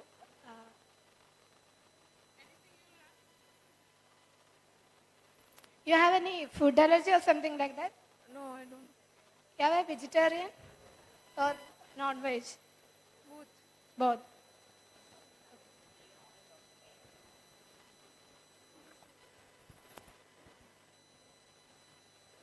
Since 1 month, she is suffering with this pain. Could you please identify what is the problem with it?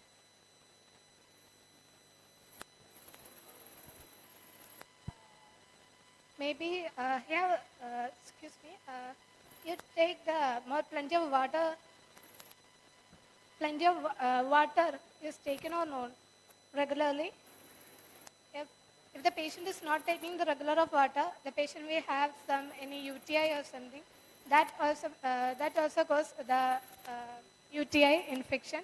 That's a symptom of abdominal pain. But she is perfectly fine with her diet and all.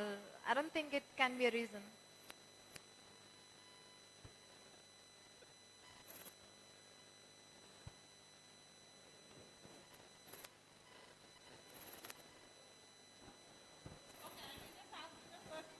Sit here. First row. Okay.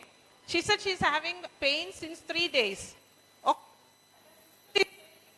She's having since 1 month on and off, she's getting this pain. Any other question you can ask?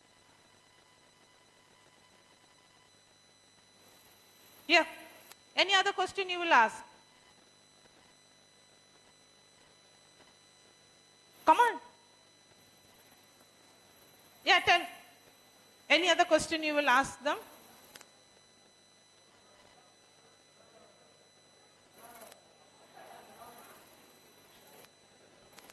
What happened?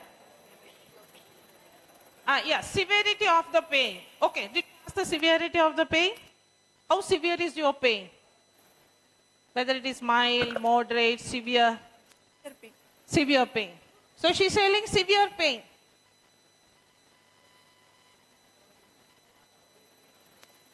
Here, anything you can ask her?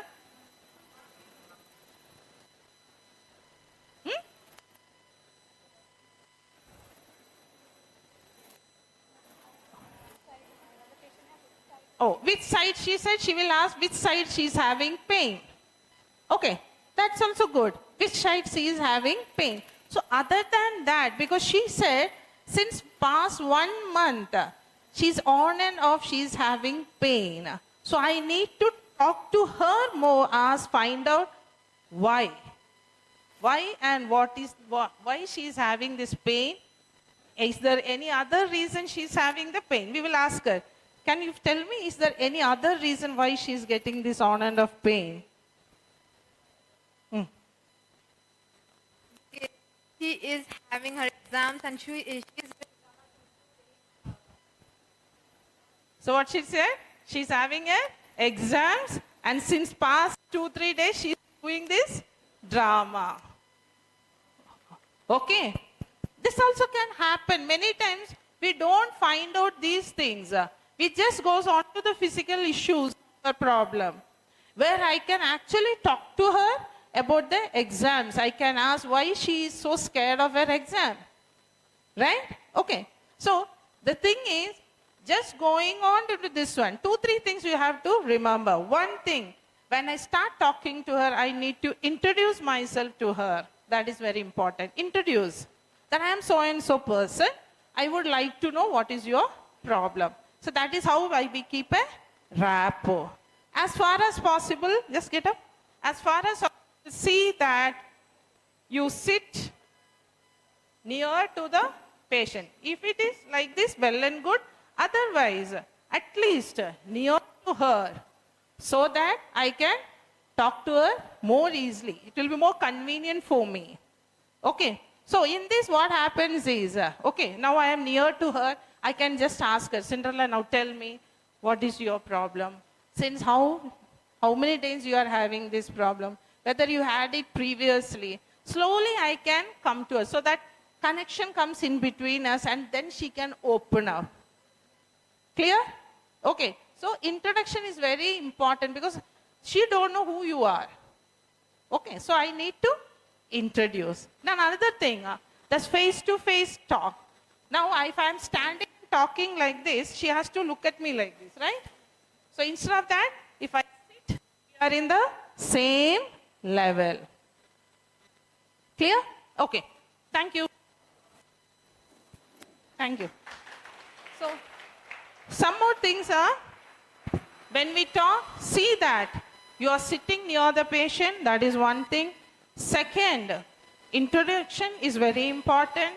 Now, third, when you talk to a patient, you should have all the information if the patient had come to previously. Okay. And step by step ask the patient their problems. So assessment should be physical, psychological, social and spiritual problems. Clear? And ask open questions. What brings you here? What is bothering you? What is your problem? You can ask. So that let them talk on any of their topics. Whatever is their problem, they will talk. Encourage talking and don't interrupt every now and then. Okay? That's what I said. When patient starts talking, you want to know only some things, we will ask, when did the pain start? When was the last bowel movement? When did you sleep? No. If the patient is talking about his pain, let him talk about the pain. Finish it. Then you can go to the next one. Don't interrupt every now and then. Because what happens? When you interrupt, there will be a block. They will forget to tell you what is happening. So that is also very important. Clear? Okay. And next, touch. That is why if we come little closer, when we touch, that only if it is appreciated, that is also the, sometimes if you touch, they won't allow you to touch. It means don't touch me. But the touch at times gives you a lot of comfort. I think some distraction is going. Hello? What happened? Okay. So the touch is very important. And tolerate silence. If the patient becomes silent while talking to you, communicating to you, just accept it. Maybe the patient is recollecting to tell you something. Otherwise, the patient is trying to control the emotions. Just leave to them that. Because that is very important for the patient also. Don't interrupt in the center so that the patient will have a block. So these many things you have to remember. So, very important is history. History is his story. Patient is telling his story. So, listen to the story. God has given us two ears, not two mouths, no? Sure? Okay, so God has given us 2 ears and 1 mouth to talk. So, more is we need to listen to the patient's history. And active listening is the key to effective communication. If you need effective communication, you need to listen to the patient and family. I should say even to your parents, your brother, sister, friends, everywhere. Listening is very important. So, active listening, open questions, talking, tolerate silence, avoid unnecessary interruption, and show that you are hearing verbally and non-verbally also. When the patients are talking to you, lot of non-verbal cues you will get from the patient. So, you too have to be very careful when you're talking to the patient. Just observe what are the non-verbal cues. And you also have to show them that you are listening also. Like, wow, nodding your head, right? Okay, you can ask small questions. Then what happened? You can ask them. So show you are interested in talking. Okay, so interest also you have to show. Like I told you, so you can sit near the patient. Okay, just lean forward while talking. This you are listening. Okay, you can listen like this. You can listen like this also. So this all shows a good communication. How about this? This is not a good way of sitting and talking to a patient and family. This posture is not proper posture. Okay, so these things you need to keep in your mind. And of course, empathize and give realistic hope. So our body speaks more than words. The posture, eye contact, touch, gestures, and of course, the pace and our tone of voice. That is also important. I can say like, Cinderella, give me pen. Cinderella, give me pen. See? The tone changes. Okay? So, some of the barriers very important is, when we do communication, barriers are pretending that we are very busy. Okay? Your tutor has come. You know, tutor is going to ask you some question. You will be very busy with doing some other work so that she won't disturb you. That is one thing. The second, concentrating on easy jobs. Okay, whichever easy. I had this one batchmate. Okay, she doesn't like giving sponge bathing and all. Okay, for her was easy job was dusting and cleaning. Every now and then she'll be inside the cupboard only, dusting, cleaning, dusting, cleaning. Okay, so some people are easy jobs. Easy job is what? Only physical problems, no psychosocial and spiritual problems for the patient. And of course, comparison. Please don't compare one patient with another patient. Please don't do that. So, see, that patient is also having same problem. Look at him, he is walking. No. Individual is an individual. Okay? No comparison. And then, of course, passing the buck and showing sympathy.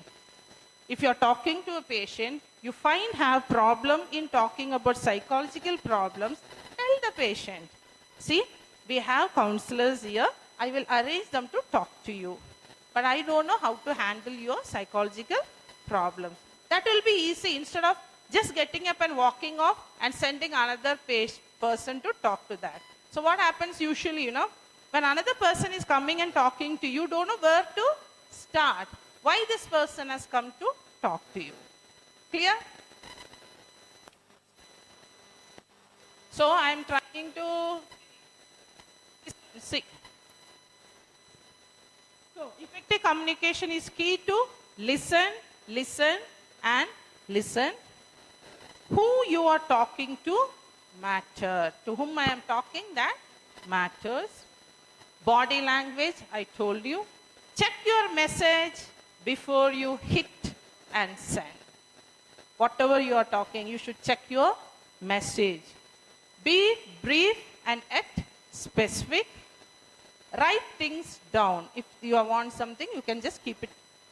Sometimes it's better to pick up the phone. That is a barrier. Sometimes your phone will be going on ringing. It becomes a barrier. Okay, so what you have to do, just tell the patient, just a second, take your phone, you can say, see, I am talking to a patient, I will get back to you. And if it is emergency, what I can say, see, I have an emergency, I will go and come, otherwise we can have a communication after. Okay, and of course, think before you speak. And especially, go and tell the patient, you are having cancer. You got this one? Yeah. Oh, that day Sister Stella told her, ma'am, she said, you have to tell the patient only the truth. Just go and don't tell the truth, okay? It takes a lot of time. You need that experience to tell the patient that you are suffering from cancer. It's not that easy, okay? So, you see, how does it look? Listening. This is not the way to listen. You can see two pictures over there. Okay. So this picture, can I talk now? The skeleton is saying. Okay, and that side you see, they are talking to each other, listening. So remember this, we have two big ears. God has given such a two big ears. We forget, we think that we have two big mouths and one ear. We forget. So I am just stopping here because time has shooted up. Okay, actually I was supposed to take about 2 hours, if I'm not wrong, right? Okay, but there is no time. We will next time. Okay, you can just stop it. Okay, so before ending up, communication is one thing which you have to learn through your experience. And for experience, it is not that only through from your seniors you will learn. You can learn from your juniors, right and left, up and down. You can learn, but take good things. Okay? Take good things, learn it, and put it into practice. And I told you first itself, if you have put up your feet for a nursing profession, okay, you should have a very good communication. Because remember one thing, for us to turn to that seat, it doesn't take too much time. Anytime we will be in that seat, that time we will think, how I communicated with my patient, that is how this nurse is also communicating with me today when I am a patient. So keep remembering this thing, and all the best for your future. Thank you all.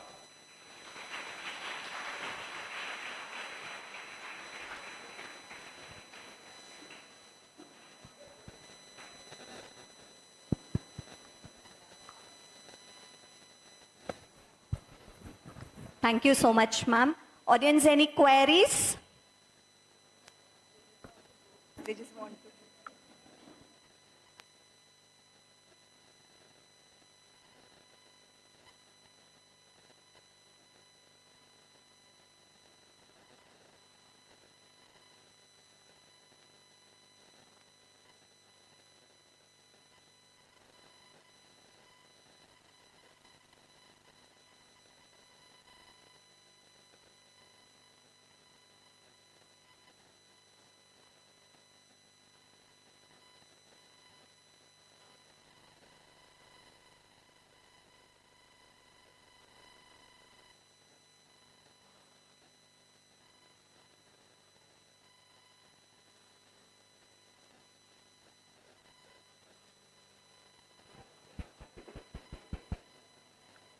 So I request Premalata ma'am to welcome Mrs. Roslyn Renius, retired professor, College of Nursing, CMC, Vellore.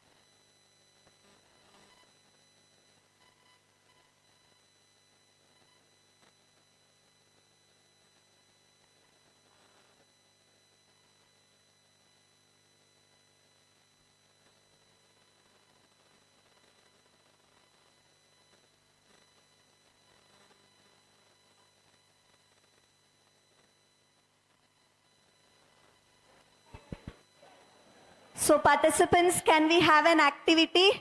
I can see most of them already are sleeping. Can we have an activity? Yes or no? Okay. So we'll have a lot system. So we'll be selecting 3 colleges. And the game is a simple game where we'll be giving you 30 seconds of time.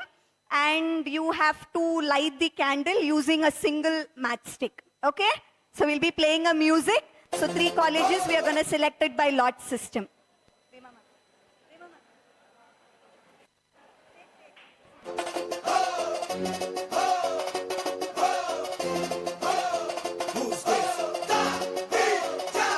JES Mother Teresa College.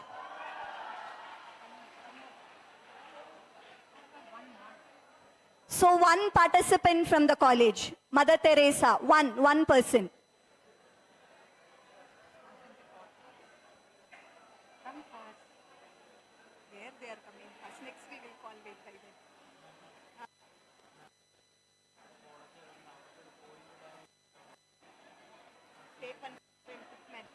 Next, Golden College of Nursing.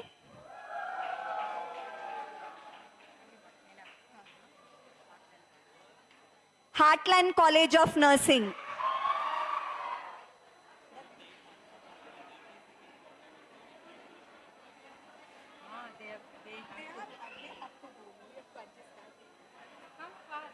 Participants, kindly come forward fast. So we'll move on to the last session.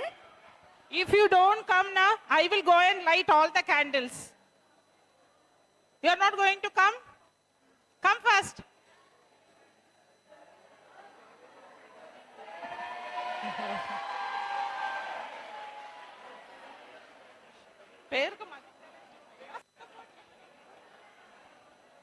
Next 2 colleges, come fast.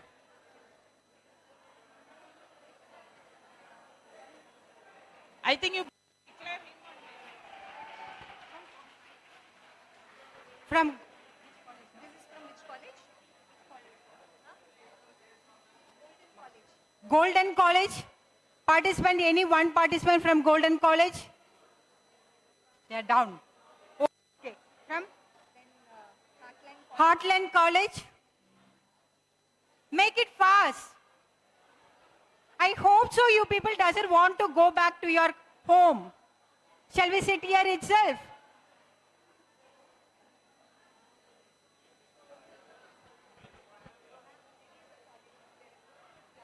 Who is, if you people are not coming forward, then I will call the other college who is willing to come.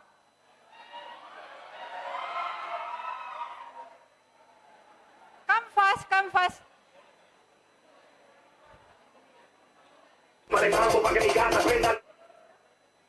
Heartland. You are from Ma? Heartland. Golden. Okay. Yeah.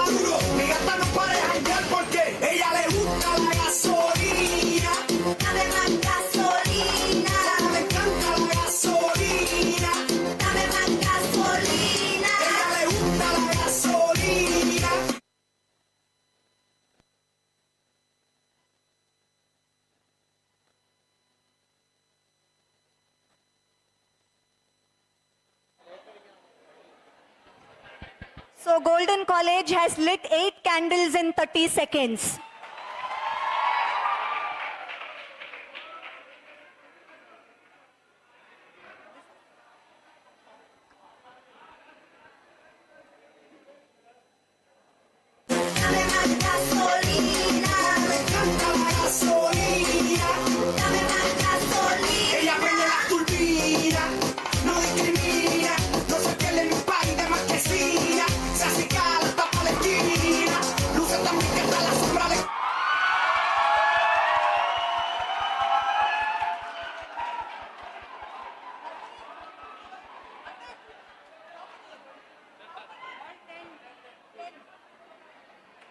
So Heartland College has lit 10 candles in 30 seconds.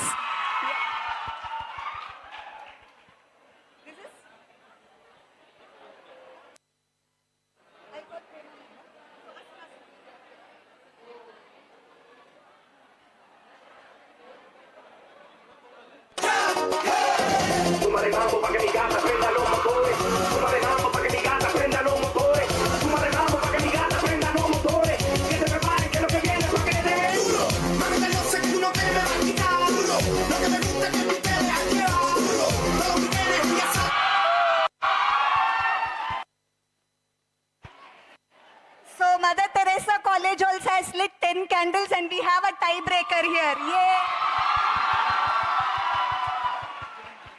Because 50 seconds he finished that, he light up all the candles. Mother Teresa. Yes, time that Mother Teresa finished in 15 seconds and that Heartland College finished in 60 seconds.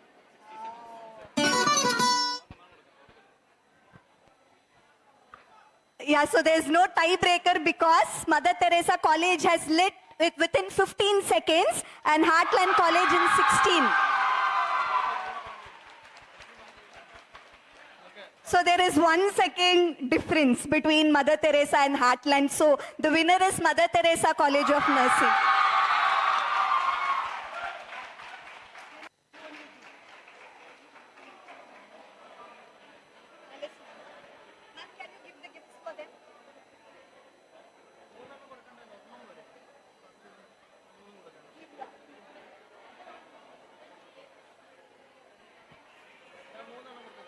Give.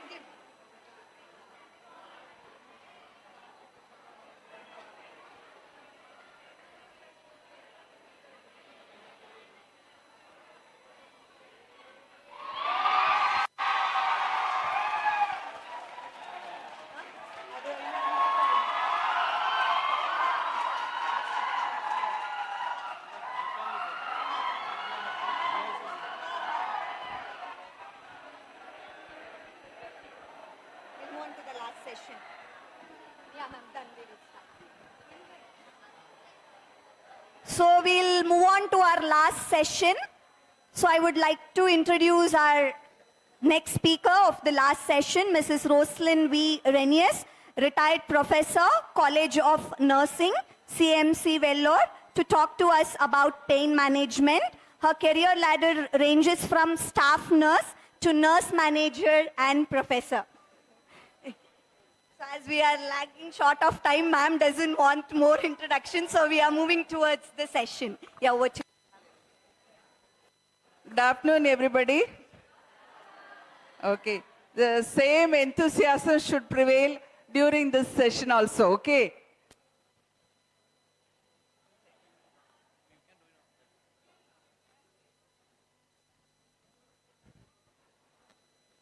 Actually, I need this thing. If you give me a laptop here, then it's easy for me. Okay, then I will manage it with phone.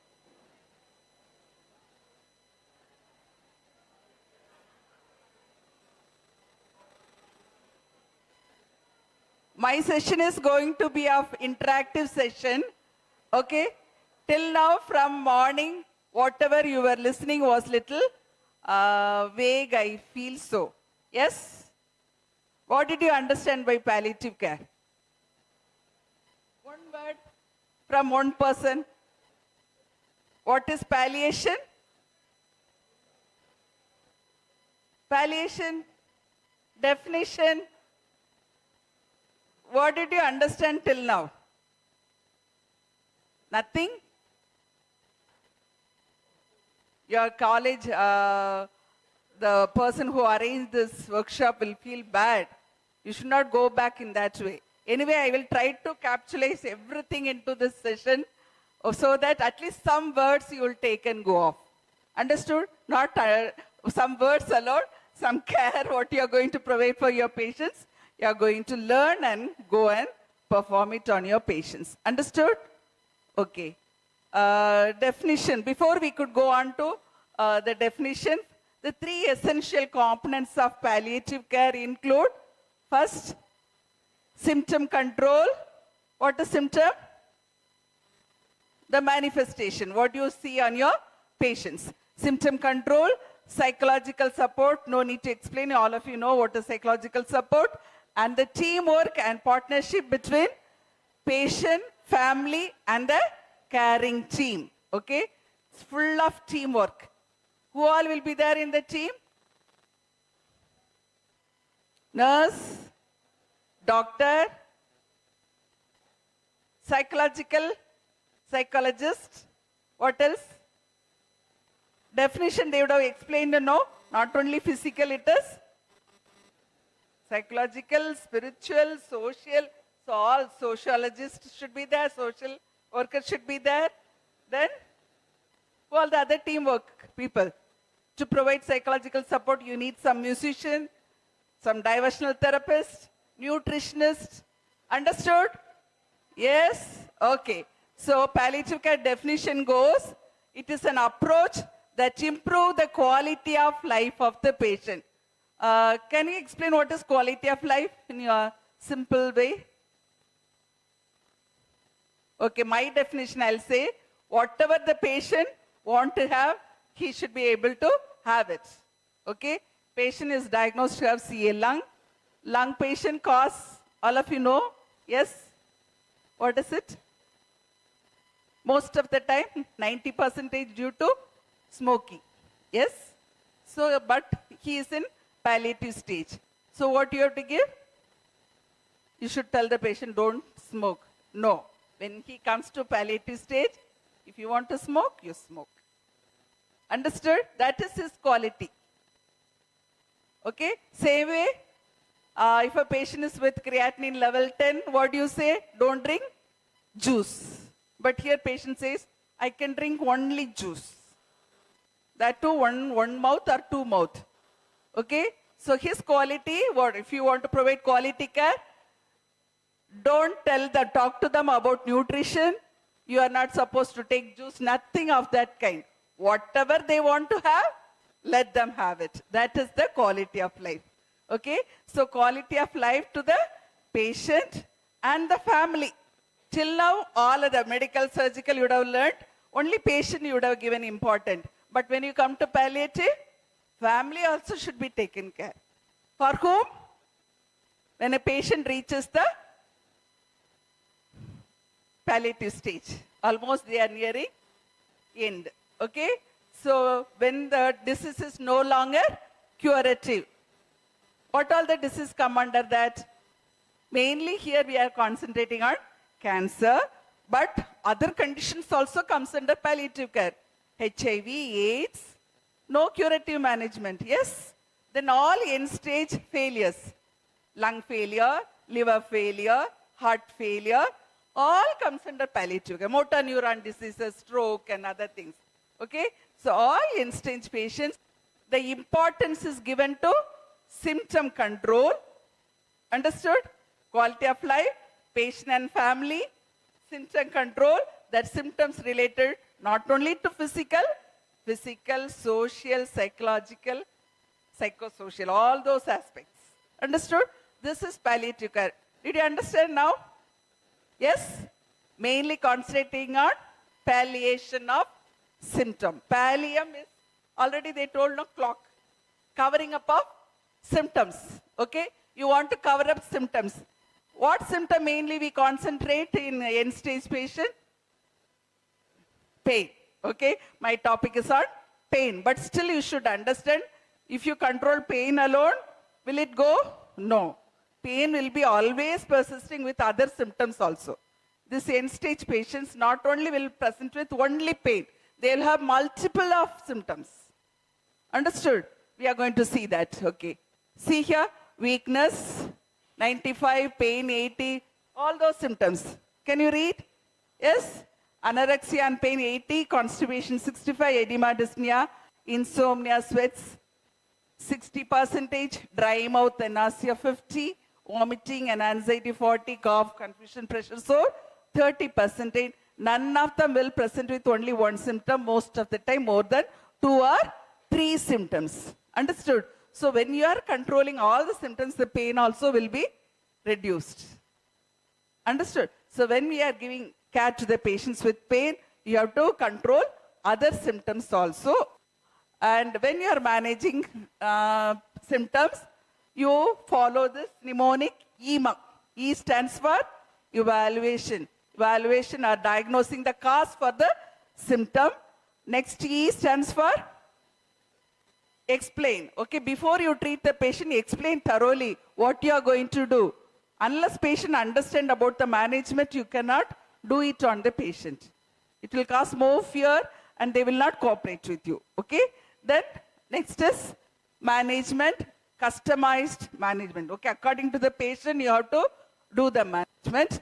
And then monitoring, ongoing monitoring should be there, whether your management is giving relief to the patient. That has to be monitored throughout, and attention to detail. You have to pay attention, individual attention. You cannot assume. Most of the time, when I was working in the ward, morning I go for, okay, in my college, I studied in College of Nursing, CMC Vellore. All the faculty, whether they are professors, HOD, dean, everybody will be given clinical area. Morning, we are supposed to go visit all the patients in the ward. Okay, clinically, we are given responsibilities. When I was HOD, 9 different areas I have to take care, but still I'll make a point. I'll make at least one ward per day I have to visit. I visit the patients. As soon as I go to palliative side, first question I put forth to the patient, did you sleep? If you would have slept, surely his pain is not provoking. Like, no, he slept well. If he say, no, I didn't sleep. Why? Next question, next answer will be pain. But if I see the chart, pain score, nurses would have put 0 and the patient slept well. All those things. Then when I ask the staff, they say, no, patient was sleeping continuously closing. Most of the time, you just think, whenever there is pain, will you open your eyes, look around and concentrate in anything? No, you close your eyes and just lie down. Yes? Patients also would have been lying down. They are all chronic pain patients. They think they have to live with pain. Most of the cancer patients, when you ask, they'll say, I have to live with pain. So they assume, nurses assume, patient doesn't have pain, pain score will be 0. In your life, you should not do that. Okay? Simple care if you give also, it should be perfect. Okay? Then you will be lifted up to your highest level. Understood? The Bible, what we read, that's what it says. You should be truthful in all your deeds. Okay? You cannot assume patient's pain score and put the pain score. Always truthfully, you have to ask the patient if they are closing their eyes also. Morning when they are opening, you go and ask, did you sleep? They'll say no. Why? Pain. How much you ask? They'll tell the score. Okay? You would have written like patient slept well. You are in a hurry, maybe 10, 15 patients in my ward, most of the time palliative ward, along with other cancer patients, they have to take care. One nurse have to take care 15 to 20 patients at times. Okay?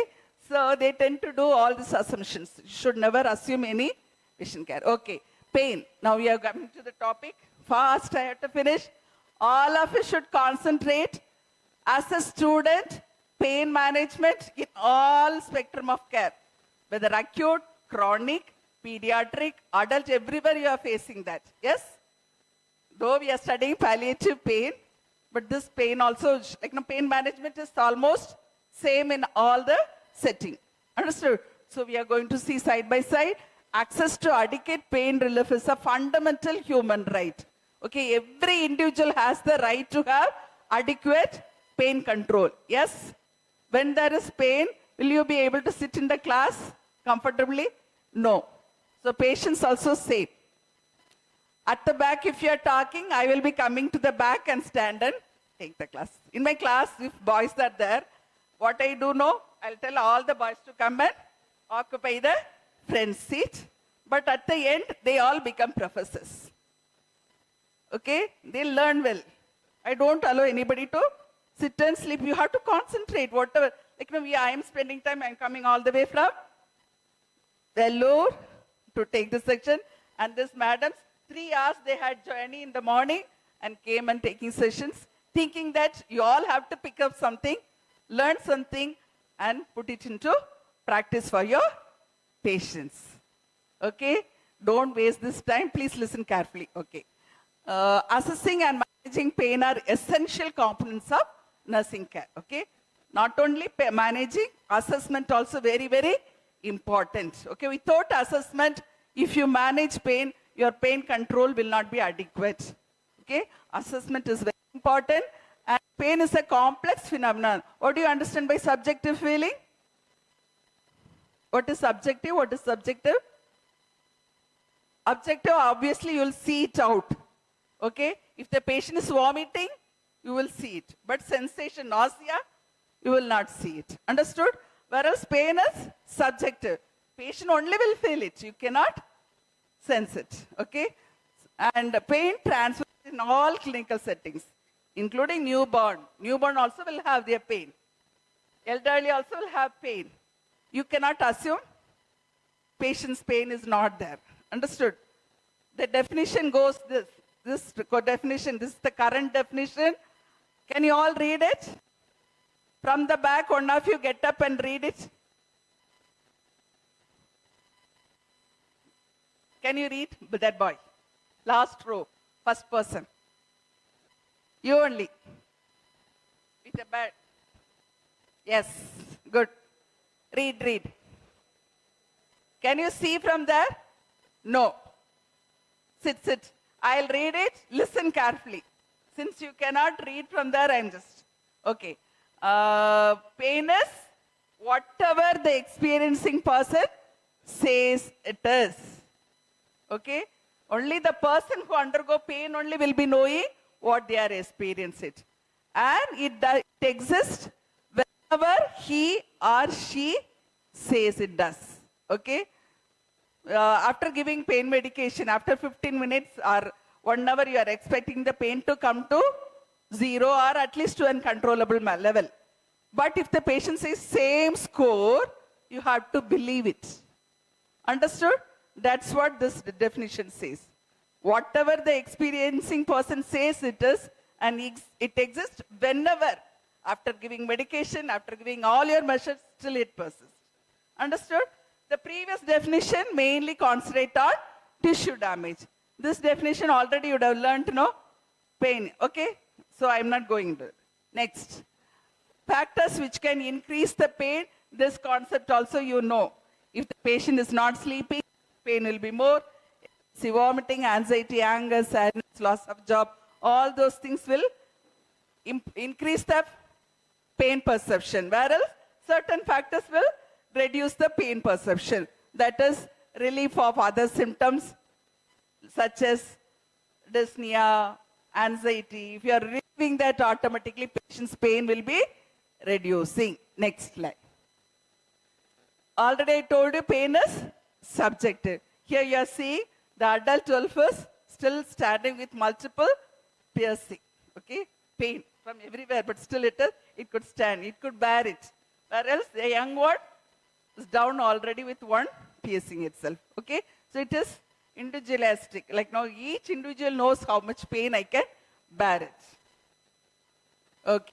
Pain again classified into nociceptive pain and neuropathic pain. Just simple nociceptive pain is always tissue damage. When you cut a tissue, surgery, that is nociceptive pain. Neuropathic pain, when you press onto a nerve, okay, the tumor is going into a nerve, pressing it on. Because of that, the pain is coming, that is called neuropathic pain. Understood? Nociceptive pain and neuropathic pain. Next.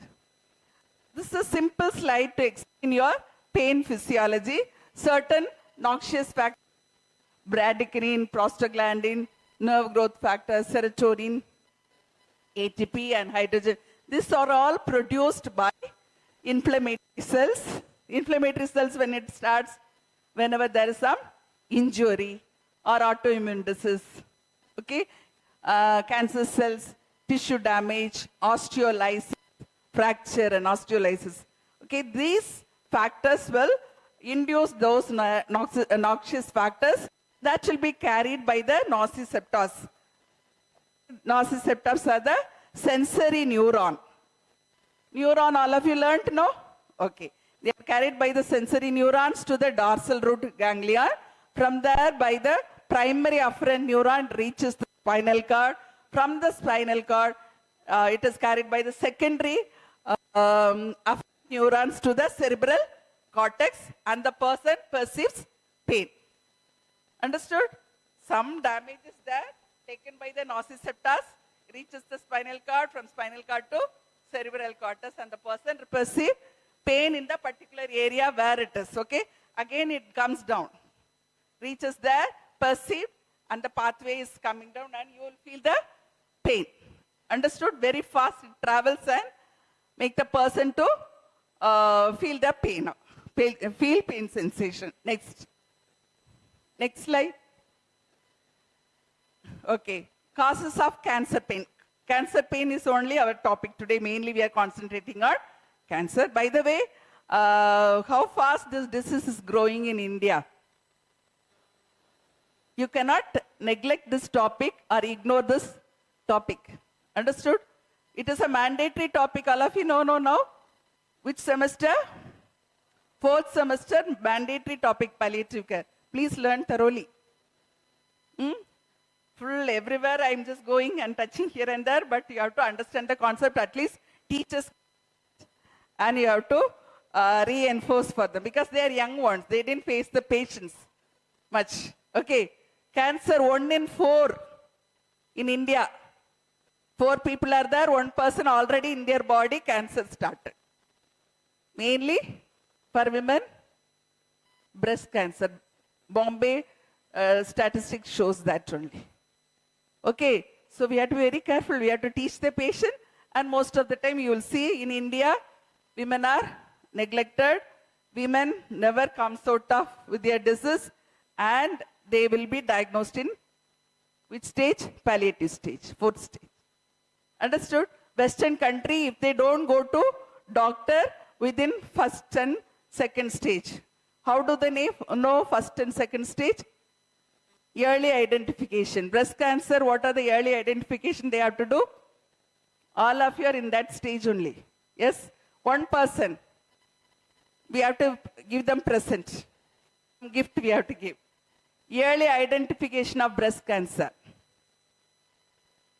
1 person get up and tell. Already I told 1 in 4. Okay?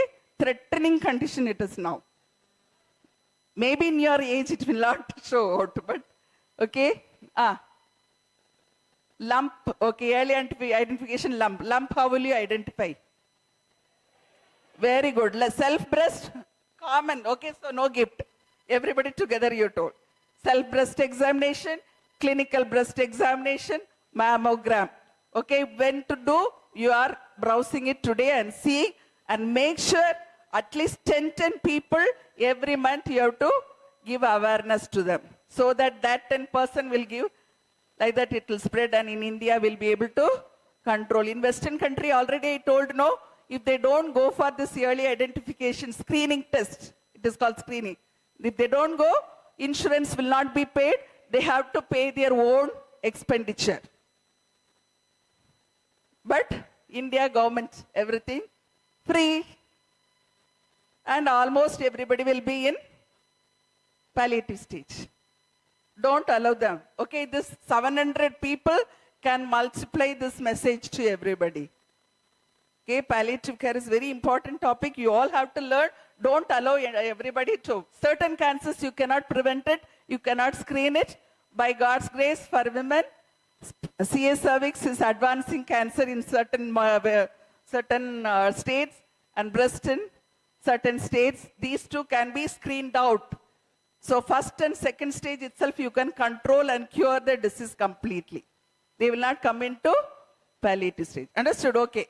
Now causes of pain, tumor invasion into tissue, treatment like surgery, radiation therapy. Surgery, pain, you know, radiation causes lot of inflammation. Radiation is nothing, it is burning that area. Surely inflammation will be there. And chemotherapy, when you give chemotherapy, they develop lot of side effects. Phlebitis, mucositis, so many itis they develop, they get pain. And muscle aches where patients limit self-activity, infection, inflammation, and invasive diagnostic procedure. What are the diagnostic procedures we have to do for cancer patients? Biopsy, very good. So many insertion of catheters. Okay, every month they may have to undergo chemotherapy. Okay, port have you heard of? Okay, you'll be learning. Okay, for them to get pain. Potential causes for neuropathic pain already explained to you. When the nerve is being compressed, whether it is a peripheral or central nerve, patient develops pain. Next slide. This total pain, in definition itself I told, pain is not only due to physical aspect, not only due to physical aspect of tissue damage, it is due to psychological aspect, social aspect, and spiritual. Why God allowed this? This question will be going on in their mind, and they'll be worries like starting with headache, and then pain perception everywhere will increase. If you control psychological aspect or social aspect, automatically physical aspect also will come down. Practically, I did my master's study, like the master's research was in pain management only. Okay, so I know thoroughly if you control other aspects, automatically physical pain also will be controlled. Social problems, if you take care, you provide some fund for the patient to go through the treatment, or you make psychological support to the patient. Everything if you do, automatically patient's pain also will be controlled. Clear? Yes? Don't think only giving medicine, giving injection will control pain. You have to take care of total pain aspects. Social, spiritual, and psychological. Pain assessment tool, already you studied, no? What are the tool you know?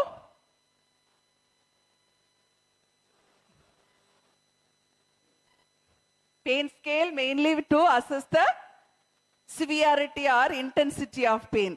So when you are assessing pain, not only severity, you have to assess the whole components. Okay? Put the next slide. OPQRST. Okay? O stand for next. Not previous, next slide. O stands for onset. Stands for provoking or aggravating factors. Q stands for quality.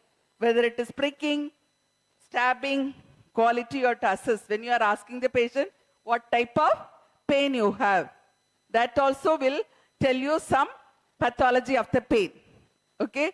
So when you are assessing, all the components have to be assessed. Each one has very important role to play. Region and radiation, where it is radiating, severity only already told, intensity with pain scale. Okay? Next slide we'll see time and treatment, how often they are getting the pain, whether it is continuously there, intermittently coming and going, when it is coming, when it is going, all those things in timing. Last, RST, PQRST, timing, and U stands for, okay, this we will see. One more mnemonic, that is OPQRST. Here, Socrates scale, where else we use? Any idea? MI pain. MI. What is MI? Okay. MI pain also you have to assess with this scale only. Site, where is the pain? Onset, when did the pain start? Characteristic, where does it feel like? Radiation. Associated symptoms like vomiting, sleeplessness, anxiety, all those things, associated symptoms to be assessed. Okay, he's going a little fast. Have you all captured that? Previous timing, same, I already told, no, whether continuously or intermittently coming and going. Exacerbating factors are, what are the factors? Aggravating factors causes pain. What are the factors? Relieving the pain. Some patients, if I lie down this side, my pain is relieved. Okay? If they keep the pillow under my knees, my pain is relieved. Okay? So you have to identify what is relieving their pain. Then only you can do the management. Already told you, assessment is very, very important. Without that, you cannot start managing the pain. Okay. First, severity, already I told you, scale. So what are the scale? 0 to 10, numerical scale. All of you know how to assess pain score? Yes? Yes. Take the scale. In CMC, we use scale 0 to 10, one scale. All the nurses should carry in their pockets. Okay, whether it is acute pain, surgical pain, pediatric. Pediatric, we don't use this scale. Another scale, all of you know what is the pediatric scale we use? One person, pediatric scale. Boys, back. Are you listening? Yes? Practical exam, without pain assessment, if you formulate a nursing diagnosis, if I am coming for exam, 0. If you are putting pain as a diagnosis, you have to do pain assessment properly. All the components should be there. All the components you have to ask the patients and assess the pain. And with the score, you do the management. After management, what is the score? You have to write 10 out of 10 for that diagnosis. Yes? That is evidence-based nursing. Okay, lot of studies you can do with pain, with lot of measures, what you're going to do for your patients. Okay, next. Visual analog, this is the previous scale. Just show a line to the patient, ask them, where is your pain? This end is no pain, that end is maximum pain. Where do you want to mark the pain and take the measurement? Okay, last, Wong-Baker scale. This is the pediatric scale. Okay, facial expression. If the patient cannot express themselves, maybe tumor is here or something, they are not conscious. With the facial expression also, you can assess their pain. Next. Now we are going to pain management. Okay, so cancer pain optimal relief may require to relieve the patient's pain. Only one mode is not enough. Along with pharmacological, you may have to go with non-pharmacological also. In pharmacological also, multimodal treatment is needed. Multimodal.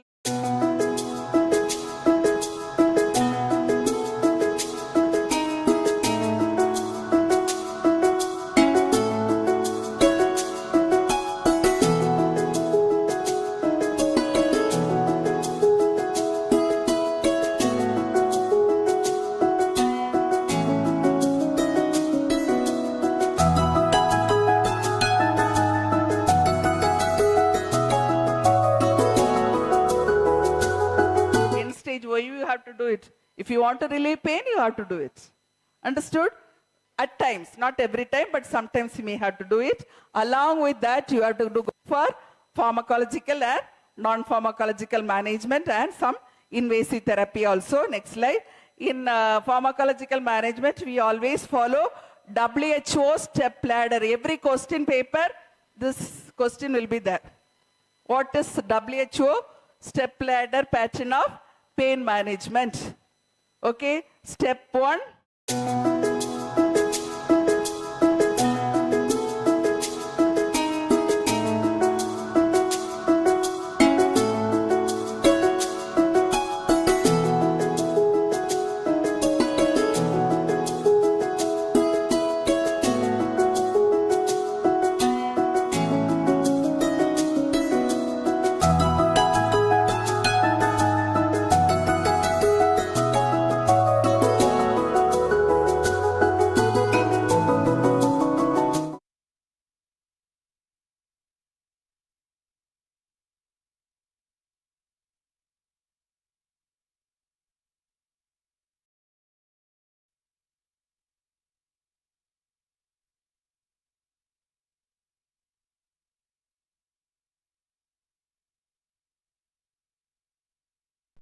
Step 3, strong opioid. Commonly used strong opioid. Which drug they use? Any idea?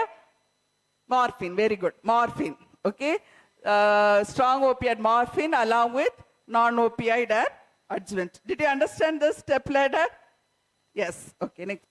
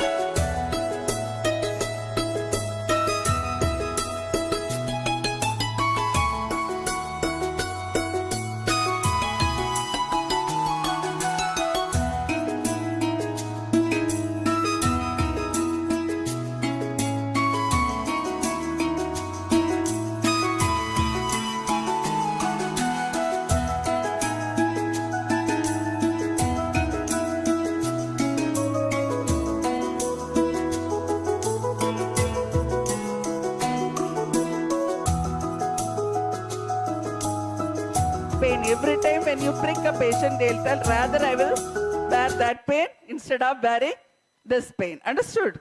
Okay.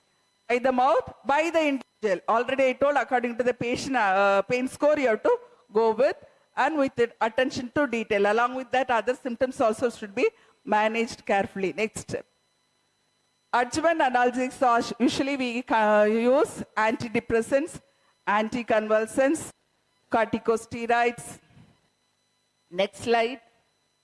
Muscle relaxant and antispasmodic. This all will help in reducing the inflammation and reducing the nerve compressions.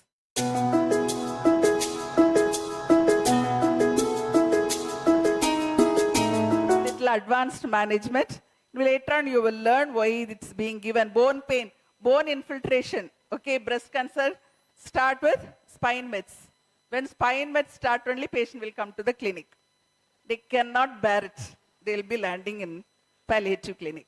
Okay, you have to start with bone biphosphonate, peripheral sensitization with steroids, ectopic foci. Ectopic foci sometimes in between your timing, you have given Q4H, but patient will say after 2 hours I have pain, sudden pain. Maybe they would have turned the position, breakthrough pain. For that, always doctors need to write PRN order, Q4H and PRN. Palliative patients chart, if you see, Q4H and PRN will be there. Both have to be given. You cannot assume your own score and sit. Patient score, and according to patient, we have to manage. Clear?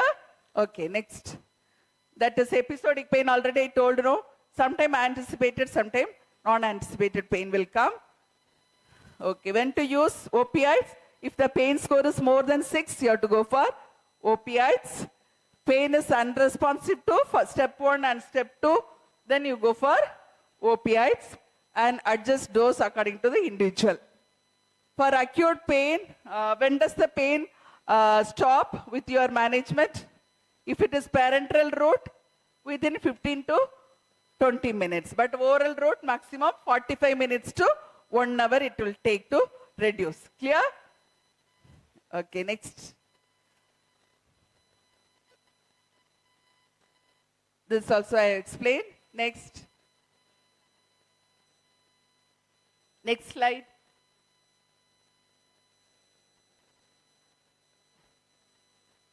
Okay. Okay, starting guidelines always.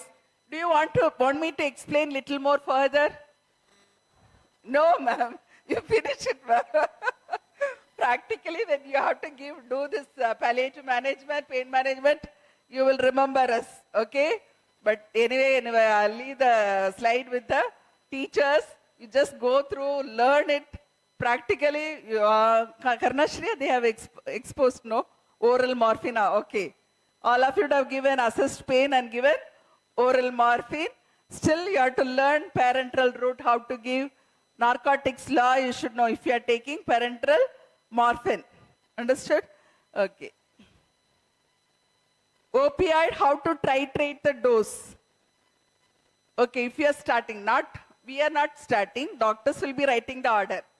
Nurses have to administer the medicine. So when they are starting the order, usually 10 to 15 milligram, they ask you to start. Q4H order will be there.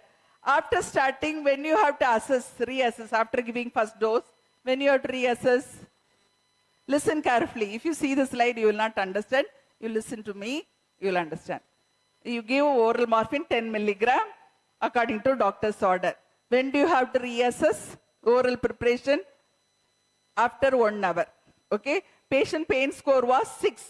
You just consider patient pain score was 5 to 6. So doctor told you to give 10 milligram. So you expect the pain score to come down to at least 3. Understood?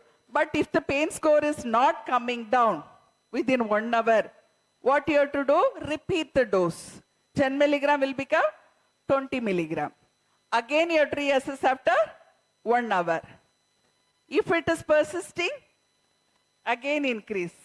But if it is reducing, you have to manage with this. So 20 milligram, if it is reduced, 20 milligram Q4H you are supposed to give. Clear? If it is not reducing, keep on, go to higher level. maximum up to 60 milligram also we give. Parenteral, do you give 60 milligram? What will happen? What's the side effect of morphine? What you have to check before giving morphine? Which year students you all are? Huh? Second year or third year? Second year. Practical exam, they will ask you to go do parenteral IV injections or IM injections you have to administer. Surgical ward, if you are posted, parenteral injection you have to give. Yes? You should know narcotic law. What is the side effect? Morphine. Respiratory arrest. Okay? Parenteral route, we will not go beyond 10 milligram. That too, IV if you have to give, doctor only can give, nurses cannot give. Please learn all the principles, narcotic law principles. But oral, for palliative patients, what is our main motto? Quality of life. Patients should not have pain. Pain score should come at least less than 3. That's why I told I put one slide, like no maximum you have to bring down to 3. So you have to go up to 60 milligram with doctor's permission. But in hospice, various hospice, Manjushree and all, nurses take decision to increase the dose. Okay. Next slide. Routes of drug administration. These are the various routes of drug administration. Transdermal patches also available, narcotic patches. If the patient cannot take oral preparation, head and neck cancers, all northeast, so many northeast people I am seeing, which is the commonest cancer there? Northeast? Oral cancers. Why? Tobacco. Okay? That's a common thing. But I am seeing all clean teeth. But my place, all the mouth will be in red color. Okay? You all have to make awareness to that area. Oral cancers common there. Most of the time they'll have surgical interventions. They cannot take oral route of diet after surgery. Yes? So you cannot go for oral morphine. You have to go for some other route only. Clear? This and all you should know when you see a oral cancer patient. Okay? Head and neck cancers. We say head and neck cancers, oral, buccal mucosa, tongue. So many cancers are there. Nearly 10 cancers around this area. Okay? So this is very important. Transdermal. Next. Okay. Almost whatever I have to say, I have told. Nurse's role, if you are making a pain nursing diagnosis, how will you manage the patient? Only with this slide we'll finish it off. I'm not going further. All of you lost interest, at least important things so I have told. Nursing diagnosis, pain. One point if you say, I will just leave it off. First point what you will write or what you do. Check. What is the other word we use? Nursing terminology. Assess pain in view of what all the aspect I put? Socrates or OPQRST. Understood? So you have to assess the patient. Pain. Next step. Explain to the patient what you are going to do for the patient. Then pharmacological intervention. What are the non-pharmacological intervention you know to control pain? Pardon? Therapies. What therapies? Hot and cold applications. Have you learned? Yes, fundamentals you learned. Hot and cold application, distraction therapy, guided imagery. Yes? Practically you should do. It is a procedure chart will be introduced to you when mandatory topic. This and all practically you have to do because my study I already told no, pain study. Pharmacological, along with pharmacological, if you give non-pharmacological, pain control is good compared to only with pharmacological or only with non-pharmacological. Clear? So always you have to go do pharmacological as well as non-pharmacological. All of your assignment, teachers, I am giving them assignments.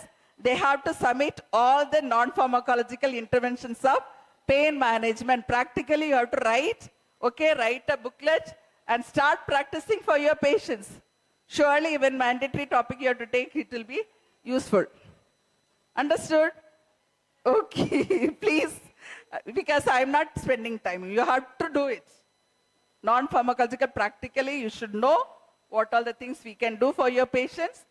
And I'm not going in advanced thing, neuro, we do nerve severing, cutting off the nerves also. Sometimes, if the patient cannot sit properly, we may have to go for all rhizotomy. So many otomies are there. Okay, severing of nerves. We'll cut off the nerve. We'll not bother about nerve function, rather we'll bother about quality of life. Clear? Quality of life is important. Pain control is important. Pain score should be less than 3. That is only quality of life for the patient. So we have to learn about pharmacological as well as non-pharmacological. Any doubt you have? No?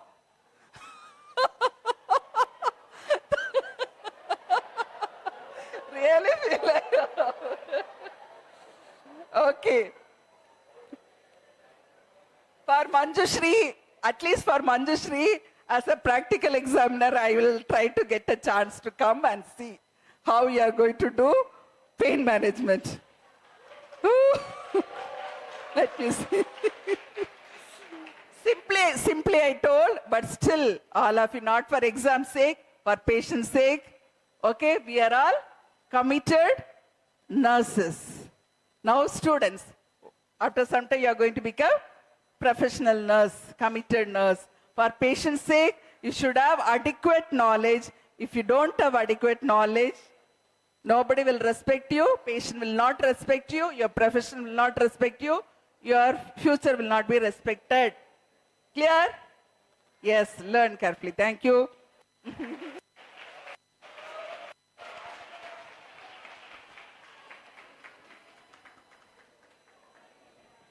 Thank you so much, ma'am. Now I request our respected Dean cum Principal to honor Mrs. Roslyn V. Renius.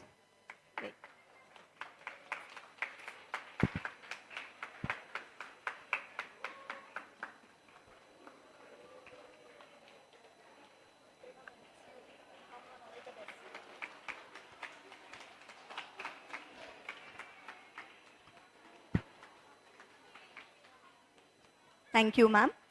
So as we move towards the end of our session, so now I request Premalata N, Assistant Professor, Medical Surgical Nursing, to propose a vote of thanks.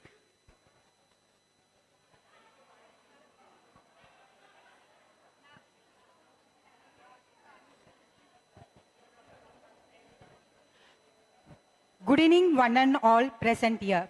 It is a privilege and great joy for me to extend a vote of thanks to all those who have contributed in one way or the other to make this conference a success.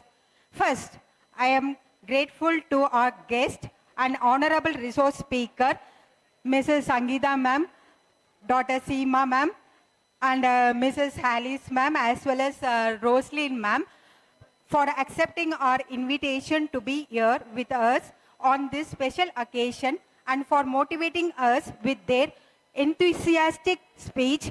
It's been a great pleasure, ma'am. Thank you.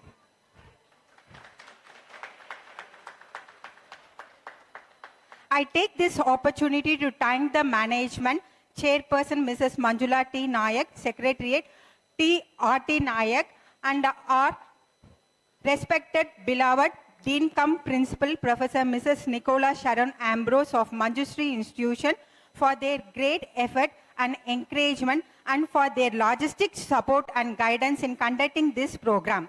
Thank you, ma'am. I am happy to thank our staffs, volunteers, non-teaching staffs who worked off the screen to make this function a grand success. Finally, I would like to thank all the participants from various colleges for their involvement and willingness. Thank you, one and all.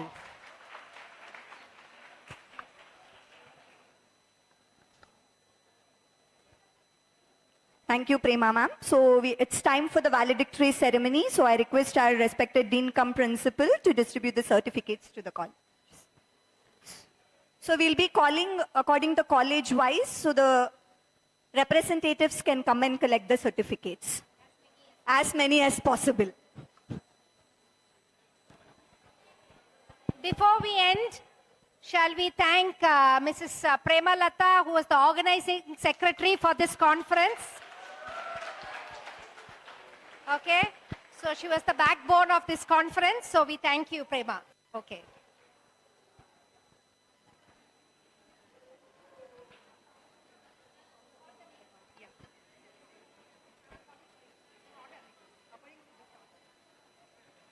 Ebenezer College of Nursing.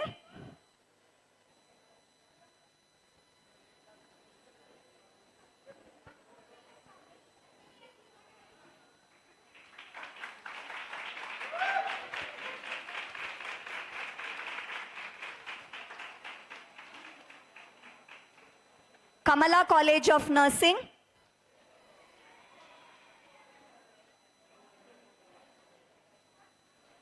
Kamala College of Nursing. Diana College of Nursing.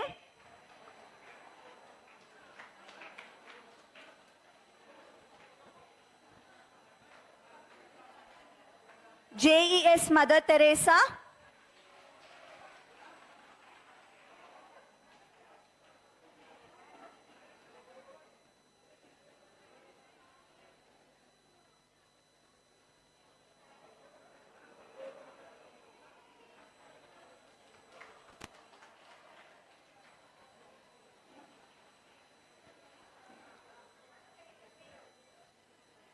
HK College of Nursing.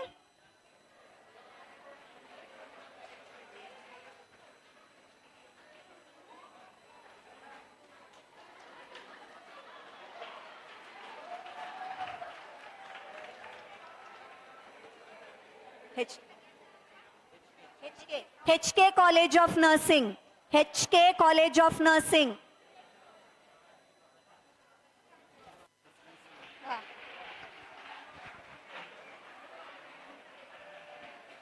Presidency College of Nursing. Presidency College of Nursing.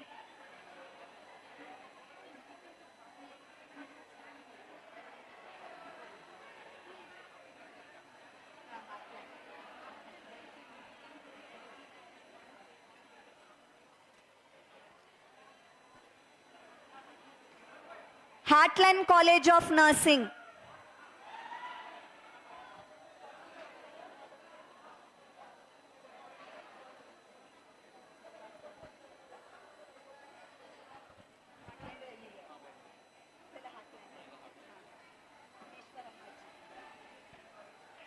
Ishwar Ammaji School and College of Nursing.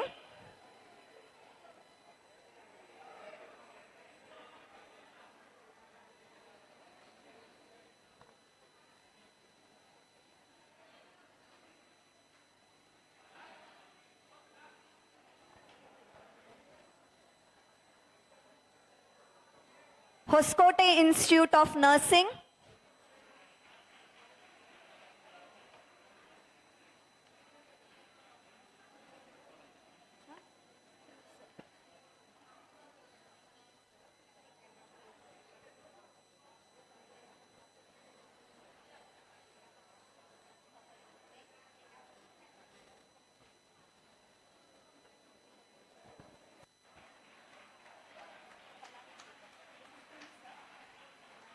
Prince College of Nursing.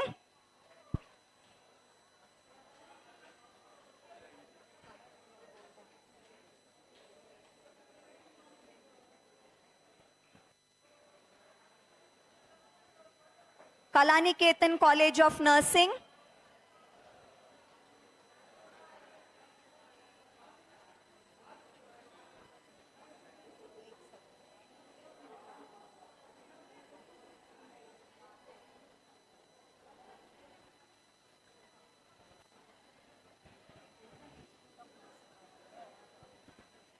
Golden Institute of Nursing.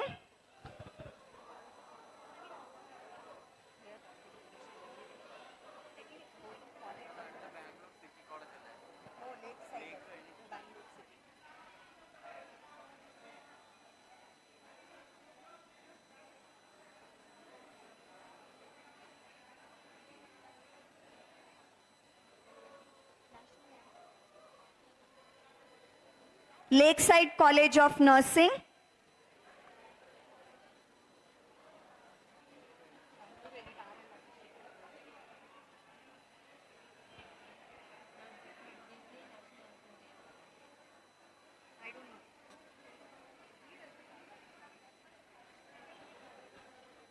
Bangalore City College of Nursing.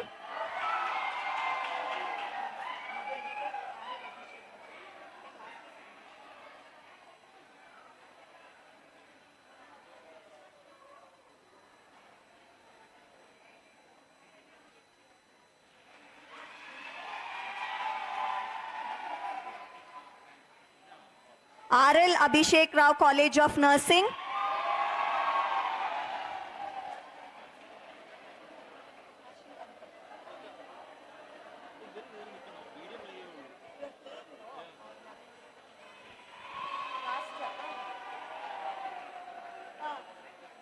Manjushree College of Nursing.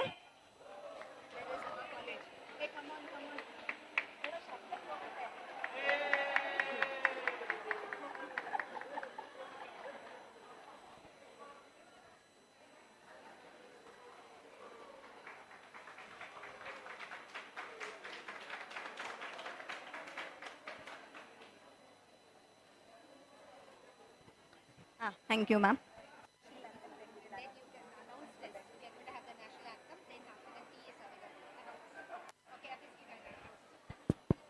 Okay, we have come to the end of the program. Did you enjoy? Thanks for coming.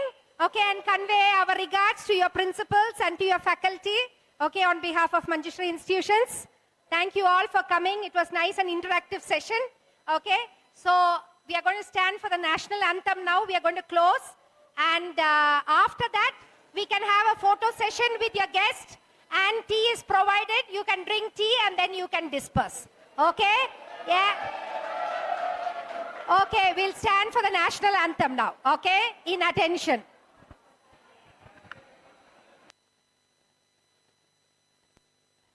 जनगण मन अधिनायक जय हे भारत भाग्य विधाता पंजाब सिंध गुजरात मराठा द्राविड उत्कल बंगा विंध्य हिमाचल यमुना गंगा उच्चल जलधि तरंगा तव शुभ नामे जागे शुभ आशीष मांगे